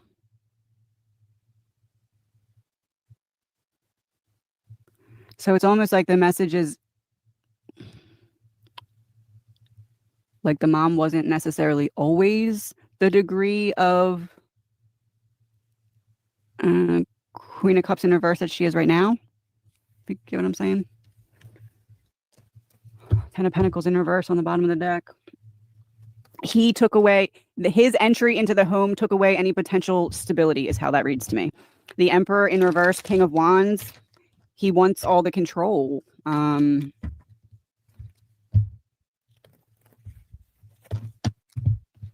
It just feels toxic. The King of Wands in reverse. There he is again. All right, we get it. All right, so then let's get into this then. What roles do the mother and stepfather play in this situation? Going into mother first. Page of Pentacles in reverse. What roles do the mother and stepfather play in this situation?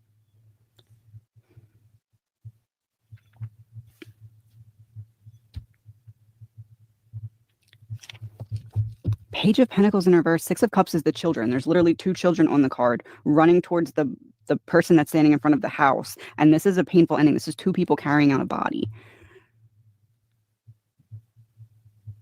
One person offering something to another is in reverse.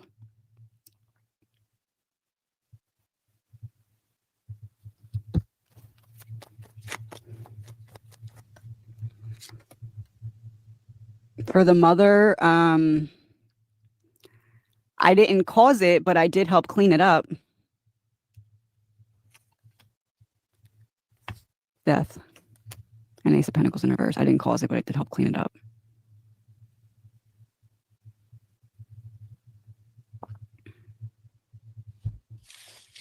All right. Two of Wands in reverse on the bottom of the deck.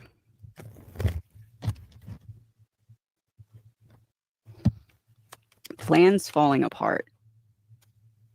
And my sticky note just fell off and fell to the floor. And the sticky note said, "You'll do great today" on it. So it fell on the floor. Plans falling apart. It's like something goes wrong and we have a plan A, and in the midst of enacting plan A, something goes horribly wrong and we have to enact plan B. Is that a punishment gone too far? Or was that B, we're trying to clean up from something going too far and that goes wrong and then we have to go to plan B? Punishment too far? Three of Swords. We're cleaning up something and it goes wrong and then we have to go to plan B. The World in reverse. No, not that. Punishment gone wrong.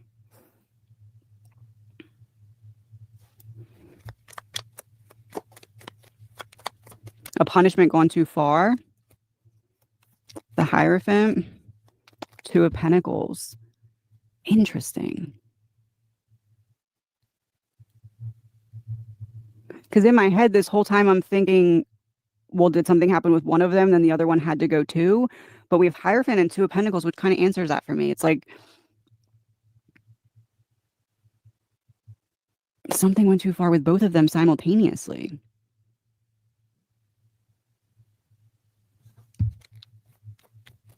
Intentional versus unintentional from the stepfather. Intentional, unintentional. Intentional. Five of Cups in reverse, unintentional.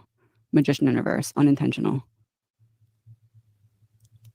Because Five of Cups in reverse would be like, I wasn't trying to cause that much grief. And unintentional, Magician in reverse, overuse of my tools.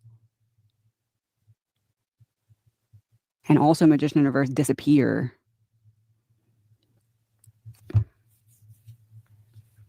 Or something that can't be hidden.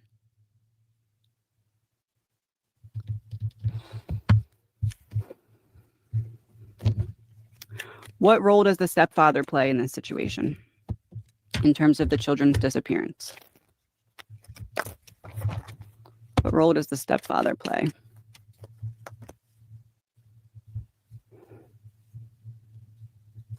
Three of Cups, the Moon, and Eight of Pentacles all in reverse. Breaking the trust of a team. Shadows coming to light.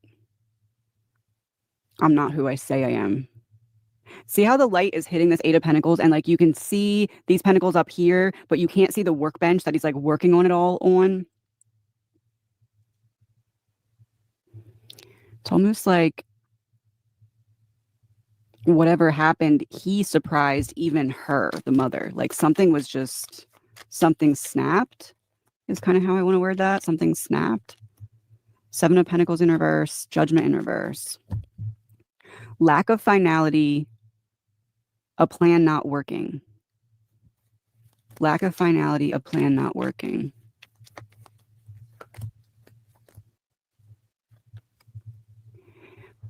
It's kind of giving, he took something too far to try to prove a point to her. Like, okay, if you're not going to handle this in the way that I wanted you to handle this, watch this. This is what's going to happen if you don't start to do things my way. And then something's taken too far. And it ends up just like that Ten of Swords where they're carrying out the children. That's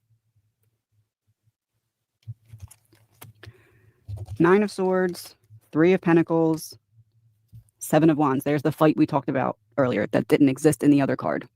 The fight's not supposed to be on this card, but it is. Because it's the after tarot, so the scenes are switched up.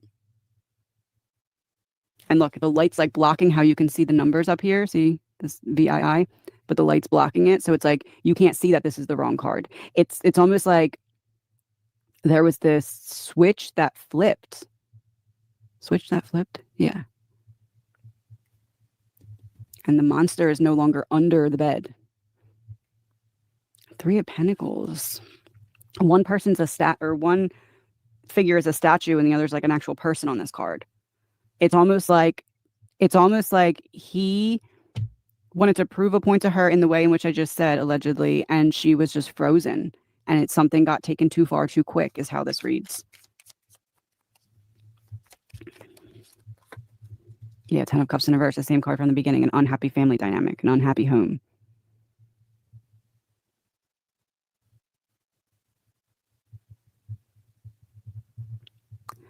Almost one, because I'm trying to reconcile how both of them, obviously there's a lot of ways for that to happen. I'm not saying it would be crazy for them both to have something happen to them at the same time, but I'm almost wondering if it was something given to them. There's something different about it. I'm going to use the other deck in a minute, but there's something different about what happened. I don't know what that means yet, though.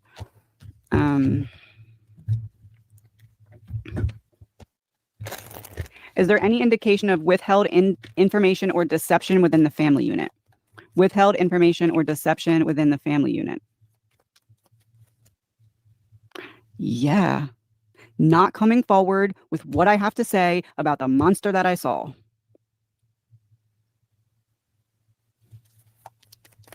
Because if I'm the mother, I'm thinking it's too late now. I'm going to get in trouble too. Justice in reverse, Temperance in reverse. Both imbalanced energies. If he goes down, I go down too.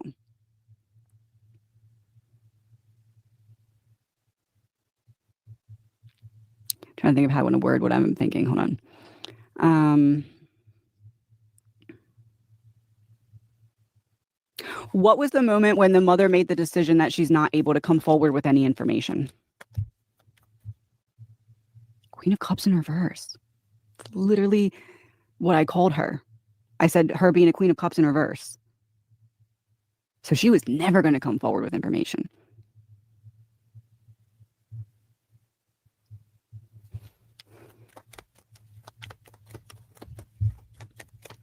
Because she helped carry the bodies out. This reading's making me nauseous.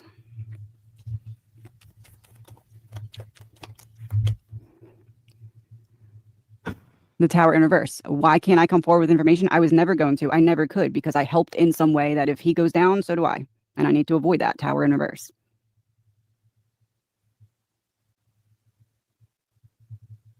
Hold on, I'm trying to formulate another question in my brain.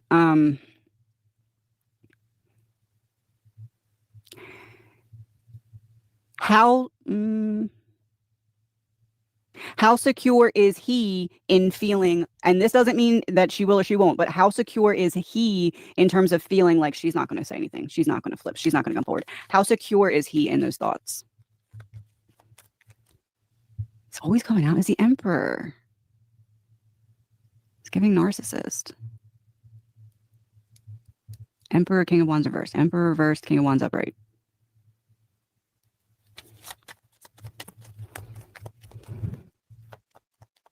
Four of Cups in reverse, Page of Pentacles. Now it's upright.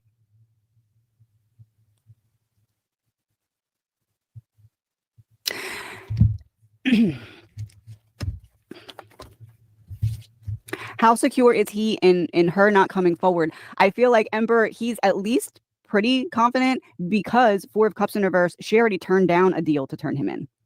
Page of Pentacles, she was already offered something to turn him in and she didn't take it. So now in his mind, he's like, aha, gotcha. Because what are you going to do? Turn around and be like, never mind, I know something. Your deal's not going to be the same. So I feel like maybe not at first. At first, he may have been nervous, but I feel like she turned down some kind of deal that he's like, okay, I can rest a little easier because if she was going to flip, she would have done it then with what they offered her. Two of Wands in reverse. Taking different paths. And they're both looking at the world. They were both offered something to flip on one another and they didn't. Two of Pentacles in reverse. I'm not trying to juggle this and that. Two of Pentacles and Two of Wands in reverse. They were both offered very different things.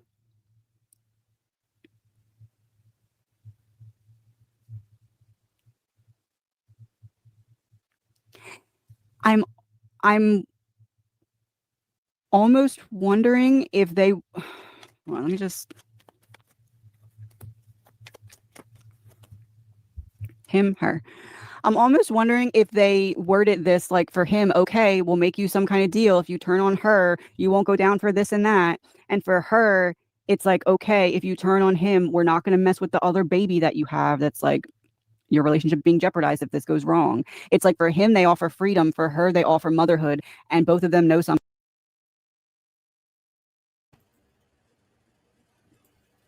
Just going to quickly stop it there for a sec.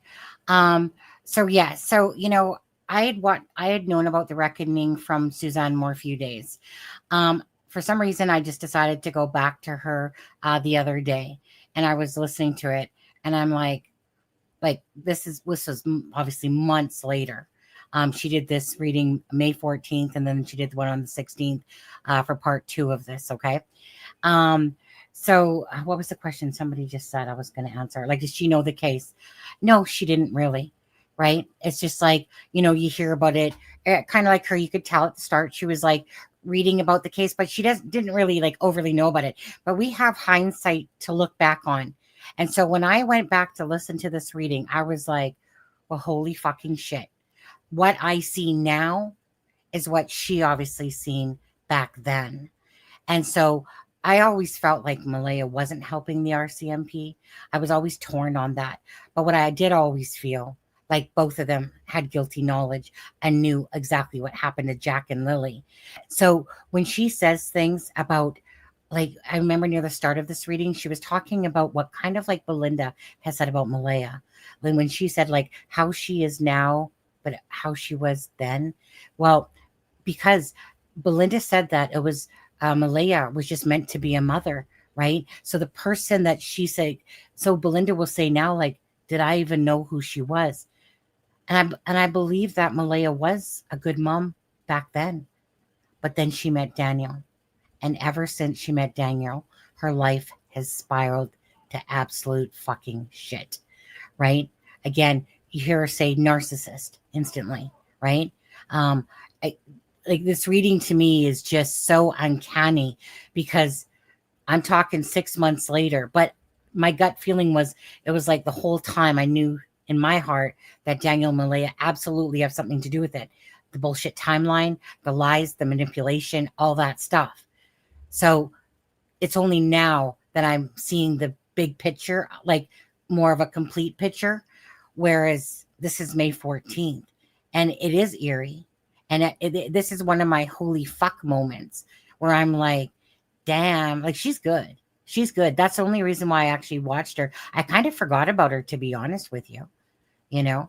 And after Jack and Lily's, because I had seen this back then, but this is hindsight now. But yet she did this May 14th for this one. But anyways, yeah.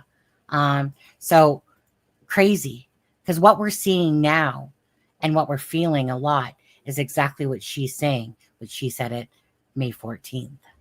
So this is the Reckoning channel again. And we're not turning on one another.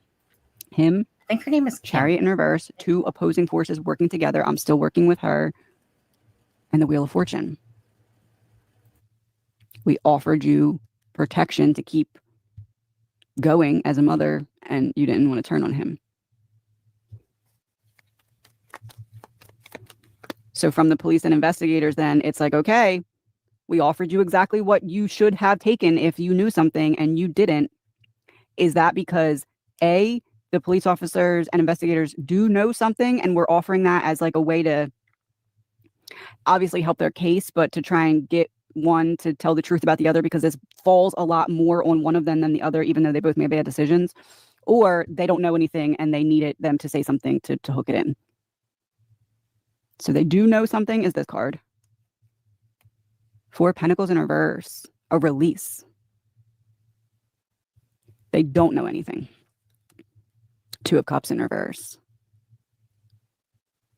They do know something. 4 of Pentacles in reverse. A release of something.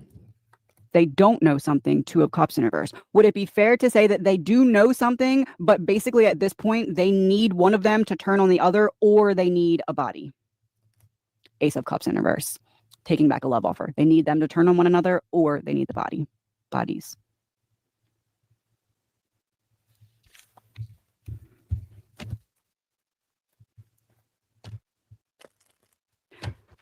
What is the likelihood at this very moment of either of them turning on another? It fell on the screen, so I'm gonna use it. Page of Swords, Queen of Swords, Knight of Swords reversed, King of Wands reversed, 9 of Pentacles reversed, Ace of Swords. No, they're going to keep lying for each other.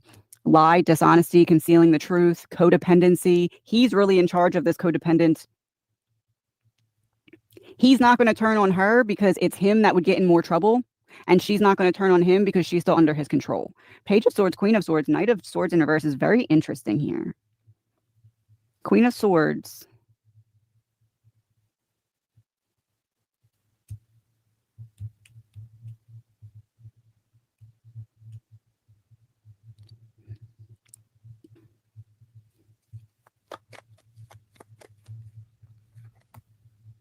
Did she confide in someone that is not law enforcement? Like, did she open up and tell someone the truth of what happened here?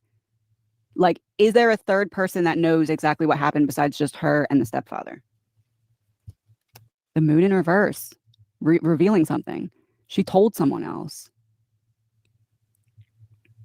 I feel like she's struggling with a guilty conscience is how this feels. And I feel like it has a lot to do with the baby that's still there. Almost like, okay, let's say we do get away with this and everything is fine. What's going to happen to the next baby if that's what just happened to my other kids with this man? Hierophant in reverse. So I got to get out of here. A breaking of commitment. Like, if things stay the same with us, that same scenario could likely repeat if we end up not getting in trouble for this. Allegedly.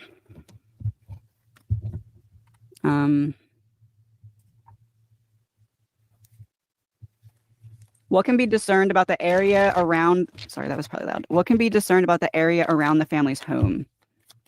The Hermit, 2 of Cups reversed, Page of Cups reversed.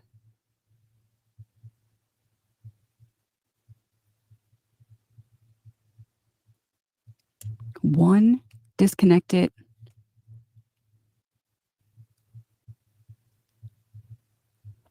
One disconnected adult.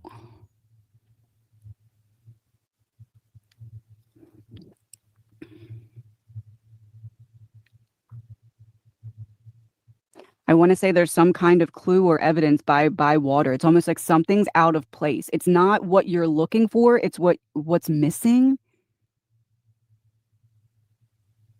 I don't know what that means. 3 of Pentacles in reverse. 3 of Cups.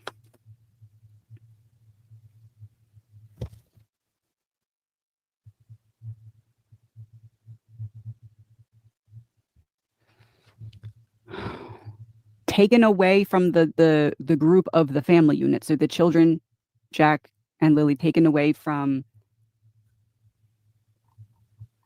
the family home, but still together. I feel like they are together. 7 of Cups is giving buried, not water.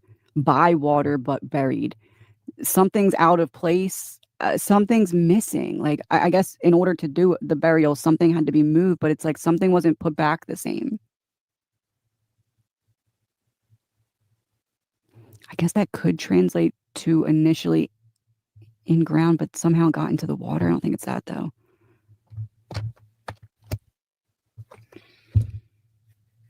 I feel like they're together.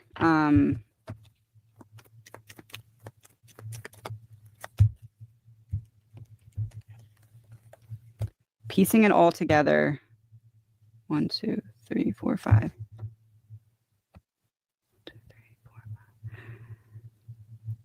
Multiple agencies working on a high-profile case. Piecing it together. I feel like what this is saying, remember I referenced the timing earlier? I feel like what this is saying is they're very close to something. Like what's today's date even? It's May 14th right now. It's 9:12 a.m. Eastern Standard Time. I feel like the police are very close to something. Like within the next couple of days, they're going to have something on the hook here. And I feel like it has to do with a clue they found in the surrounding area or even in the home, something missing. What can we know about this? Angels, ancestors, freedom in reverse, final ending in reverse, follow the money.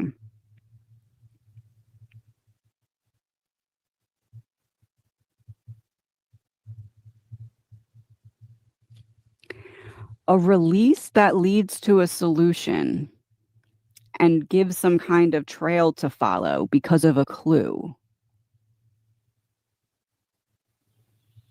It's almost like police are about to notice. This would be, for example, like we notice dirt from this specific area on the boot, and then we go to that specific area and we find a trail that leads to something else, and then we follow that trail to clues.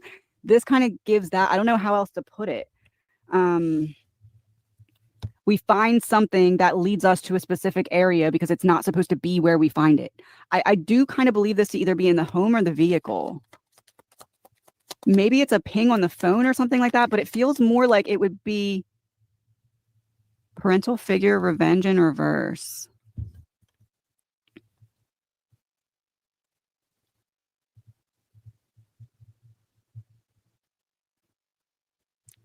Almost like somebody tries to say something helpful and it low vibrational, solved. Somebody tries to say something helpful and it gives a clue, like,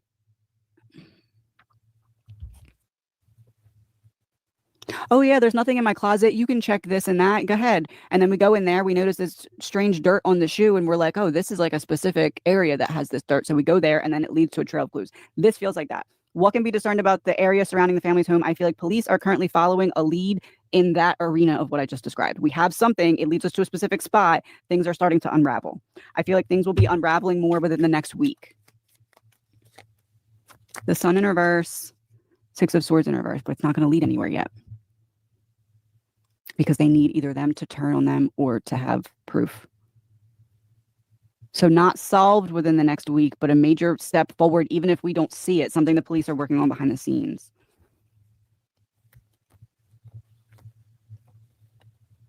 The fragments form a sinister picture is what it says on that card. All right. Are there specific locations that hold significance in this case? Are there specific locations that hold significance?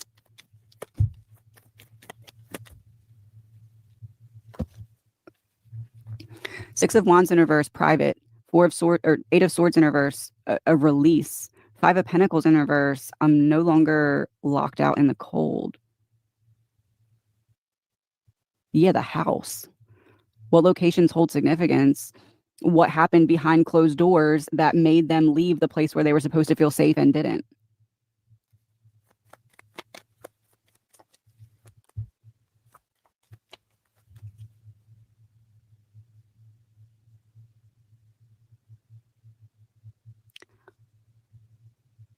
Where they were supposed to feel safe and didn't. The Empress, and all reading, I've been referencing the way in which the light is hitting the cards. You can't see the hand on the Ace of Pentacles, and the pentacle is dropping on the floor instead of being in the hand. The place they were supposed to feel safe but didn't because she wasn't protecting them. They couldn't see her hand, and the offer of protection was on the floor. I'll tell you how this reads to me. Any specific locations that hold significance in this case, the home, because it feels like something happened in the home that crossed the line that he did, but she did not step in to protect the children. Page of Cups in reverse, the children not being protected. Seven of Cups. Does she have any like substance? This keeps reading to me like there's...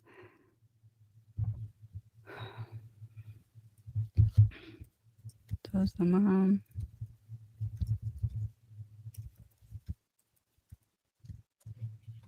One second.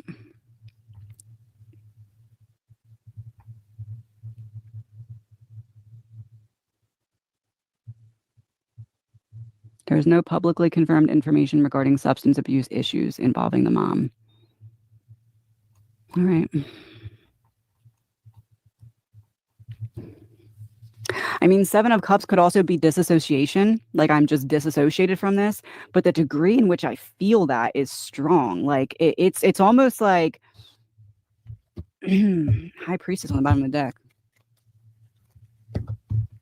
It's almost like it feels to me, allegedly, my opinion, the energy feels to me like a level of disassociation where I could look at something happening and not even realize what's happening until after. Like, because I'm that far disassociated where I'm like, okay, I'm aware, but like, let me just shut off my consciousness and black it out because there's nothing I can do, or there's nothing I'm going to do or willing to do. And then I'll just turn it back on after it's done. And I'm going to figure out what to do next. It feels like a severe level of disassociation. There's I just said High Priestess on the bottom of the deck and it came back. Yeah, that's Knight of Cups in reverse on the bottom of the deck because of lack of self-love. Allegedly. All right. I'm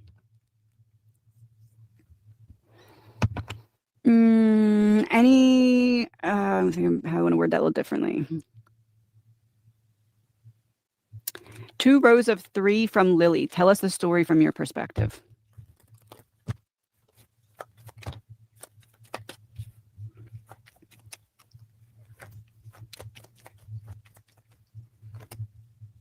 Two rows of 3 from Lily. Tell us the story from your perspective.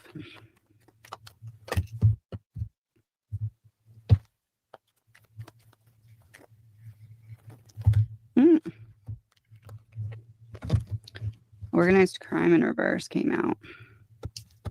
Makes me feel like this first row is going to be referencing one person, not both. Let's flip that over to fraud, cybercrime. Feels like the message from Lily here is the top row is going to be referencing one person's actions as opposed to both. One second. There we go. And the bottom, fraud, cybercrime, is how one person, the other opposite person, helped to conceal or cover up the actions of one person. That's represented by the first row. 10 of Swords. Sorry, this is like a hot mess. Okay. Page of Cups in reverse. A painful ending, a painful final ending for the children from one person. The Tower in reverse. And again, you can't see the top of the tower here. You can only see the part where it's broken off at the bottom. Like the bottom foundation of the tower that's messed up is still on the ground. It's this top part that broke off that you can't see. So it feels like him snapping.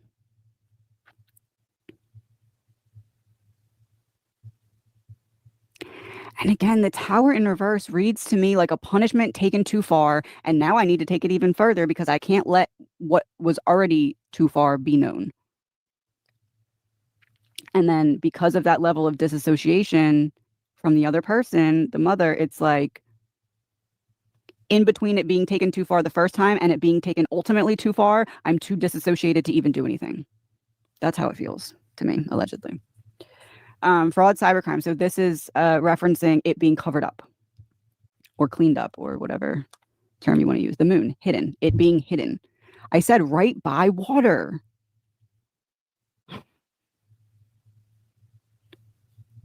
And I said they're together by the edge of water. This is it, covered up, hidden.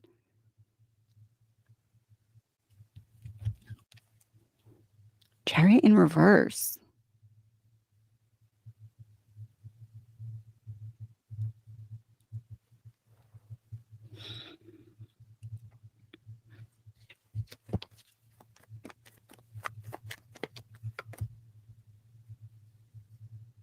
She can't flip on him if she doesn't know where they are. What are you going to do? Say, you know that they're not alive, but you don't know where they are and you don't have any proof that he did it. And now what, you did it because you're saying that they're not here anymore, but you can't give us a location of them. Oh, you don't know it. Oh, he did it. Oh, did he really? Are you just saying that because you did it? It's giving that. Like I load them in the car and then he takes it from there. I don't know anything, so I can't flip on him. 8 of Wands in reverse, a lack of communication. Don't ask, don't tell. You don't know anything. You can't flip on me.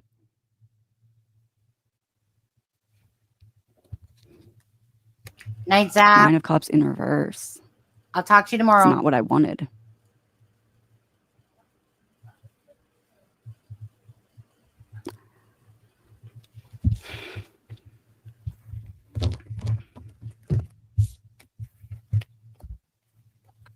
I feel like what that is saying is he snapped. It wasn't her wanting to get rid of the children.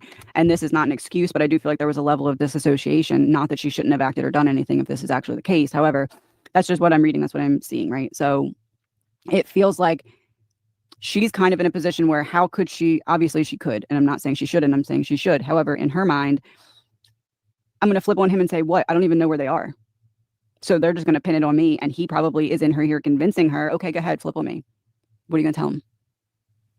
What are you going to tell him? Because I'm just going to tell him that it was you and you don't know where the bodies are. So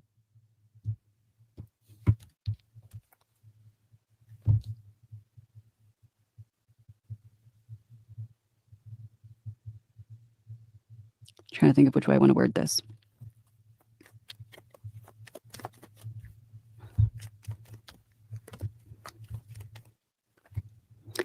This person's like a giant. A Page of Pentacles is like a person who's not, it's not a king, it's not an emperor, it's a page. But he's so big in comparison to this little person, right? And he's offering this person something. Here, I'm reaching down and giving this to you, right? What is the narrative that he is saying to her to keep her from coming forward with information, even though I do feel like she's having a guilty conscience? What's playing in her mind that this big giant said to her that she feels like he would know better or know more or has, I'm offering you this information, take it type of thing. 8 of Cups and the Hierophant.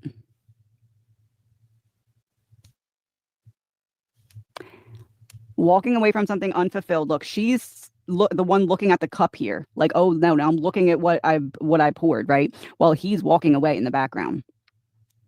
Hierophant's like, okay, go ahead, give them information. You're going to be the one paying the consequences as I walk away, because that's what the court's going to decide. I don't know. I don't know. Sorry, I can't see my other screen. What steps should be taken to uncover the truth behind the children's disappearance? What steps should be taken to uncover the truth behind the children's disappearance? I think so too, Deborah. 10 of Wands in reverse, the Chariot, the Star. And 10 of Wands, typically the person's carrying a bundle of wands, right? But in this case, since it's the after tarot, it's the scene after, they're defeated, they're sitting down, they're done, right? But it's also still a dropping off of a burden. Chariot would be the vehicle to do so. And the Star is, once again, something that's pointing on the actual screen. Once again, is something that is right by the edge of water. And it's being poured into the ground right by the edge of water. I feel like that's the location. It's right by the edge of some kind of body of water. Something on the ground is disturbed in some way. King of Cups in reverse. The manipulative. I don't even want to call him that. The figure, the father figure. I'm not. Anyway,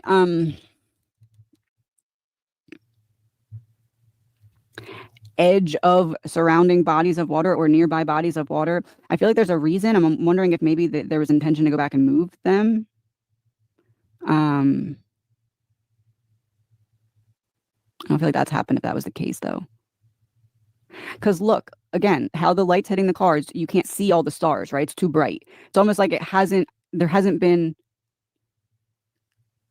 a die down in heat or attention enough yet to be able to make any of those kind of moves. Which steps should be taken to uncover the truth behind the children's disappearance?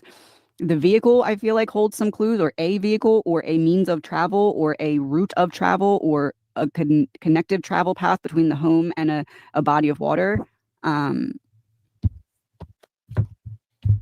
What can we know about the location of the children, like in regard to that potential body of water or the scenery, or I don't know, anything that could help?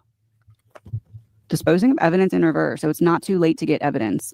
Meeting and disposing of evidence in reverse.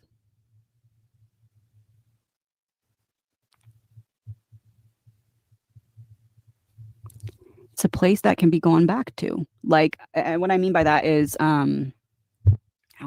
if you put someone in a body of water, they're not going to be there when you go back. They're going to be somewhere else because the water's going to move them. This is like they're still where I left them. There's still clues available. It's not completely disposed of evidence. Family and strategy.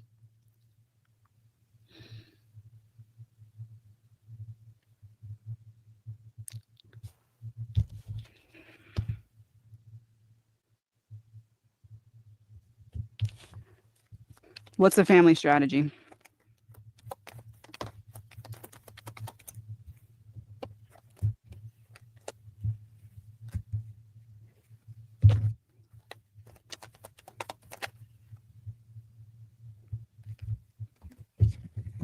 Break up, divorce, separation in reverse. So we just need to stick together. Revenge in reverse. We need to stick together and not go against one another and get mad at one another for what happened. Woods concealed in reverse. If we stay together and don't go against one another, we're in control of what they find out.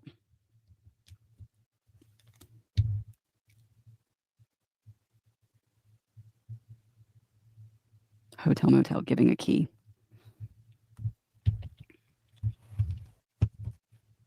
Use tarot, actually. Oh, I split the deck to the King of Swords in reverse and the Seven of Swords.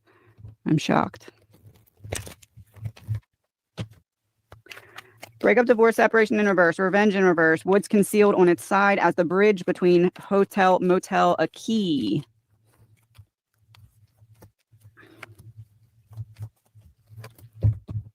What is the family's strategy? If we just stay together and don't go against one another and don't tell them anything, they'll never be able to figure it out. They'll only be able to figure it out if we give them the information. Seven of Pentacles in reverse. Not sprouting. Like whatever leads they have won't go anywhere. They won't bear fruit. Seven of Wands will be protected so long as we just stick together and don't turn on one another. That's the family strategy. Allegedly. Even though there's still evidence to be found. But I honestly feel like they're on to something.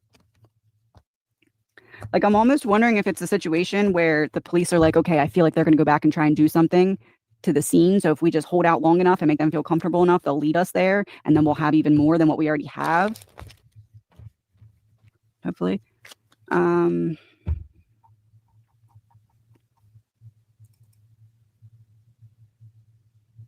Okay, I'm going to do one last piece here.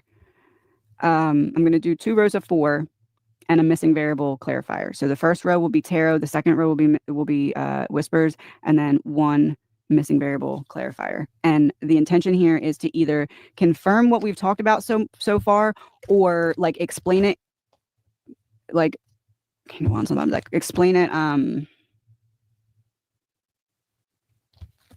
King of Wands and Justice, or explain it in a different way or something in that sense. Let's see.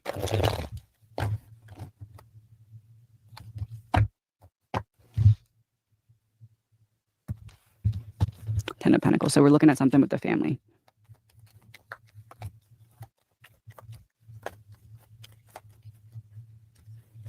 There was 10 of Pentacles again. Did you see that? Inside info about the family, perhaps? One second. Sorry, I don't want to pause it because then people say that I'm doing weird stuff with the cards. Okay. Coming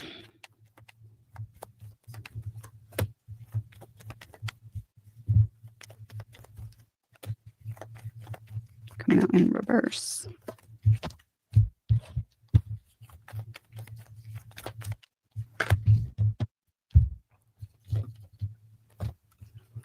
All right. Should I do the missing variables first or last?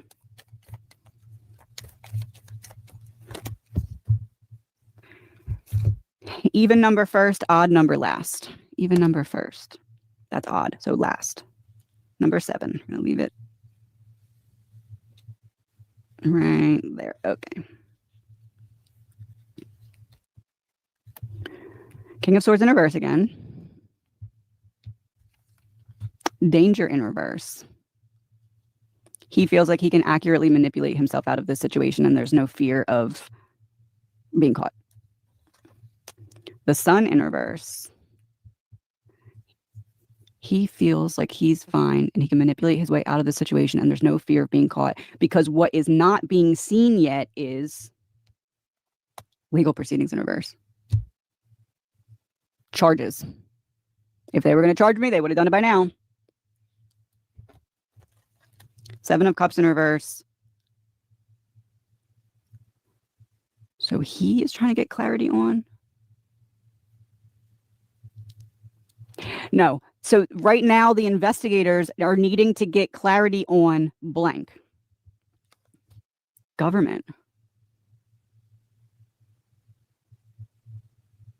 What is in our right now, the investigators are trying to get clarity on government. This would be like search warrant. This would be like, what am I legally allowed to do here or look into here? Or how can I connect the dots on the next level without jeopardizing the case? And it's interesting because the 7 of Cups, the light's hitting it, so you can't see the person at the bottom, and the person at the bottom has a snake belt. They're wearing a snake as a belt. Government with that card in reverse, and you can't, like, the spotlight is on that person so much so that you can't even see the person, right? I'm talking about like my spotlight, right? This is like the investigators trying to make this person feel extra safe so that they can get them like caught literally in the act of something or like wrapped up in something more so. This is like, we're giving you space to feel comfortable so that you can stab yourself in your own foot. Because we know what you did, but we need another piece to prove it. Okay, let's go with that. We know what you did, but we need another piece to prove it. King of Cups in reverse. Him.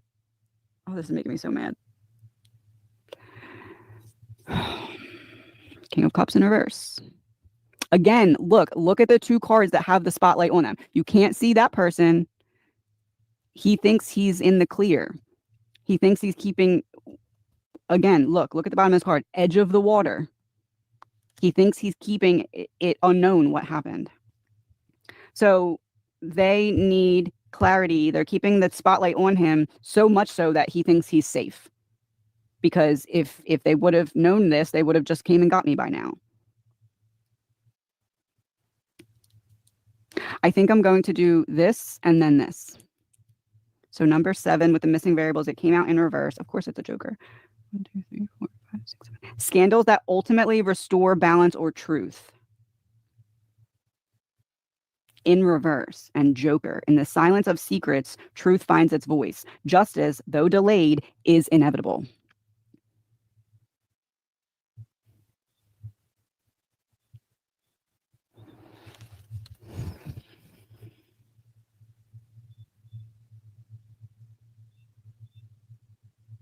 They needed her to lie about something specific.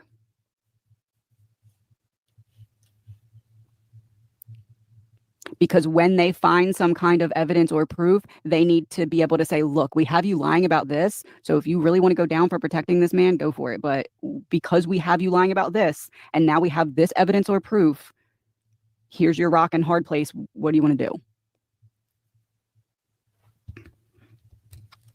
Life insurance. Here's you need to tell us what you know now because you lied about this and now we have this information. That's what I'm getting. I feel like they're close to something, but not close as in this week.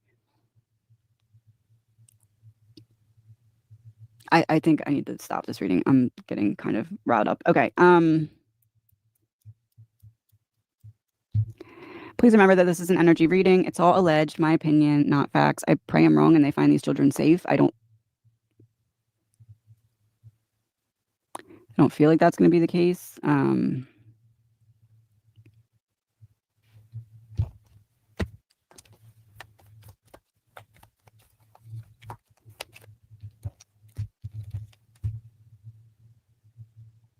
It's interesting because of what I just said, right? And we've been referencing the whole reading how this is the after tarot. So it's the scene after. It's not the scene you typically see. Typically, this scene with the 4 pentacles is showing someone who's sitting in the middle. They're holding these pentacles under their feet, in their hands. Usually there's one under their feet, right? In this case, there's not.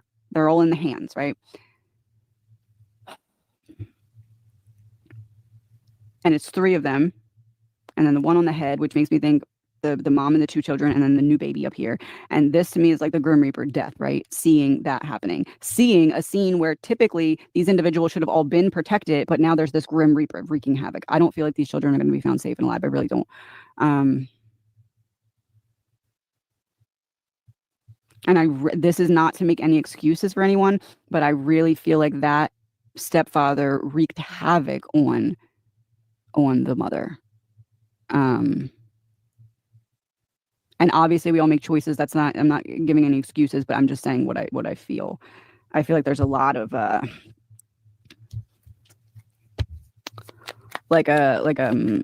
codependent toxic trauma bond type energy, but like it's Chariot in reverse. It's like I can't get out.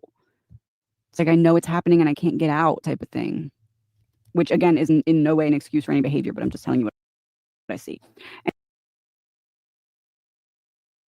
Okay, just quickly. Okay, so that was number 1. Okay, part 1.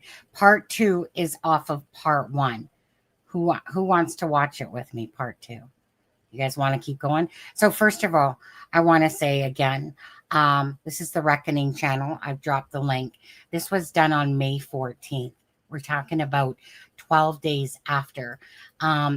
She's got, and no, the RCMP don't need to watch this because she's basically telling you that this is what they know. This is what I firmly believe, that this is what the RCMP know. But what the RCMP, like I'm saying too, is that they need one of them to break. And this is why I think it's been so hard to understand Malaya's actions and Daniel's actions. And this is why it's taken us for this brain spin, is because we could never we're trying to understand the reasoning by Malaya's actions and Daniel's. And obviously, she leaves, right? And all this control that's going on. So yes, I agree that Malaya knew she was in this even more toxic relationship than ever. I believe Malaya possibly too was on drugs that night, that it wasn't just Daniel, that it was her. So that's why she had made that comment, like, was there substance? And then she stopped and then she Googled it.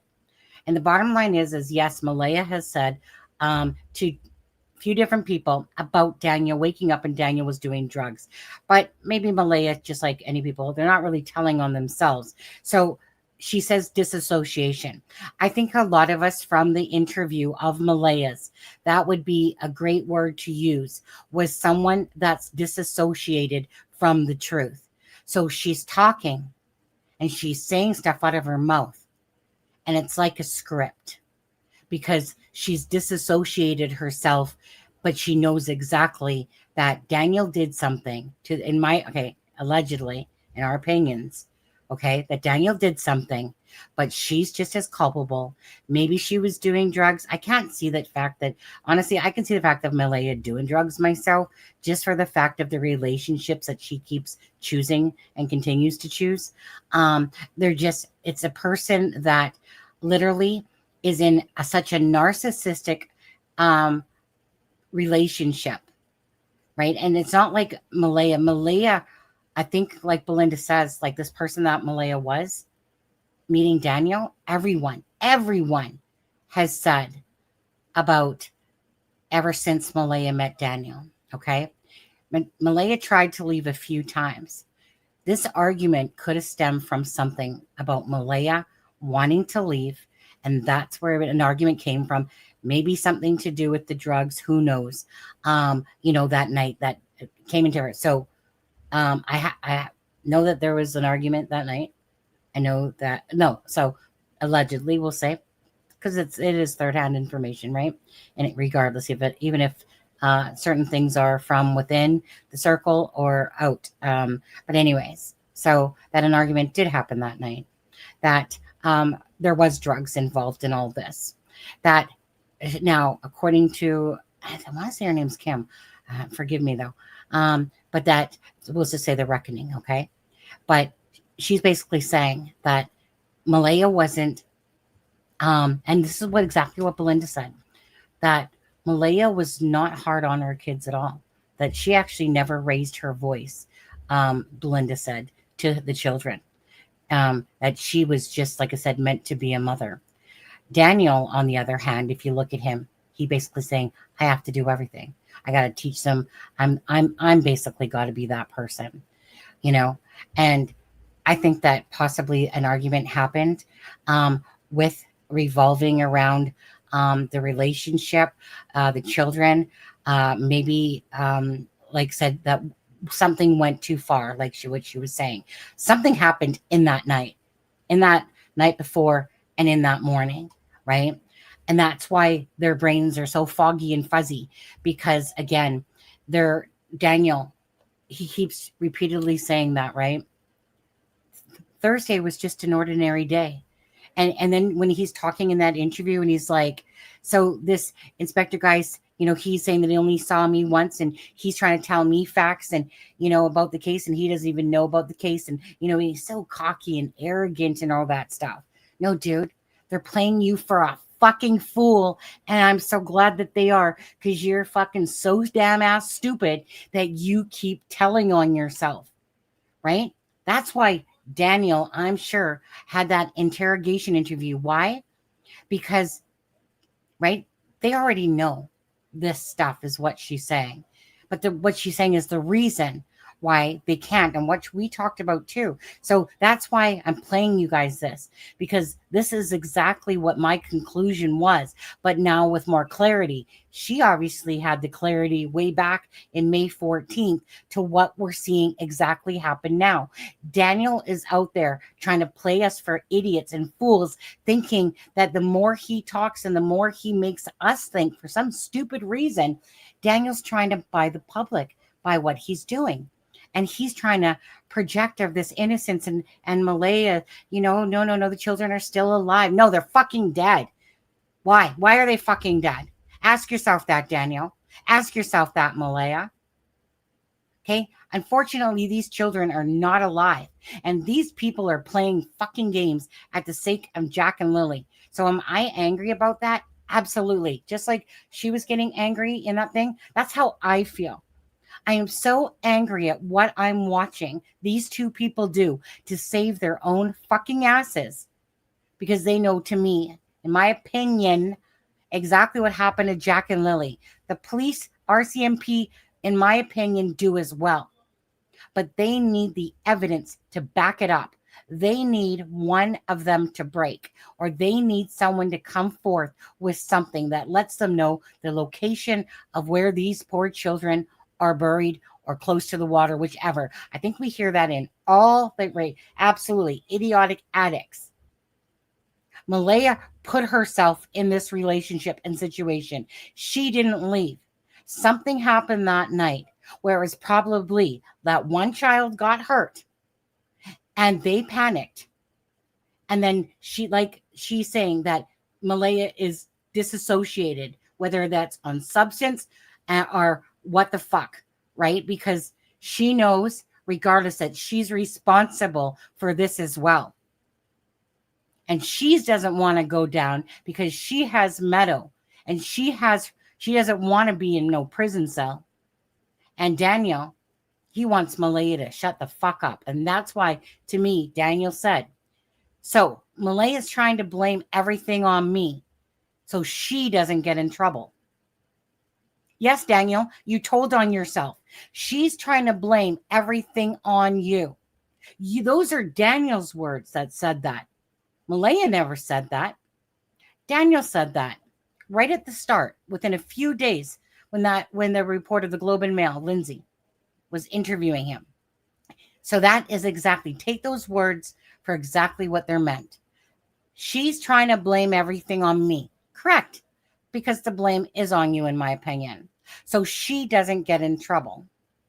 Right. She doesn't want to get in trouble because you're the fucker that actually did something, in my opinion. And Malaya, she knows that she's going to go down without a fucking paddle as well. So what's the best thing to do? Cover up. The vehicle outside. Cover up. They're trying to act like it didn't exist. Unfortunately, there's no camera footage because the house that would have had the camera footage, the cameras weren't working, which would be the only camera, in my opinion, based on that small area, of what would have been seen, right? So it's one of those things. Going with this. Now, do you believe what Brad is saying? That a vehicle in the middle of the night from Daniel's place that he knows went down the road to where the blanket was placed, and let's just say the boot prints as well. Bottom line is, made a few trips, right? Then you have Justin's information that comes on in. So tell me all those puzzle pieces don't start fitting together, right? The whole polygraph test, kiss my ass, Daniel. Again, Daniel is constantly trying to get us to believe, right? And he thinks that, like she said, well, you know what? We're the ones that have the information. And if they don't get that, then kind of like we're golden, right? We're, you know, they can't prove anything because we're the ones with the information. Right, Janie? Right, Janie?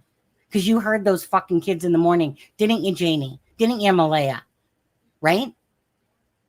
So now when you think about it realistically, right, and their timeline that doesn't make sense, to me, their timeline becomes a wash because it's nothing but a bunch of bullshit to cover their tracks.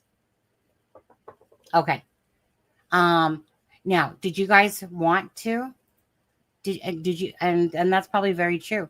Is that she probably doesn't know the location, but he does, or maybe she does too. Who knows? Do you guys want to watch part 2?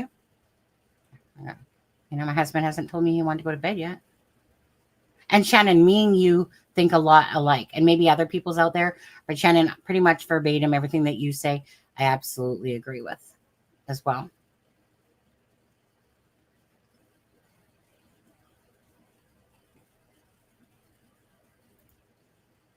Absolutely. Right. Again, why? Because it's nonsense and it's bullshit. Yeah. Okay. 1 second. Let's see here. Okay. So that was number 1. Again, this is the reckoning. Pretty sure her name is Kim. I want to say Kim. If I'm wrong, I'm sorry. But anyways, if some of you guys don't want to watch the second one, again, part 2 was off of the first one, but I can sleep in tomorrow. Same, I can too. That's the only reason why I'm still on here right now. Okay. But this is again, this is everything that I've been trying to say, but yet for me, it's been a matter of watching puzzle pieces grow over 6 months, you know, to the point of, again, people talking to me, family members talking to me and stuff like that, giving me more insight on truly what is kind of happening. And so I want to thank everyone that is fighting for true justice for Jack and Lily, right? Here, I'm just going to put this on stage really quick. Like I said, this is going to be for a second. This video, this tribute video that I'm making, it comes out, you know, I would say it's about 3/4 done, but I still got some work to do on it for sure. Just me, I like to be picky. But anyways, I just want to play that one more time because I think that this painting, these 2 paintings that this person had sent me are just, I just think it came out really cool to bring them alive. Okay, so let's go to, let me just see if I back off here. I got to scroll all the way down again. 1 second. I was hoping just to back out of it and it would take me. So this is at, just so you know, this is at like the 5-month mark. Just how YouTube says it. But if you actually click on it, it actually tells you the date of when they were brought up. Okay, so that's part 1. Okay, this is part 2. And I had that on 1.25. 1 second.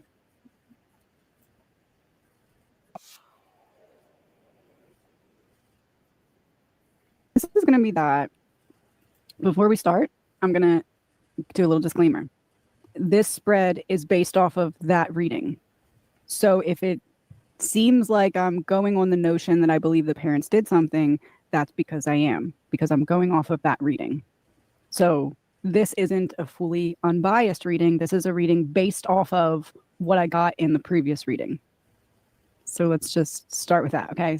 Because I know some people may say, Can't okay, well, you're remember. going into this looking like they did something. That's because I'm basing it off of that reading. Okay, now that that's out of the way. This is all alleged, my opinion, not fact.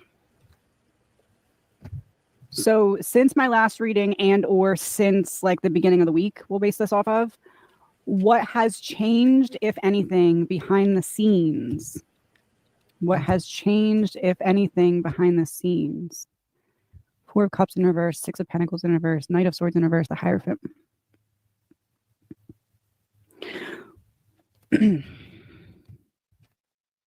We amp up pressure on one person to try and get them to turn on the other, but they are not doing it. They're not going for it. They're not taking the bait. Eight of Pentacles and the Devil, they're committed.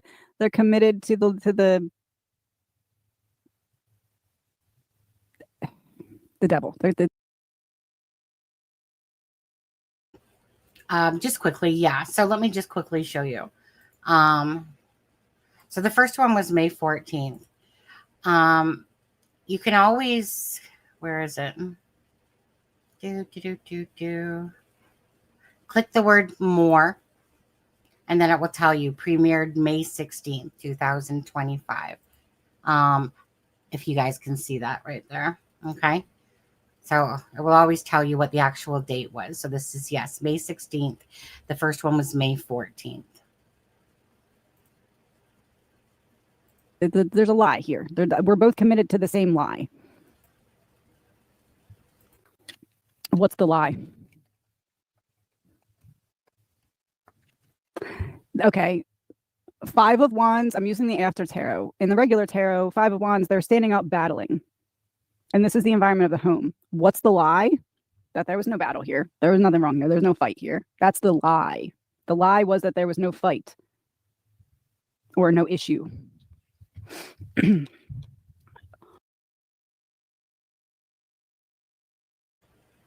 Quickly again, did you hear that?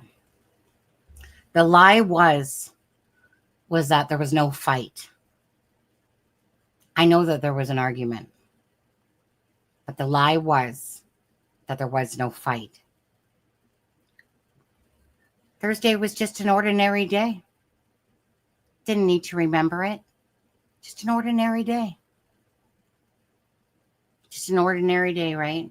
No, exactly. Because Daniel's lying when he says it was an ordinary day. Well, Malay is not speaking up, but just go with what Daniel says. Everything Daniel says, again, is just, he tells on himself, plus he's full of shit. So bottom line is, yeah, there was an argument that night. Wasn't there, Daniel? Stupid ass. All right. So stupid. I don't know why my mouse, and this is a new battery in it, so. What has changed in public facing perception or media? What has changed in public facing perception or media? Ace of Pentacles, King of Pentacles, the Chariot in reverse. Sorry, I don't know how to get the light that's above me to not just wreak havoc on the cards. So anyway, I'm looking into getting a new little cover for this part, but just watch it that later. leads me, because it's very hard to see the cards, right? It's like, but I moved the cards and now you can see the cards because they're out of the light, right? I'm getting at something here, as the spotlight kind of fades from the stepfather a little bit, what has changed in public facing perception or media? It's almost like it feels like he's doing too much.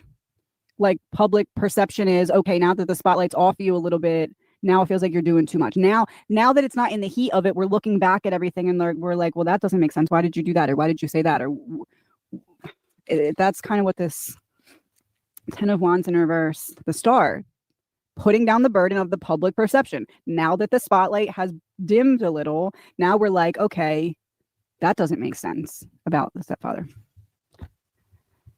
That's what I'm getting from that. What is weighing most on the mother's mind? What is weighing most on the mother's mind right now?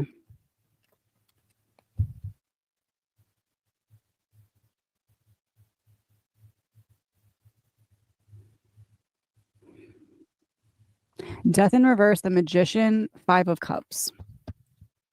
Resistance to change, disappearance, grief.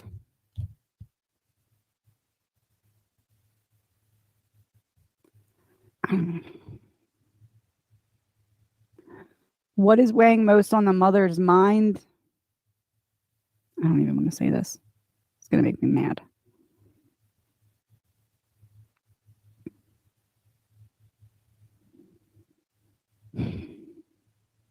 I hope they don't find them so I can continue to grieve.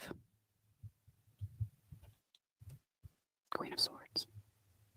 That's what she would say, or that's what she's thinking. What is weighing most on the mother's mind? Queen of Swords, the mother's mind. I hope they don't find them so I can continue to grieve.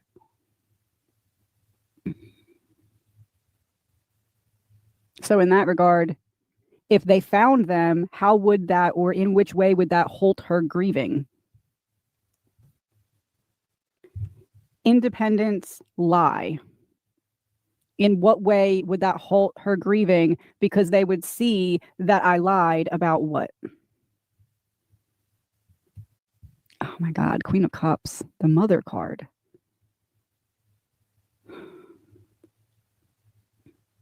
Next card to confirm, they would see that I lied about doing what I should have done as a mother to protect them. Two of Cups in reverse. That's the card that we got all the last reading for the plans falling apart. And two of them in reverse. Typically, it's just one person on this card, but now it's two because it's after tarot. Typically, it's one.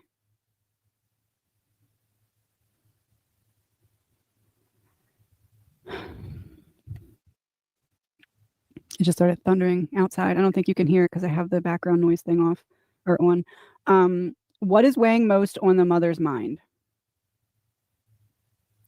I hope they don't find them so I can continue to grieve, because if they find them, they're going to find that I lied about something as it pertains to not upholding all of my motherly duties.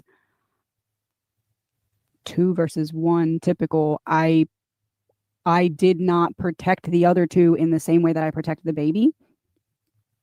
Strength in reverse. I was overpowered when it came to them. It feels like the same thing in my last reading. I know a bunch of people online, and I know that that's people just talking and the rumor mill and stuff, but like, I guess you could say so is this to some degree, right? But like,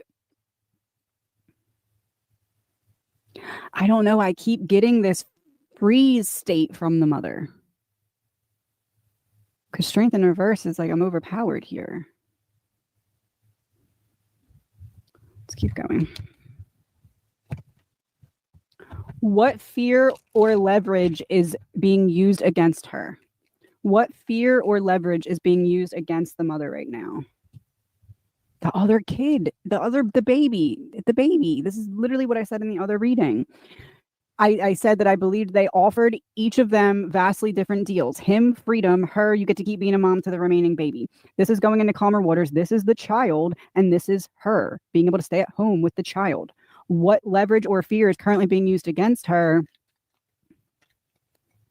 I don't know if this is going in regards to the investigators saying, hey, if you just tell us the truth, we'll protect you, your relationship with the remaining child. We'll do what we can there. Or I don't know if this is coming from the stepfather saying, hey, if you talk, you're going to lose that baby too.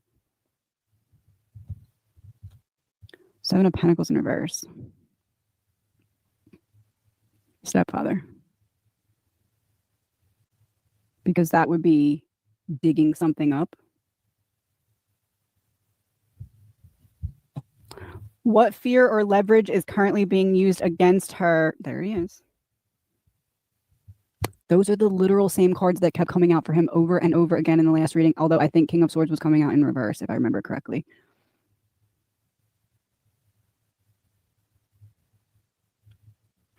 And look how the light's hitting. It's like the spotlight was always kind of more on him than on her. What leverage is currently being used against her, the less I let her talk on camera, the less she can mess it up. But somebody has to talk, so I'll do it.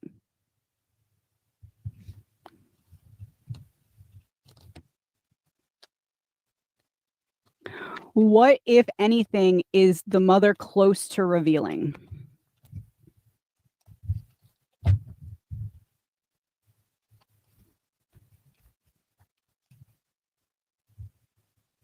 No, nothing.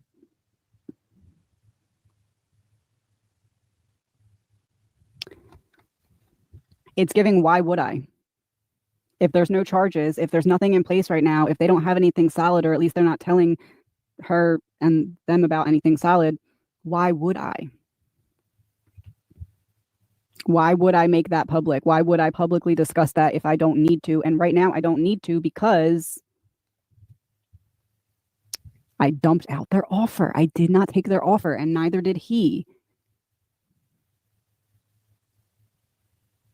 Show me a confirmation for what, if anything, is the mother close to revealing. Nothing, because as long as we don't turn on each other, they're not going to find anything, and we're not going to turn on each other because we would both go down. The lovers.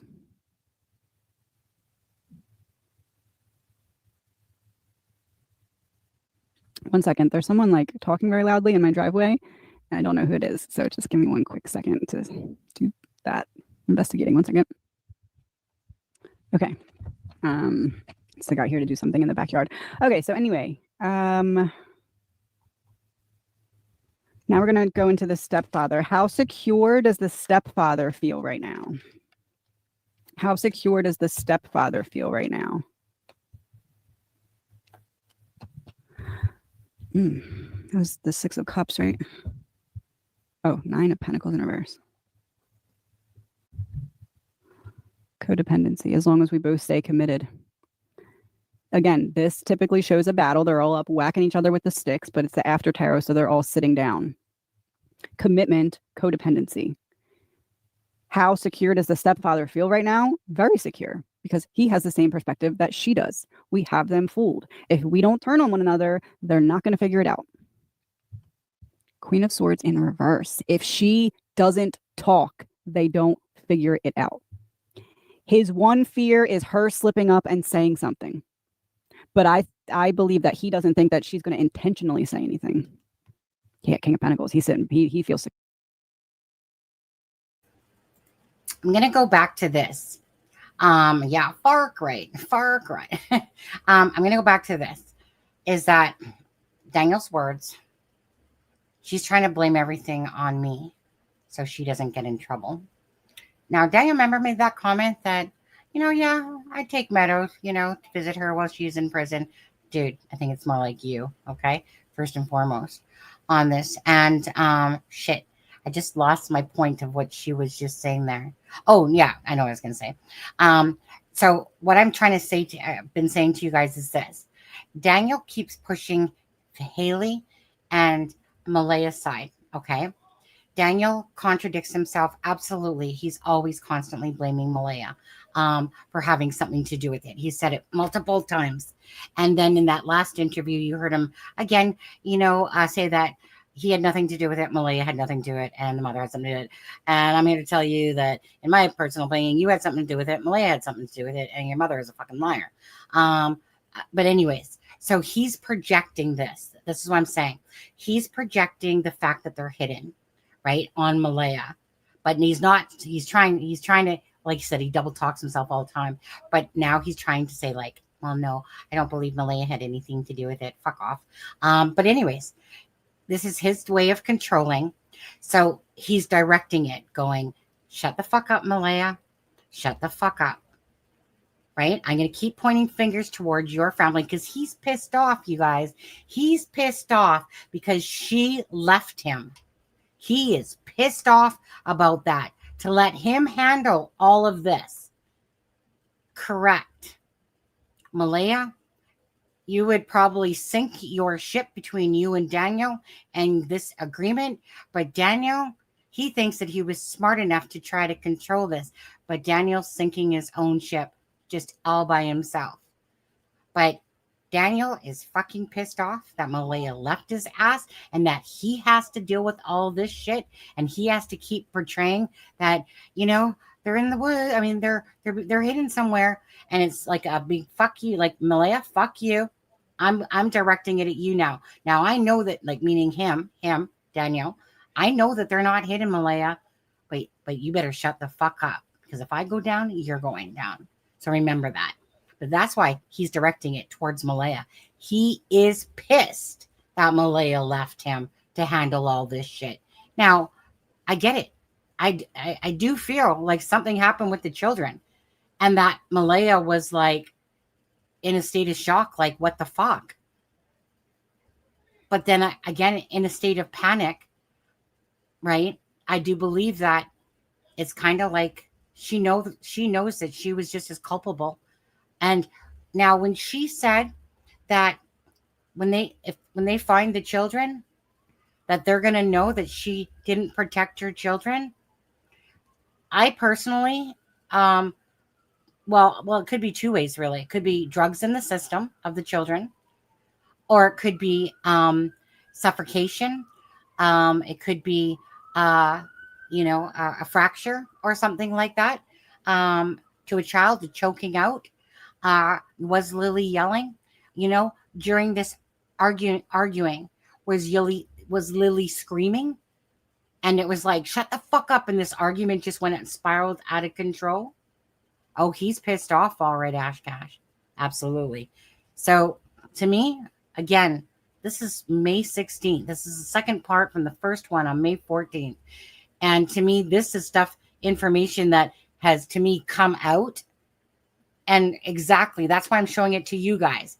Because all the stuff that she's saying, looking at hindsight, this is hindsight going back to and going, shit, she fucking, to me, nailed this shit back on the 14th when she's talking about it, which I was just getting pieces by pieces, but I always felt that definitely they're liars. But what happened and where's these puzzle pieces? And the more stuff that was coming out between a vehicle, between, like I said, just the statements, documents coming out. So I'm absolutely kind of floored by this reading. Now, again, it's just speculation. Doesn't mean it's true. Although inside of me personally, in my humble opinion, I absolutely believe this is exactly true. And again, Malaya, I do think that there's sorrow, but it's a twisted type of sorrow. When she says that, well, right at this moment, Malaya, we'll just say this. She has her independence going on. I'll leave you guys to think for what she's doing with that independence, right? He thinks that she's hovering over a fucking toilet bowl, almost wanting to puke because her children are missing? Or do you think that she is acting like she doesn't have two children missing? And any type of situation that would put Malaya to have to face people to deal with the truth, she's going to try to avoid. Why? Because she's not going to be a great liar. She wasn't a great liar in that interview, and that's why it stood out. And Daniel thinks that he's the best liar for them both, in my opinion. But Daniel, little did I know you were such a narcissistic personality, and you just literally tell on yourself all day long. All day long, Daniel. Idiot. Well, actually, no, thank you. No, actually, no, don't. No, thank you, actually. But because of you two, in my opinion, these children are with God. They're with the angels. Because of you two pieces of shit. And Janie, you're a fucking liar, in my personal opinion. Suck on it. Here. That's the king of security. He really doesn't feel like she's going to talk.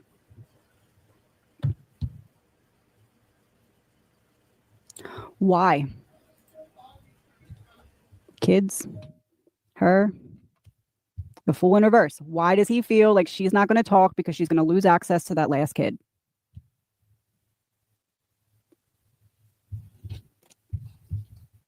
Allegedly. What mistake has he, as in the stepfather, recently made or is about to make? What mistake has he recently made or is about to make?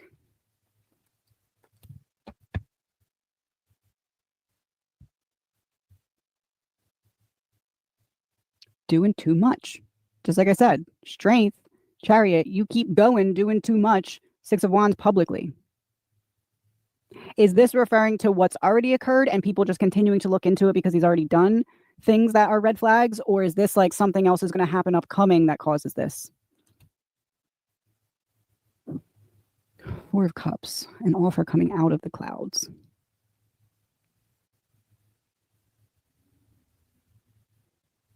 The Lovers. I don't really feel like it's necessarily anything happening. I feel like it's people continuing to compare, look how he's handled it versus how she's handled it, and look where we're at now, and things just seem off. Things don't seem I'm trying to think of what word I want to use there. Things seem directed, not natural. Two of Wands, almost like they had a plan of how to handle this. What did I say? It's what? Not natural. Directed, not natural. How secure, or what mistake has he recently made or is about to make? Show me a card for the script that they're both like mentally reading off of becomes too obvious. Three of Cups.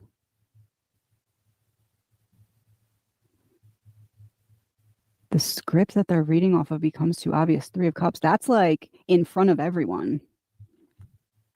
Knight of Wands in reverse. A message you want to take back after you say it. No, I feel like this is upcoming. It's going to get increasingly obvious that there's a script that they're referring to, like a rehearsed narrative. What is he underestimating? What is he underestimating?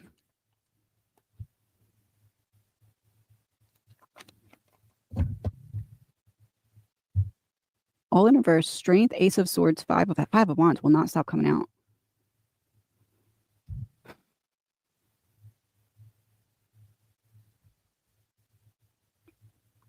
What he's underestimating is people's inability to let go of non-answers.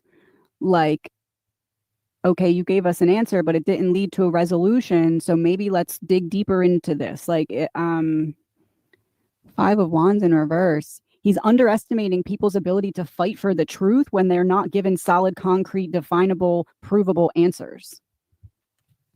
Six of Pentacles in reverse. You owe me. You owe me answers. What is he underestimating? He thinks that people are going to give up if enough time passes, but I don't feel like that's going to happen.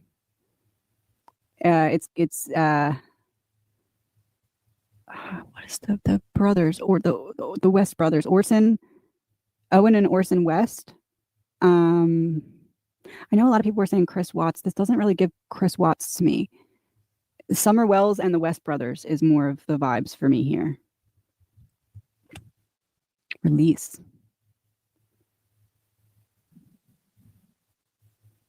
Where like maybe the home life wasn't that great.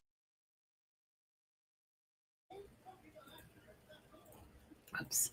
So remember I showed, if you guys remember, some of you will, that I showed you the Owen and Orson West video of the parents talking, and they were blatantly just standing there lying about the two children and how they went missing, and their story didn't make sense and all that stuff.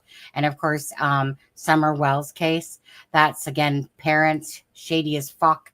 And all of a sudden, Summer Wells goes missing, and there's no resolve to that case at this point and stuff like that. So to me, again, absolutely a spot on. And the reason why I'm mad at Malaya, I do believe that Malaya, that this, I don't think that this was intentional, but I believe she's correct and that Daniel snapped. And that he was trying to prove his point. And kind of like what she was saying, she's correct in the fact that Malaya didn't yell at her children. She didn't. But I think getting into the relationship with Daniel, her whole life kind of went upside down even more than it was. So something that was probably, started off with the fucking waterfall bullshit and stuff like that. I always kind of think sometimes they're near this waterfall place, but who knows? It's just because it's, usually if they're going to be put somewhere, but if she doesn't know where they are and say Daniel does, and this is just in our opinion, speculation and stuff like that, but it's a fact that I believe that Malaya was in a state of shock to all what happened. But I think that, again, she was complicit in a sense, with going along with that she's going to get into trouble and that she doesn't want to lose Meadow. And in order to save anything at all left in her life that she even has, they need to lie and cover up. So I think that, in my opinion, that Daniel did something. Malaya knows exactly what happened that night, but Malaya is only concerned about herself and not Jack and Lily. I feel like she is guilty, feels guilty, that she did not protect them.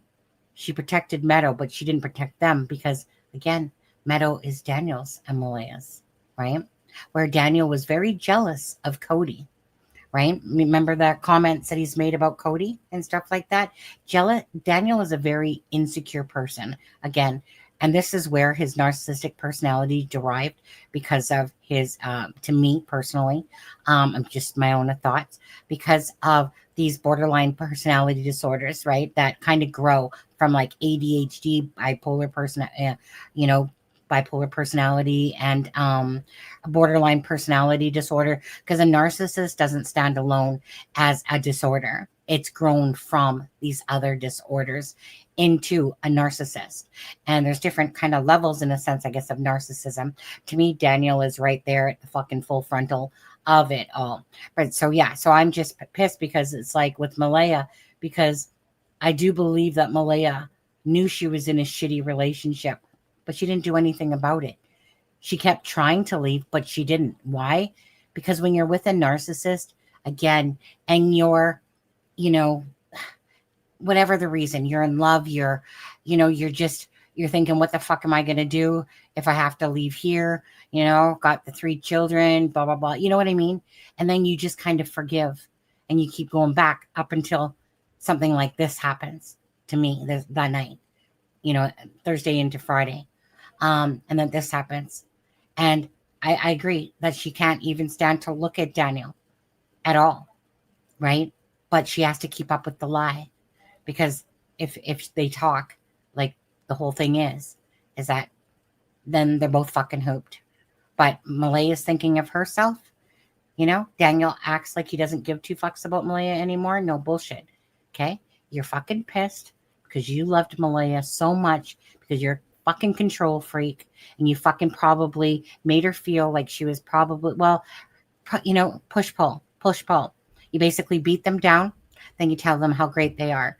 Everything that Daniel said to Charmaine, almost every message was a message of what a shitty mother Malaya was. Okay?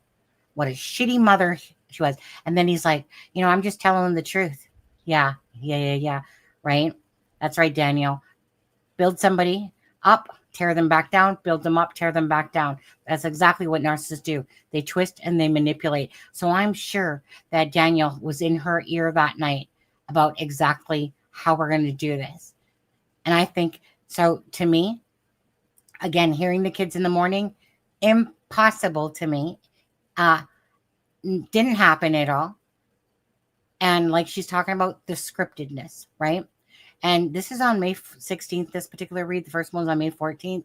And like she says, right, the more that time basically goes by, the more you see just how scripted it is, but the more we see Daniel unraveling with his lies. And I'm just saying this personally. If people can't understand that Daniel is a fucking liar and he's manipulating you, then you need to go get some therapy yourself. Seriously. Because either you're lacking the brain cells, and I'm sorry to say this, but it's just true, right? Either you genuinely don't have intelligence there to even read anybody, or you're that freaking dense. If nobody can see that Daniel is a manipulative, fucking narcissist, lying bullshit, then to me, you obviously are really poor at, don't ever read people in your entire life, honestly. I don't get it, and I'm sorry. And I'm not trying to say that you're all bunch of idiots, the ones that do. Well, kind of I am a little bit, but very loosely when it comes to reading people. For those people that don't understand what's in front of their faces of Daniel, right? We're not talking about the portion of the disappearance of Jack and Lily. We're talking about straight on looking at his personality and somebody literally, legitly lying. It's clear cut. There's not even anyone that can put up an argument against this, because there's just too many screenshots. There's too much that Daniel has said and then said the opposite to go with this, but he can think, he can sit there and think he's going to play people for fools. He's the fool for thinking that we're fools. That's where Daniel, but as for Malaya, like I said, it didn't become about Jack and Lily. Instead, you're too busy fighting to save your own ass, right? Not taking accountability, in my opinion. I was meek and mild until I blew my mind. At him. He gives me rage. And it gives the reason I get a little bit ragey when I'm talking about these liars, especially Daniel, because he's the one that's in the forefront of it all, is because we have 2 children that most of us know have been taken from this planet, this earth. And to watch him try to manipulate us as if we're so fucking stupid, and watching that no charges in our mind, allegedly, right, have been laid yet. And people are going, why is it, what's taken so long, right? And Daniel's like, I mean, look, the whole polygraph thing should have told you guys all that I was innocent. No, fucker. Because I'm not an idiot and believe in all that shit. Especially there's a reason why it's inadmissible. Do I think that you literally probably Googled about polygraph tests? I bet you did. And and that stupid smirk on your face every time you're congratulating yourself on how you think you're so fucking awesome and how you think you're so fucking heroic and great for Jack and Lily. Day's gonna come.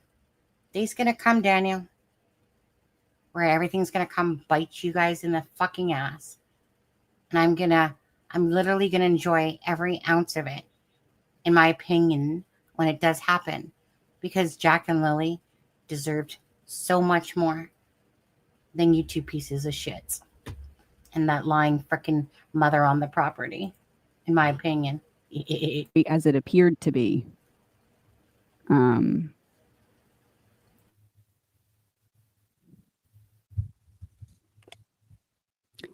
So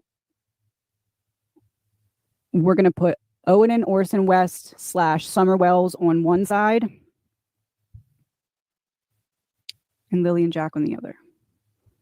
Owen and Orson and Summer Wells, 4 of Pentacles. And the Grim Reaper.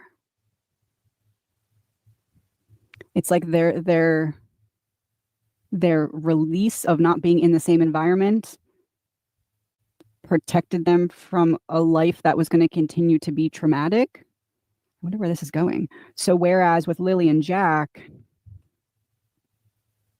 it stopped the battle they were facing. So it's very similar. That's very similar. Oh, that was the point in that, because I said they're similar. This is me not being in that environment anymore protected me from a life where it was going to continue to be like a slow death. And for Lily and Jack, we got out of the battle we were in. So would it be fair to say that these cases do have a lot of energetic footprint similarities in them? Ace of Cups is an offer of love.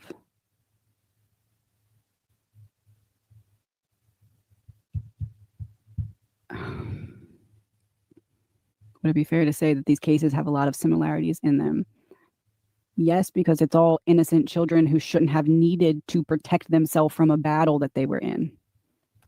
The Lovers in reverse. Okay. Where was I? What is he underestimating? What energy remains imprinted at the home? What energy remains imprinted at the home?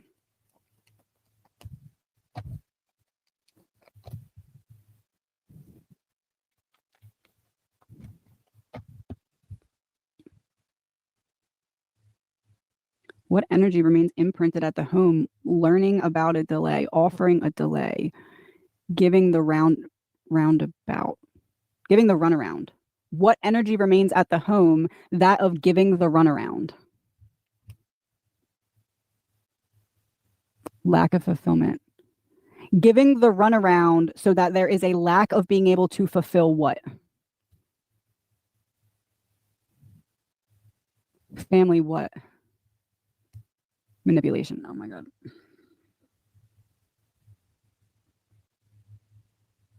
Giving the runaround so that nobody can see the family's manipulation. Yep.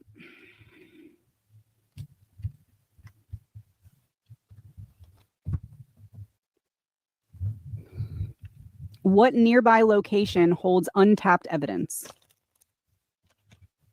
What nearby location holds untapped evidence? So this is a house. One second.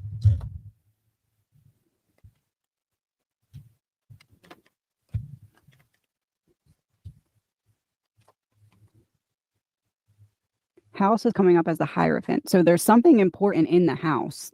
They just need to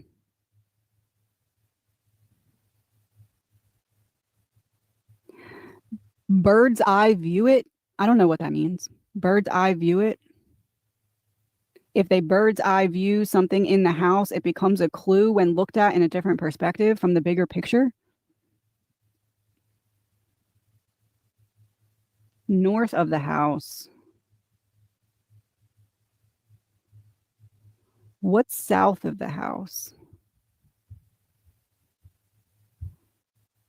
One second.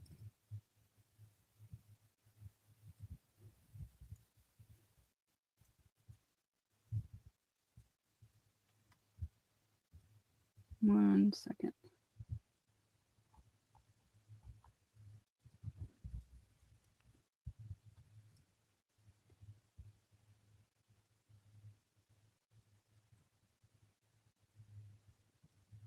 Doesn't back up far enough that I can see if that's where the water is. There's something significant. Something significant to the south. I don't know. I have to do, I'm not great at maps. I need to like figure out, it's going to take me a couple minutes to pull up the map and then figure out which way I'm looking. And again, in the last reading, I kept referencing right by the edge of a body of water, and I'm saying south, and look at the south card. They're right by the edge of a body of water. Very close. Very close.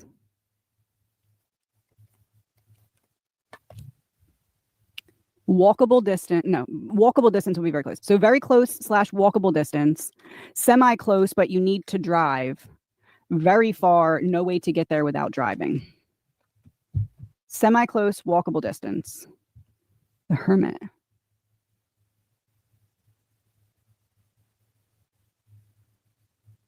Semi-close, but need to drive. Star in reverse. Very far, need to drive.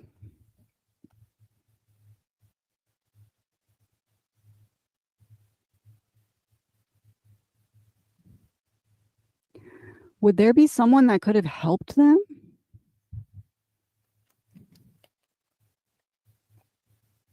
Tower in reverse, no.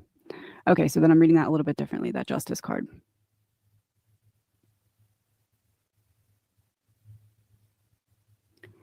Yeah, I don't know. It's interesting because I'm getting a no for the star. So the star, it's not close but needing to drive. So it's either very close or very far, but they both feel like equally.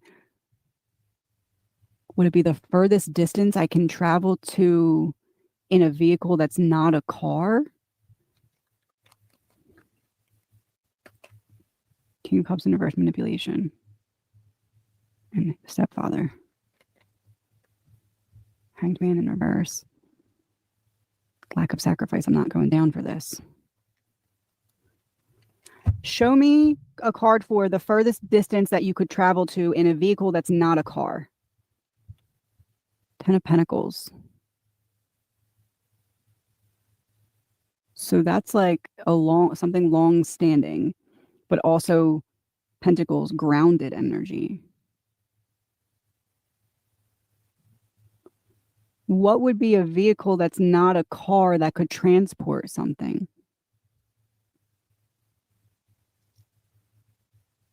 Doesn't feel like a boat, though. King of Cups reversed. Not a boat. Why am I drawing a blank? A scooter?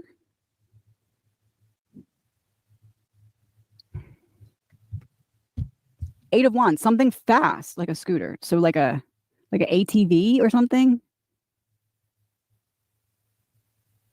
Like, what's the furthest distance that I could travel without being noticed at night on something that's not a car, but I can go undetected through the woods or something like that in like a golf cart?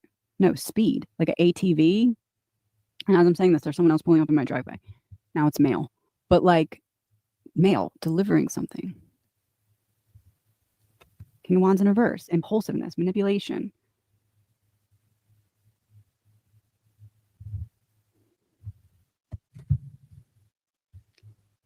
Show me a card for furthest distance that I can travel on some kind of smaller non-car vehicle that I can travel in undetected. And I get a distance away. I'm not very close. I get a distance away, but it's like to the furthest distance that I can travel in this particular vehicle of sorts.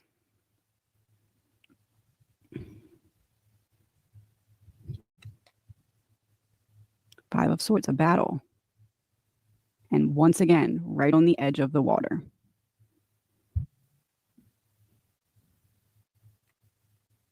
But I'm not seeing, I didn't see the vehicle. I asked for the vehicle. An offer.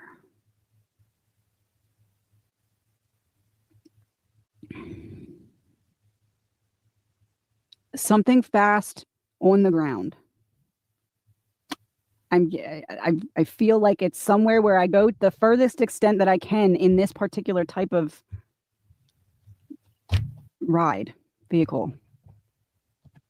If I'm heading in the right direction with that, give me a very clear yes here. I'm going in the right direction with that.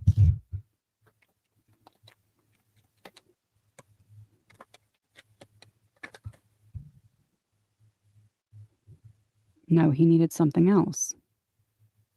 He needed something else. Something bigger. Okay, so then why was the Hermit?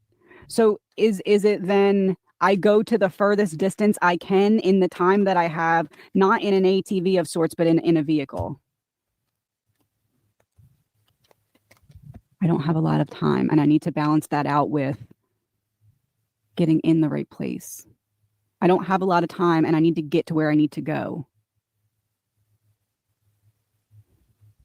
I don't have a lot of time, and I need to get to where I need to go. Gives me the energy of I'm going somewhere else, and I make a pit stop on the way. So I go as far away from my path as I can without being late for what I need to be at. Release. Right next to the water. Can I have a confirmation if I'm on the right track with that? So I'm going somewhere else anyway. I veer off as much as I can. I don't want to look at this card. I veer off as much as I can without being late for where I'm trying to get to. Yeah, an adventure or exploration. All right, let me go get that mail. 1 second. Be right back. What is out of place, disturbed, altered, or missing? What is out of place, disturbed, altered, or missing? Manipulation, so that things can't move forward. And they can't. Page of Wands was just where the children are right now, like where they were taken, that explorative energy that we just talked about. What is missing is the truth. Magician in reverse is manipulation that's causing things to Wheel of Fortune in reverse, take a bad turn, be at a standstill, not move forward. Page of Wands, because someone knows where the children are. Someone knows exactly where the children are. The Lovers in reverse.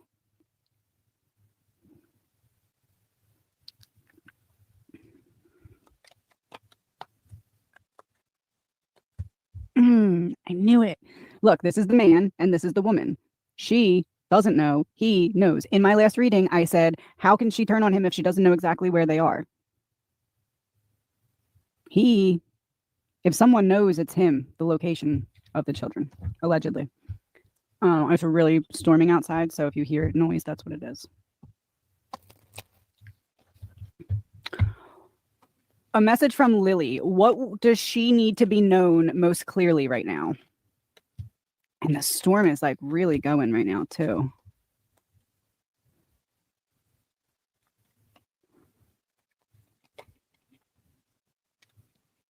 Five of Cups in reverse, Six of Cups, Eight of Pentacles in reverse.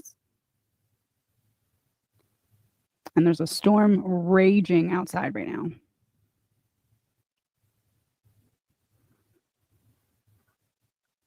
I'm in a better place. Three of Cups, we are in a better place. We are in a better place away from the storms. The Lovers, we are in a better place away from the storms.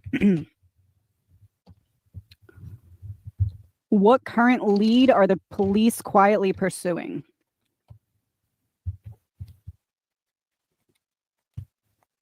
Two of Swords, Seven of Pentacles in reverse, Queen of Cups.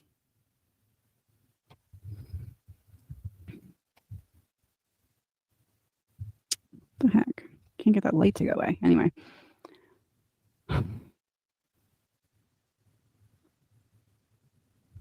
Indecision about or what quiet lead are police pursuing, or what lead are police quietly pursuing? They're trying to decide what to pull out of their bag of tricks to use to try and get the mother to turn on the stepfather. Four of Pentacles in reverse. Release. Give it to us. Let it go. If that is the case, two cards, what piece of information are the investigators really trying to pull from her? King of Wands, same card he keeps coming out as. Tower in reverse. What are they trying to pull from her?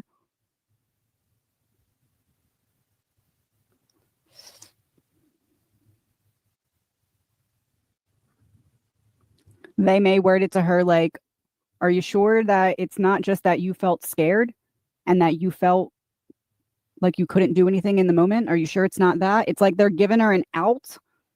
Like, okay, you didn't call us because you didn't want to get in trouble, but like, did you not call us because you were scared? Do you want to give us some information and we'll go off of that? Independence. Her, not him. Give us what you know. Save yourself. What current lead are they quietly pursuing? Pushing on the mother to give some kind of truth about King of Wands, the stepfather. So they are leveraging what with what? Five of Pentacles. If you don't tell us, we can't help you. If you don't tell us and we find out some other way, don't look at us. Once you decide to not tell us, the second we find out some way that we don't need you to tell us anymore, we are not going to help you.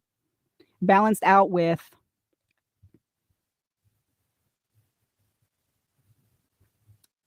so interesting because they're both Pentacles, right? And the Three of Pentacles is teamwork, but it's reversed.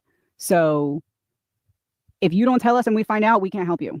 Versus if you turn on him now, if you go against the team now, we can talk to you. We can work with you. King of Swords. If you just tell us what we need to know, if you take your power back and tell us what we need to know.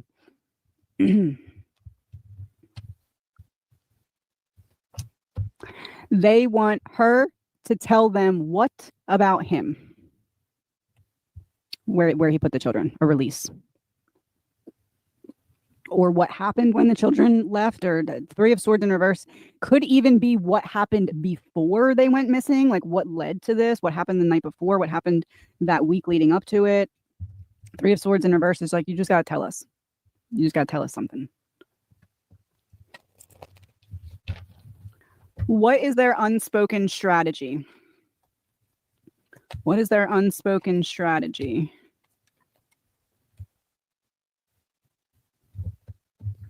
to offer protection if you tell us before we dig it up ourselves and find out some other way. We can protect you up until the point that we don't need to hear it from you because we found it out ourselves. The star in reverse, a private deal. Oh, well, what is their unspoken strategy? A private deal, a private offer to the mother. 3 cards from Lily. In reference to the line, a private deal for the mother. 10 of Cups, family. Page of Wands, explore. Oh, I know what that is. That's Lily being like, yeah, take the deal. Talk. Tell them what they need to know. Hanged Man. Make a sacrifice. You might get in trouble for something, but you're doing the right thing.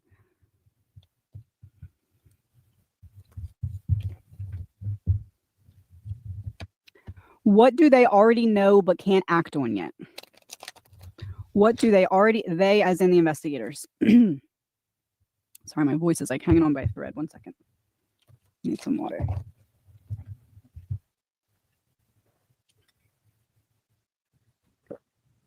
Excuse me. Okay. What do the investigators already know but can't act on yet? What do they know but can't act on yet? Queen of Pentacles, 3 of Wands, Page of Pentacles again.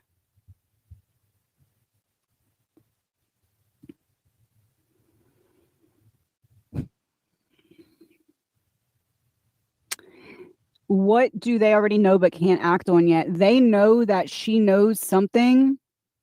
Queen of Pentacles, she's looking at herself in the reflection. There's something she knows, but 3 of Wands, Page of Wands, it's not where they're at. So it's like they know, it's almost like the investigators know if she doesn't know where they're at, we can't push her in certain ways. It's, I don't know how to word this. What do they know they can't act on yet? We know she knows something, but she doesn't know the piece of information that's going to give us the most solid case here, if only he knows that part. So it's like, what do they know that they can't act on yet? We need to not spook her. We need to try and get an answer to a question we're not asking. We're trying to figure out. I hope you can hear that thunder. That is the loudest thunder I've heard in so long.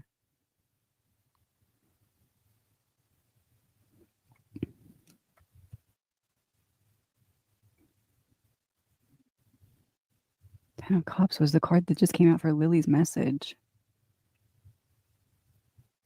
What was I saying? We need to push her. I don't know. It's like they have to approach this a very specific way. Because of what they know that she doesn't know, even though they know she knows something. It's almost like we need to extract information from her without her realizing what we're getting or what we're piecing together. 3 of Pentacles, what we're piecing together. We need to extract one puzzle piece at a time so she does not see the picture we're trying to put together. 5 of Pentacles in reverse so that we can get into where we're locked out of. Where are they locked out of? Queen of Cups in reverse. She's not giving them information because she's emotionally tied to him or not getting in trouble or mothering the remaining child.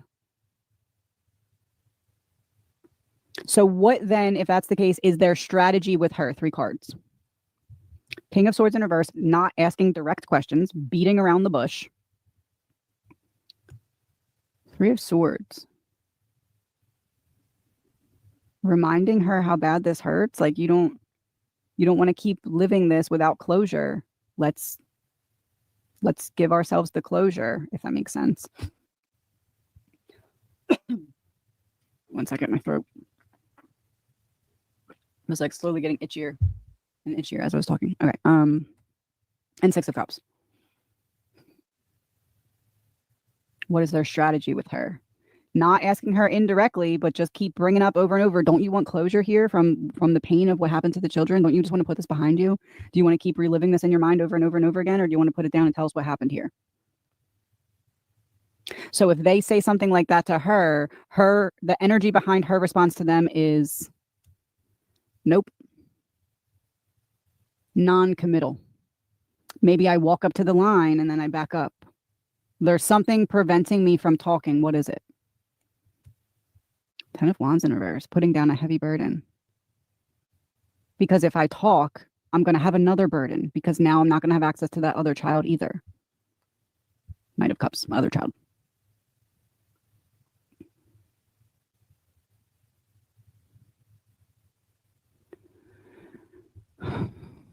What do they know but can't act on yet? They know she knows something, but they know that she doesn't have the ultimate information that they're asking for or that they need.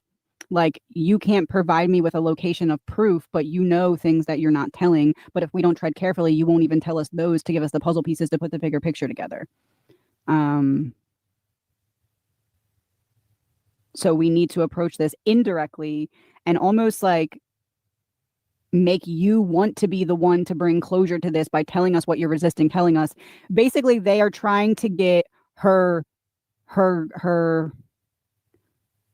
burden of grief to outweigh her burden of fearing getting caught up in something and the additional grief of what she would lose if she ended up getting in trouble for not coming forward or whatever her role was. 10 of Pentacles in reverse. A breaking of a family dynamic. A long-standing family dynamic. So this to me reads like she's weighing which is worse, unresolved grief versus responsibility for not doing something when a family dynamic turned sour and there was silence on her part instead of action.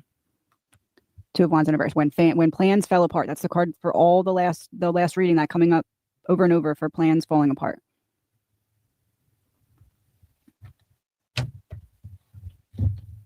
I think that's it. Oh, what piece of evidence would force a confession? What piece of evidence would force a confession?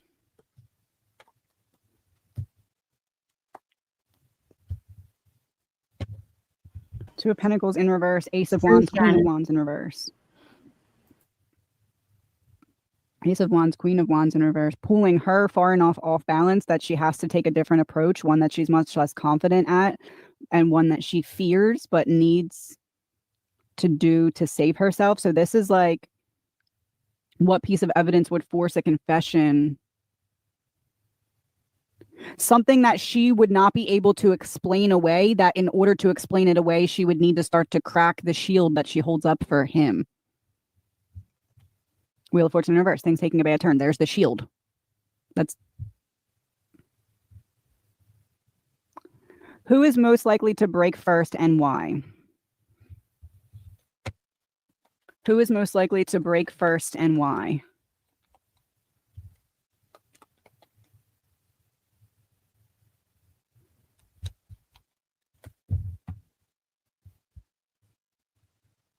I don't think either one of them are likely to break. This is like, you've offered us what we would have taken as an offer if we were planning on breaking, but we're not. The Hermit. Him and her. Him. Her. He has the burden, but she's not leaving him to carry it by himself. You know what I kind of find funny is that, do you guys remember in Janie's interview, she said she was just a hermit? So every time I hear the word hermit, I think of Janie. And then, of course, there's like a wolf dog or whatever it is that's beside. And we all know that the hermit has her dog. But anyways, every time she says the hermit, I can't get it out of my head that Janie was like, you know, I just like to be left alone. I'm just a hermit. Yeah. Anyway, pointing that out. I don't think either one of them are going to break. When could the next significant movement occur in this case? When could the next significant movement occur? Next significant movement.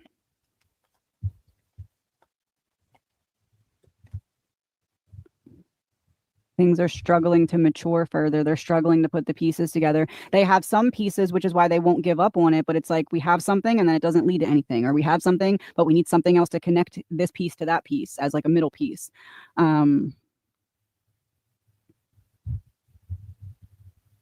Give me some of the pieces that the investigators are looking at. Royalty in reverse, trafficking in reverse, digital. What digital footprint could be at play here? Where could anything be caught on camera? What cell phone tower pinging to what device puts whom, where, when, and what does that mean? Trafficking in reverse, they're not looking at these children being taken, like kidnapped. Royalty in reverse, they're not looking at the children being taken and sold. Fired.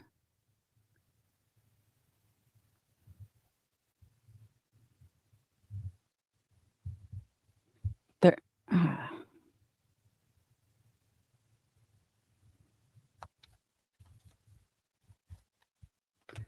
They're not looking at the children being taken and sold. They're trying to track digital footprints to see if there's any proof of the children just not being wanted anymore.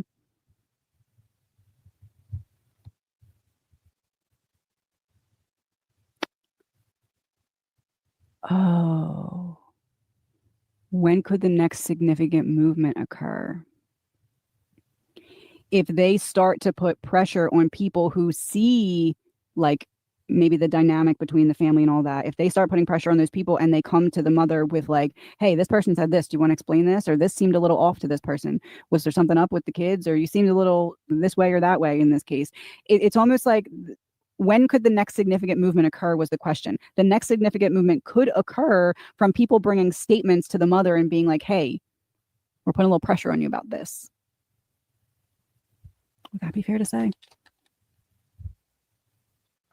Church.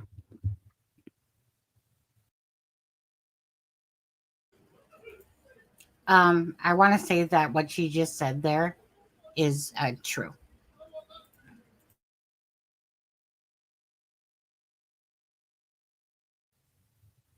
Church to me would be like do the right thing, like encouragement to do the right thing, or to like clear your name, like when you're being brought rumors. Like church is like, I want everyone to see me clearly. It feels like what this is saying is, when could the next significant movement occur? The next significant movement could potentially occur by the investigators bringing outside statements to the mother and being like, hey, explain this, or let's talk about this, or something to that effect. Because then I'll need to go on a trip of defending myself against what I didn't expect to hear secretly. Like, if people say things that aren't really great about me and the investigators bring it to my attention, now I have to go on this mission of defending myself against something I didn't know people were thinking about me or saying about me. So it feels like that could potentially yield movement. Will it likely yield movement? The Hermit and then Temperance on its side. The Lovers in reverse. Will it potentially yield movement? No, not on its own. It's a piece of something that could eventually lead to movement, but it feels like not on its own. It's like, okay, we put pressure on you in this way, and then we find this. Now the pressure plus this equals, you got a little problem here that you're going to have to explain. But without multiple factors, it feels like things just keep falling short. Devil in reverse, things keep falling short. All right, we're going to wrap this up because I got to go get my son from school. So I'm going to do 3 more really quick. What is being hidden? What is being manipulated? And what is still possible? What is being hidden? What is being hidden? Debt in reverse, natural causes, pushing over the domino of natural causes, debt in reverse. Good night, Marie. Have a good night.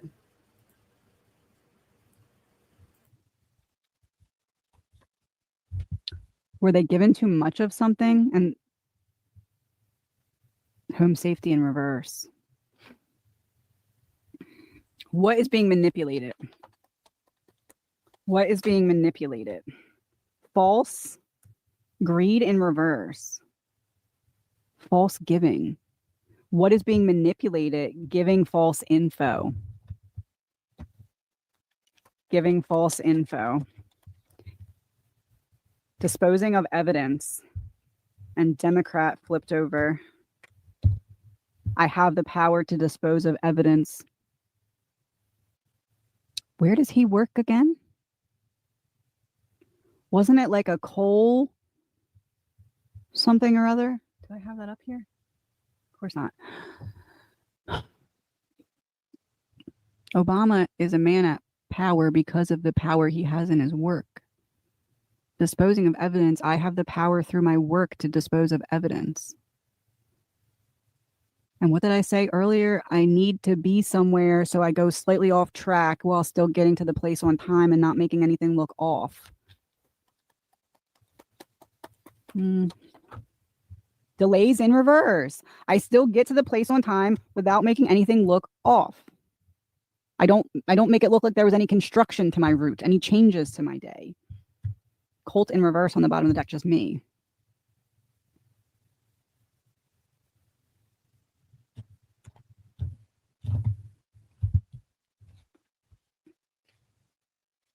Me 2 cards to wrap this up. Maybe I'll look more into this. I don't know. Tell me what you all think, or if something comes out. 2 cards to wrap this up. 5 of Cups in reverse. Page of Pentacles. There's some kind of information that's going to be given here that's going to get investigators on the hook of the right outcome. Especially this 5 of Cups card, the person is looking at the standing up cups instead of the ones that are still knocked over. It almost makes me feel like they go recircle back to an original, I don't know if it's like a train of thought or motive or way in which something happened. It's like they circle back to something with a new perspective. Like, we've ruled out all this other stuff, so now let's look at this one more time, and it feels like it leads to something. King of Swords in reverse on the bottom of the deck. Leads to something or someone. Let's do one more from the Whispers deck as like a final password here. Top secret in reverse. So the secret that we don't see yet, that we will by the end of this, is what? Struggle in reverse. The secret that we don't see yet, that we'll see by the end of this, is it wasn't all sunshine and rainbows like they're trying to make it seem like it was in that house. Allegedly. Please remember, this is all alleged. Of it, you guys. Okay, so that's the end of it. Now, don't forget, remember they were at the sawmill a couple months back or something like that, about a month and a half ago. You guys remember when they were at the sawmill? Nothing to see here. Nothing to see here. Bullshit. Bullshit about that. Anyways, you guys, I have to go start dinner. It's okay. We're going to head off now. It's been a 6-hour and 27-minute live on this. So I'm just going to play out that little piece of clip from Jack and Lily. And don't forget, possibly we'll see. I think Zach was asking me to do a live on his channel tomorrow. So I'll talk about that with him tomorrow. And then Sunday, I do work from 10 to 6. So I will do a live after that. And again, it's a 6-month anniversary on Sunday of Jack and Lily. So I wanted to, I'll share that video, the tribute video. Anyways, glad you guys enjoyed it. Thank you guys for everything. Again, before we go, just quickly as well here. Right. Again, this is a case of 2 beautiful children that deserve answers, and they don't deserve bullshit. They literally deserve to have answers to the outcome of what has happened to Jack and Lily. And I personally believe myself that Jack and Lily are no longer with us. Belinda believes that, and I think a lot of you guys believe that as well.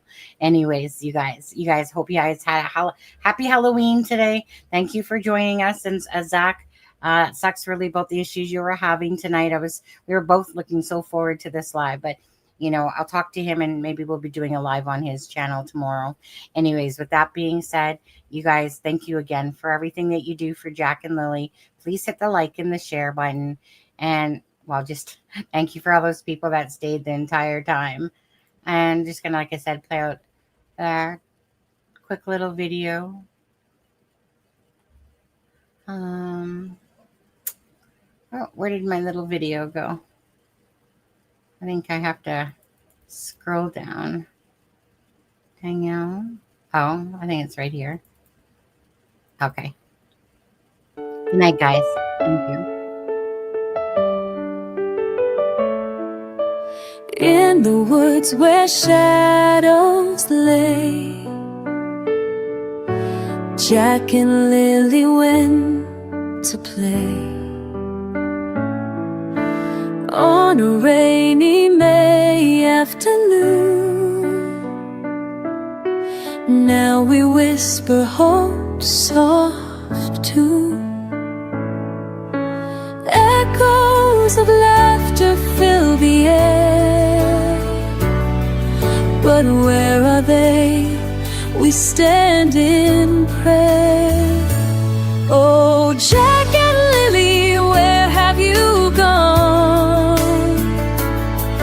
We'll hold on tight through this endless dawn. In our hearts forever you'll stay. With every prayer we send your way.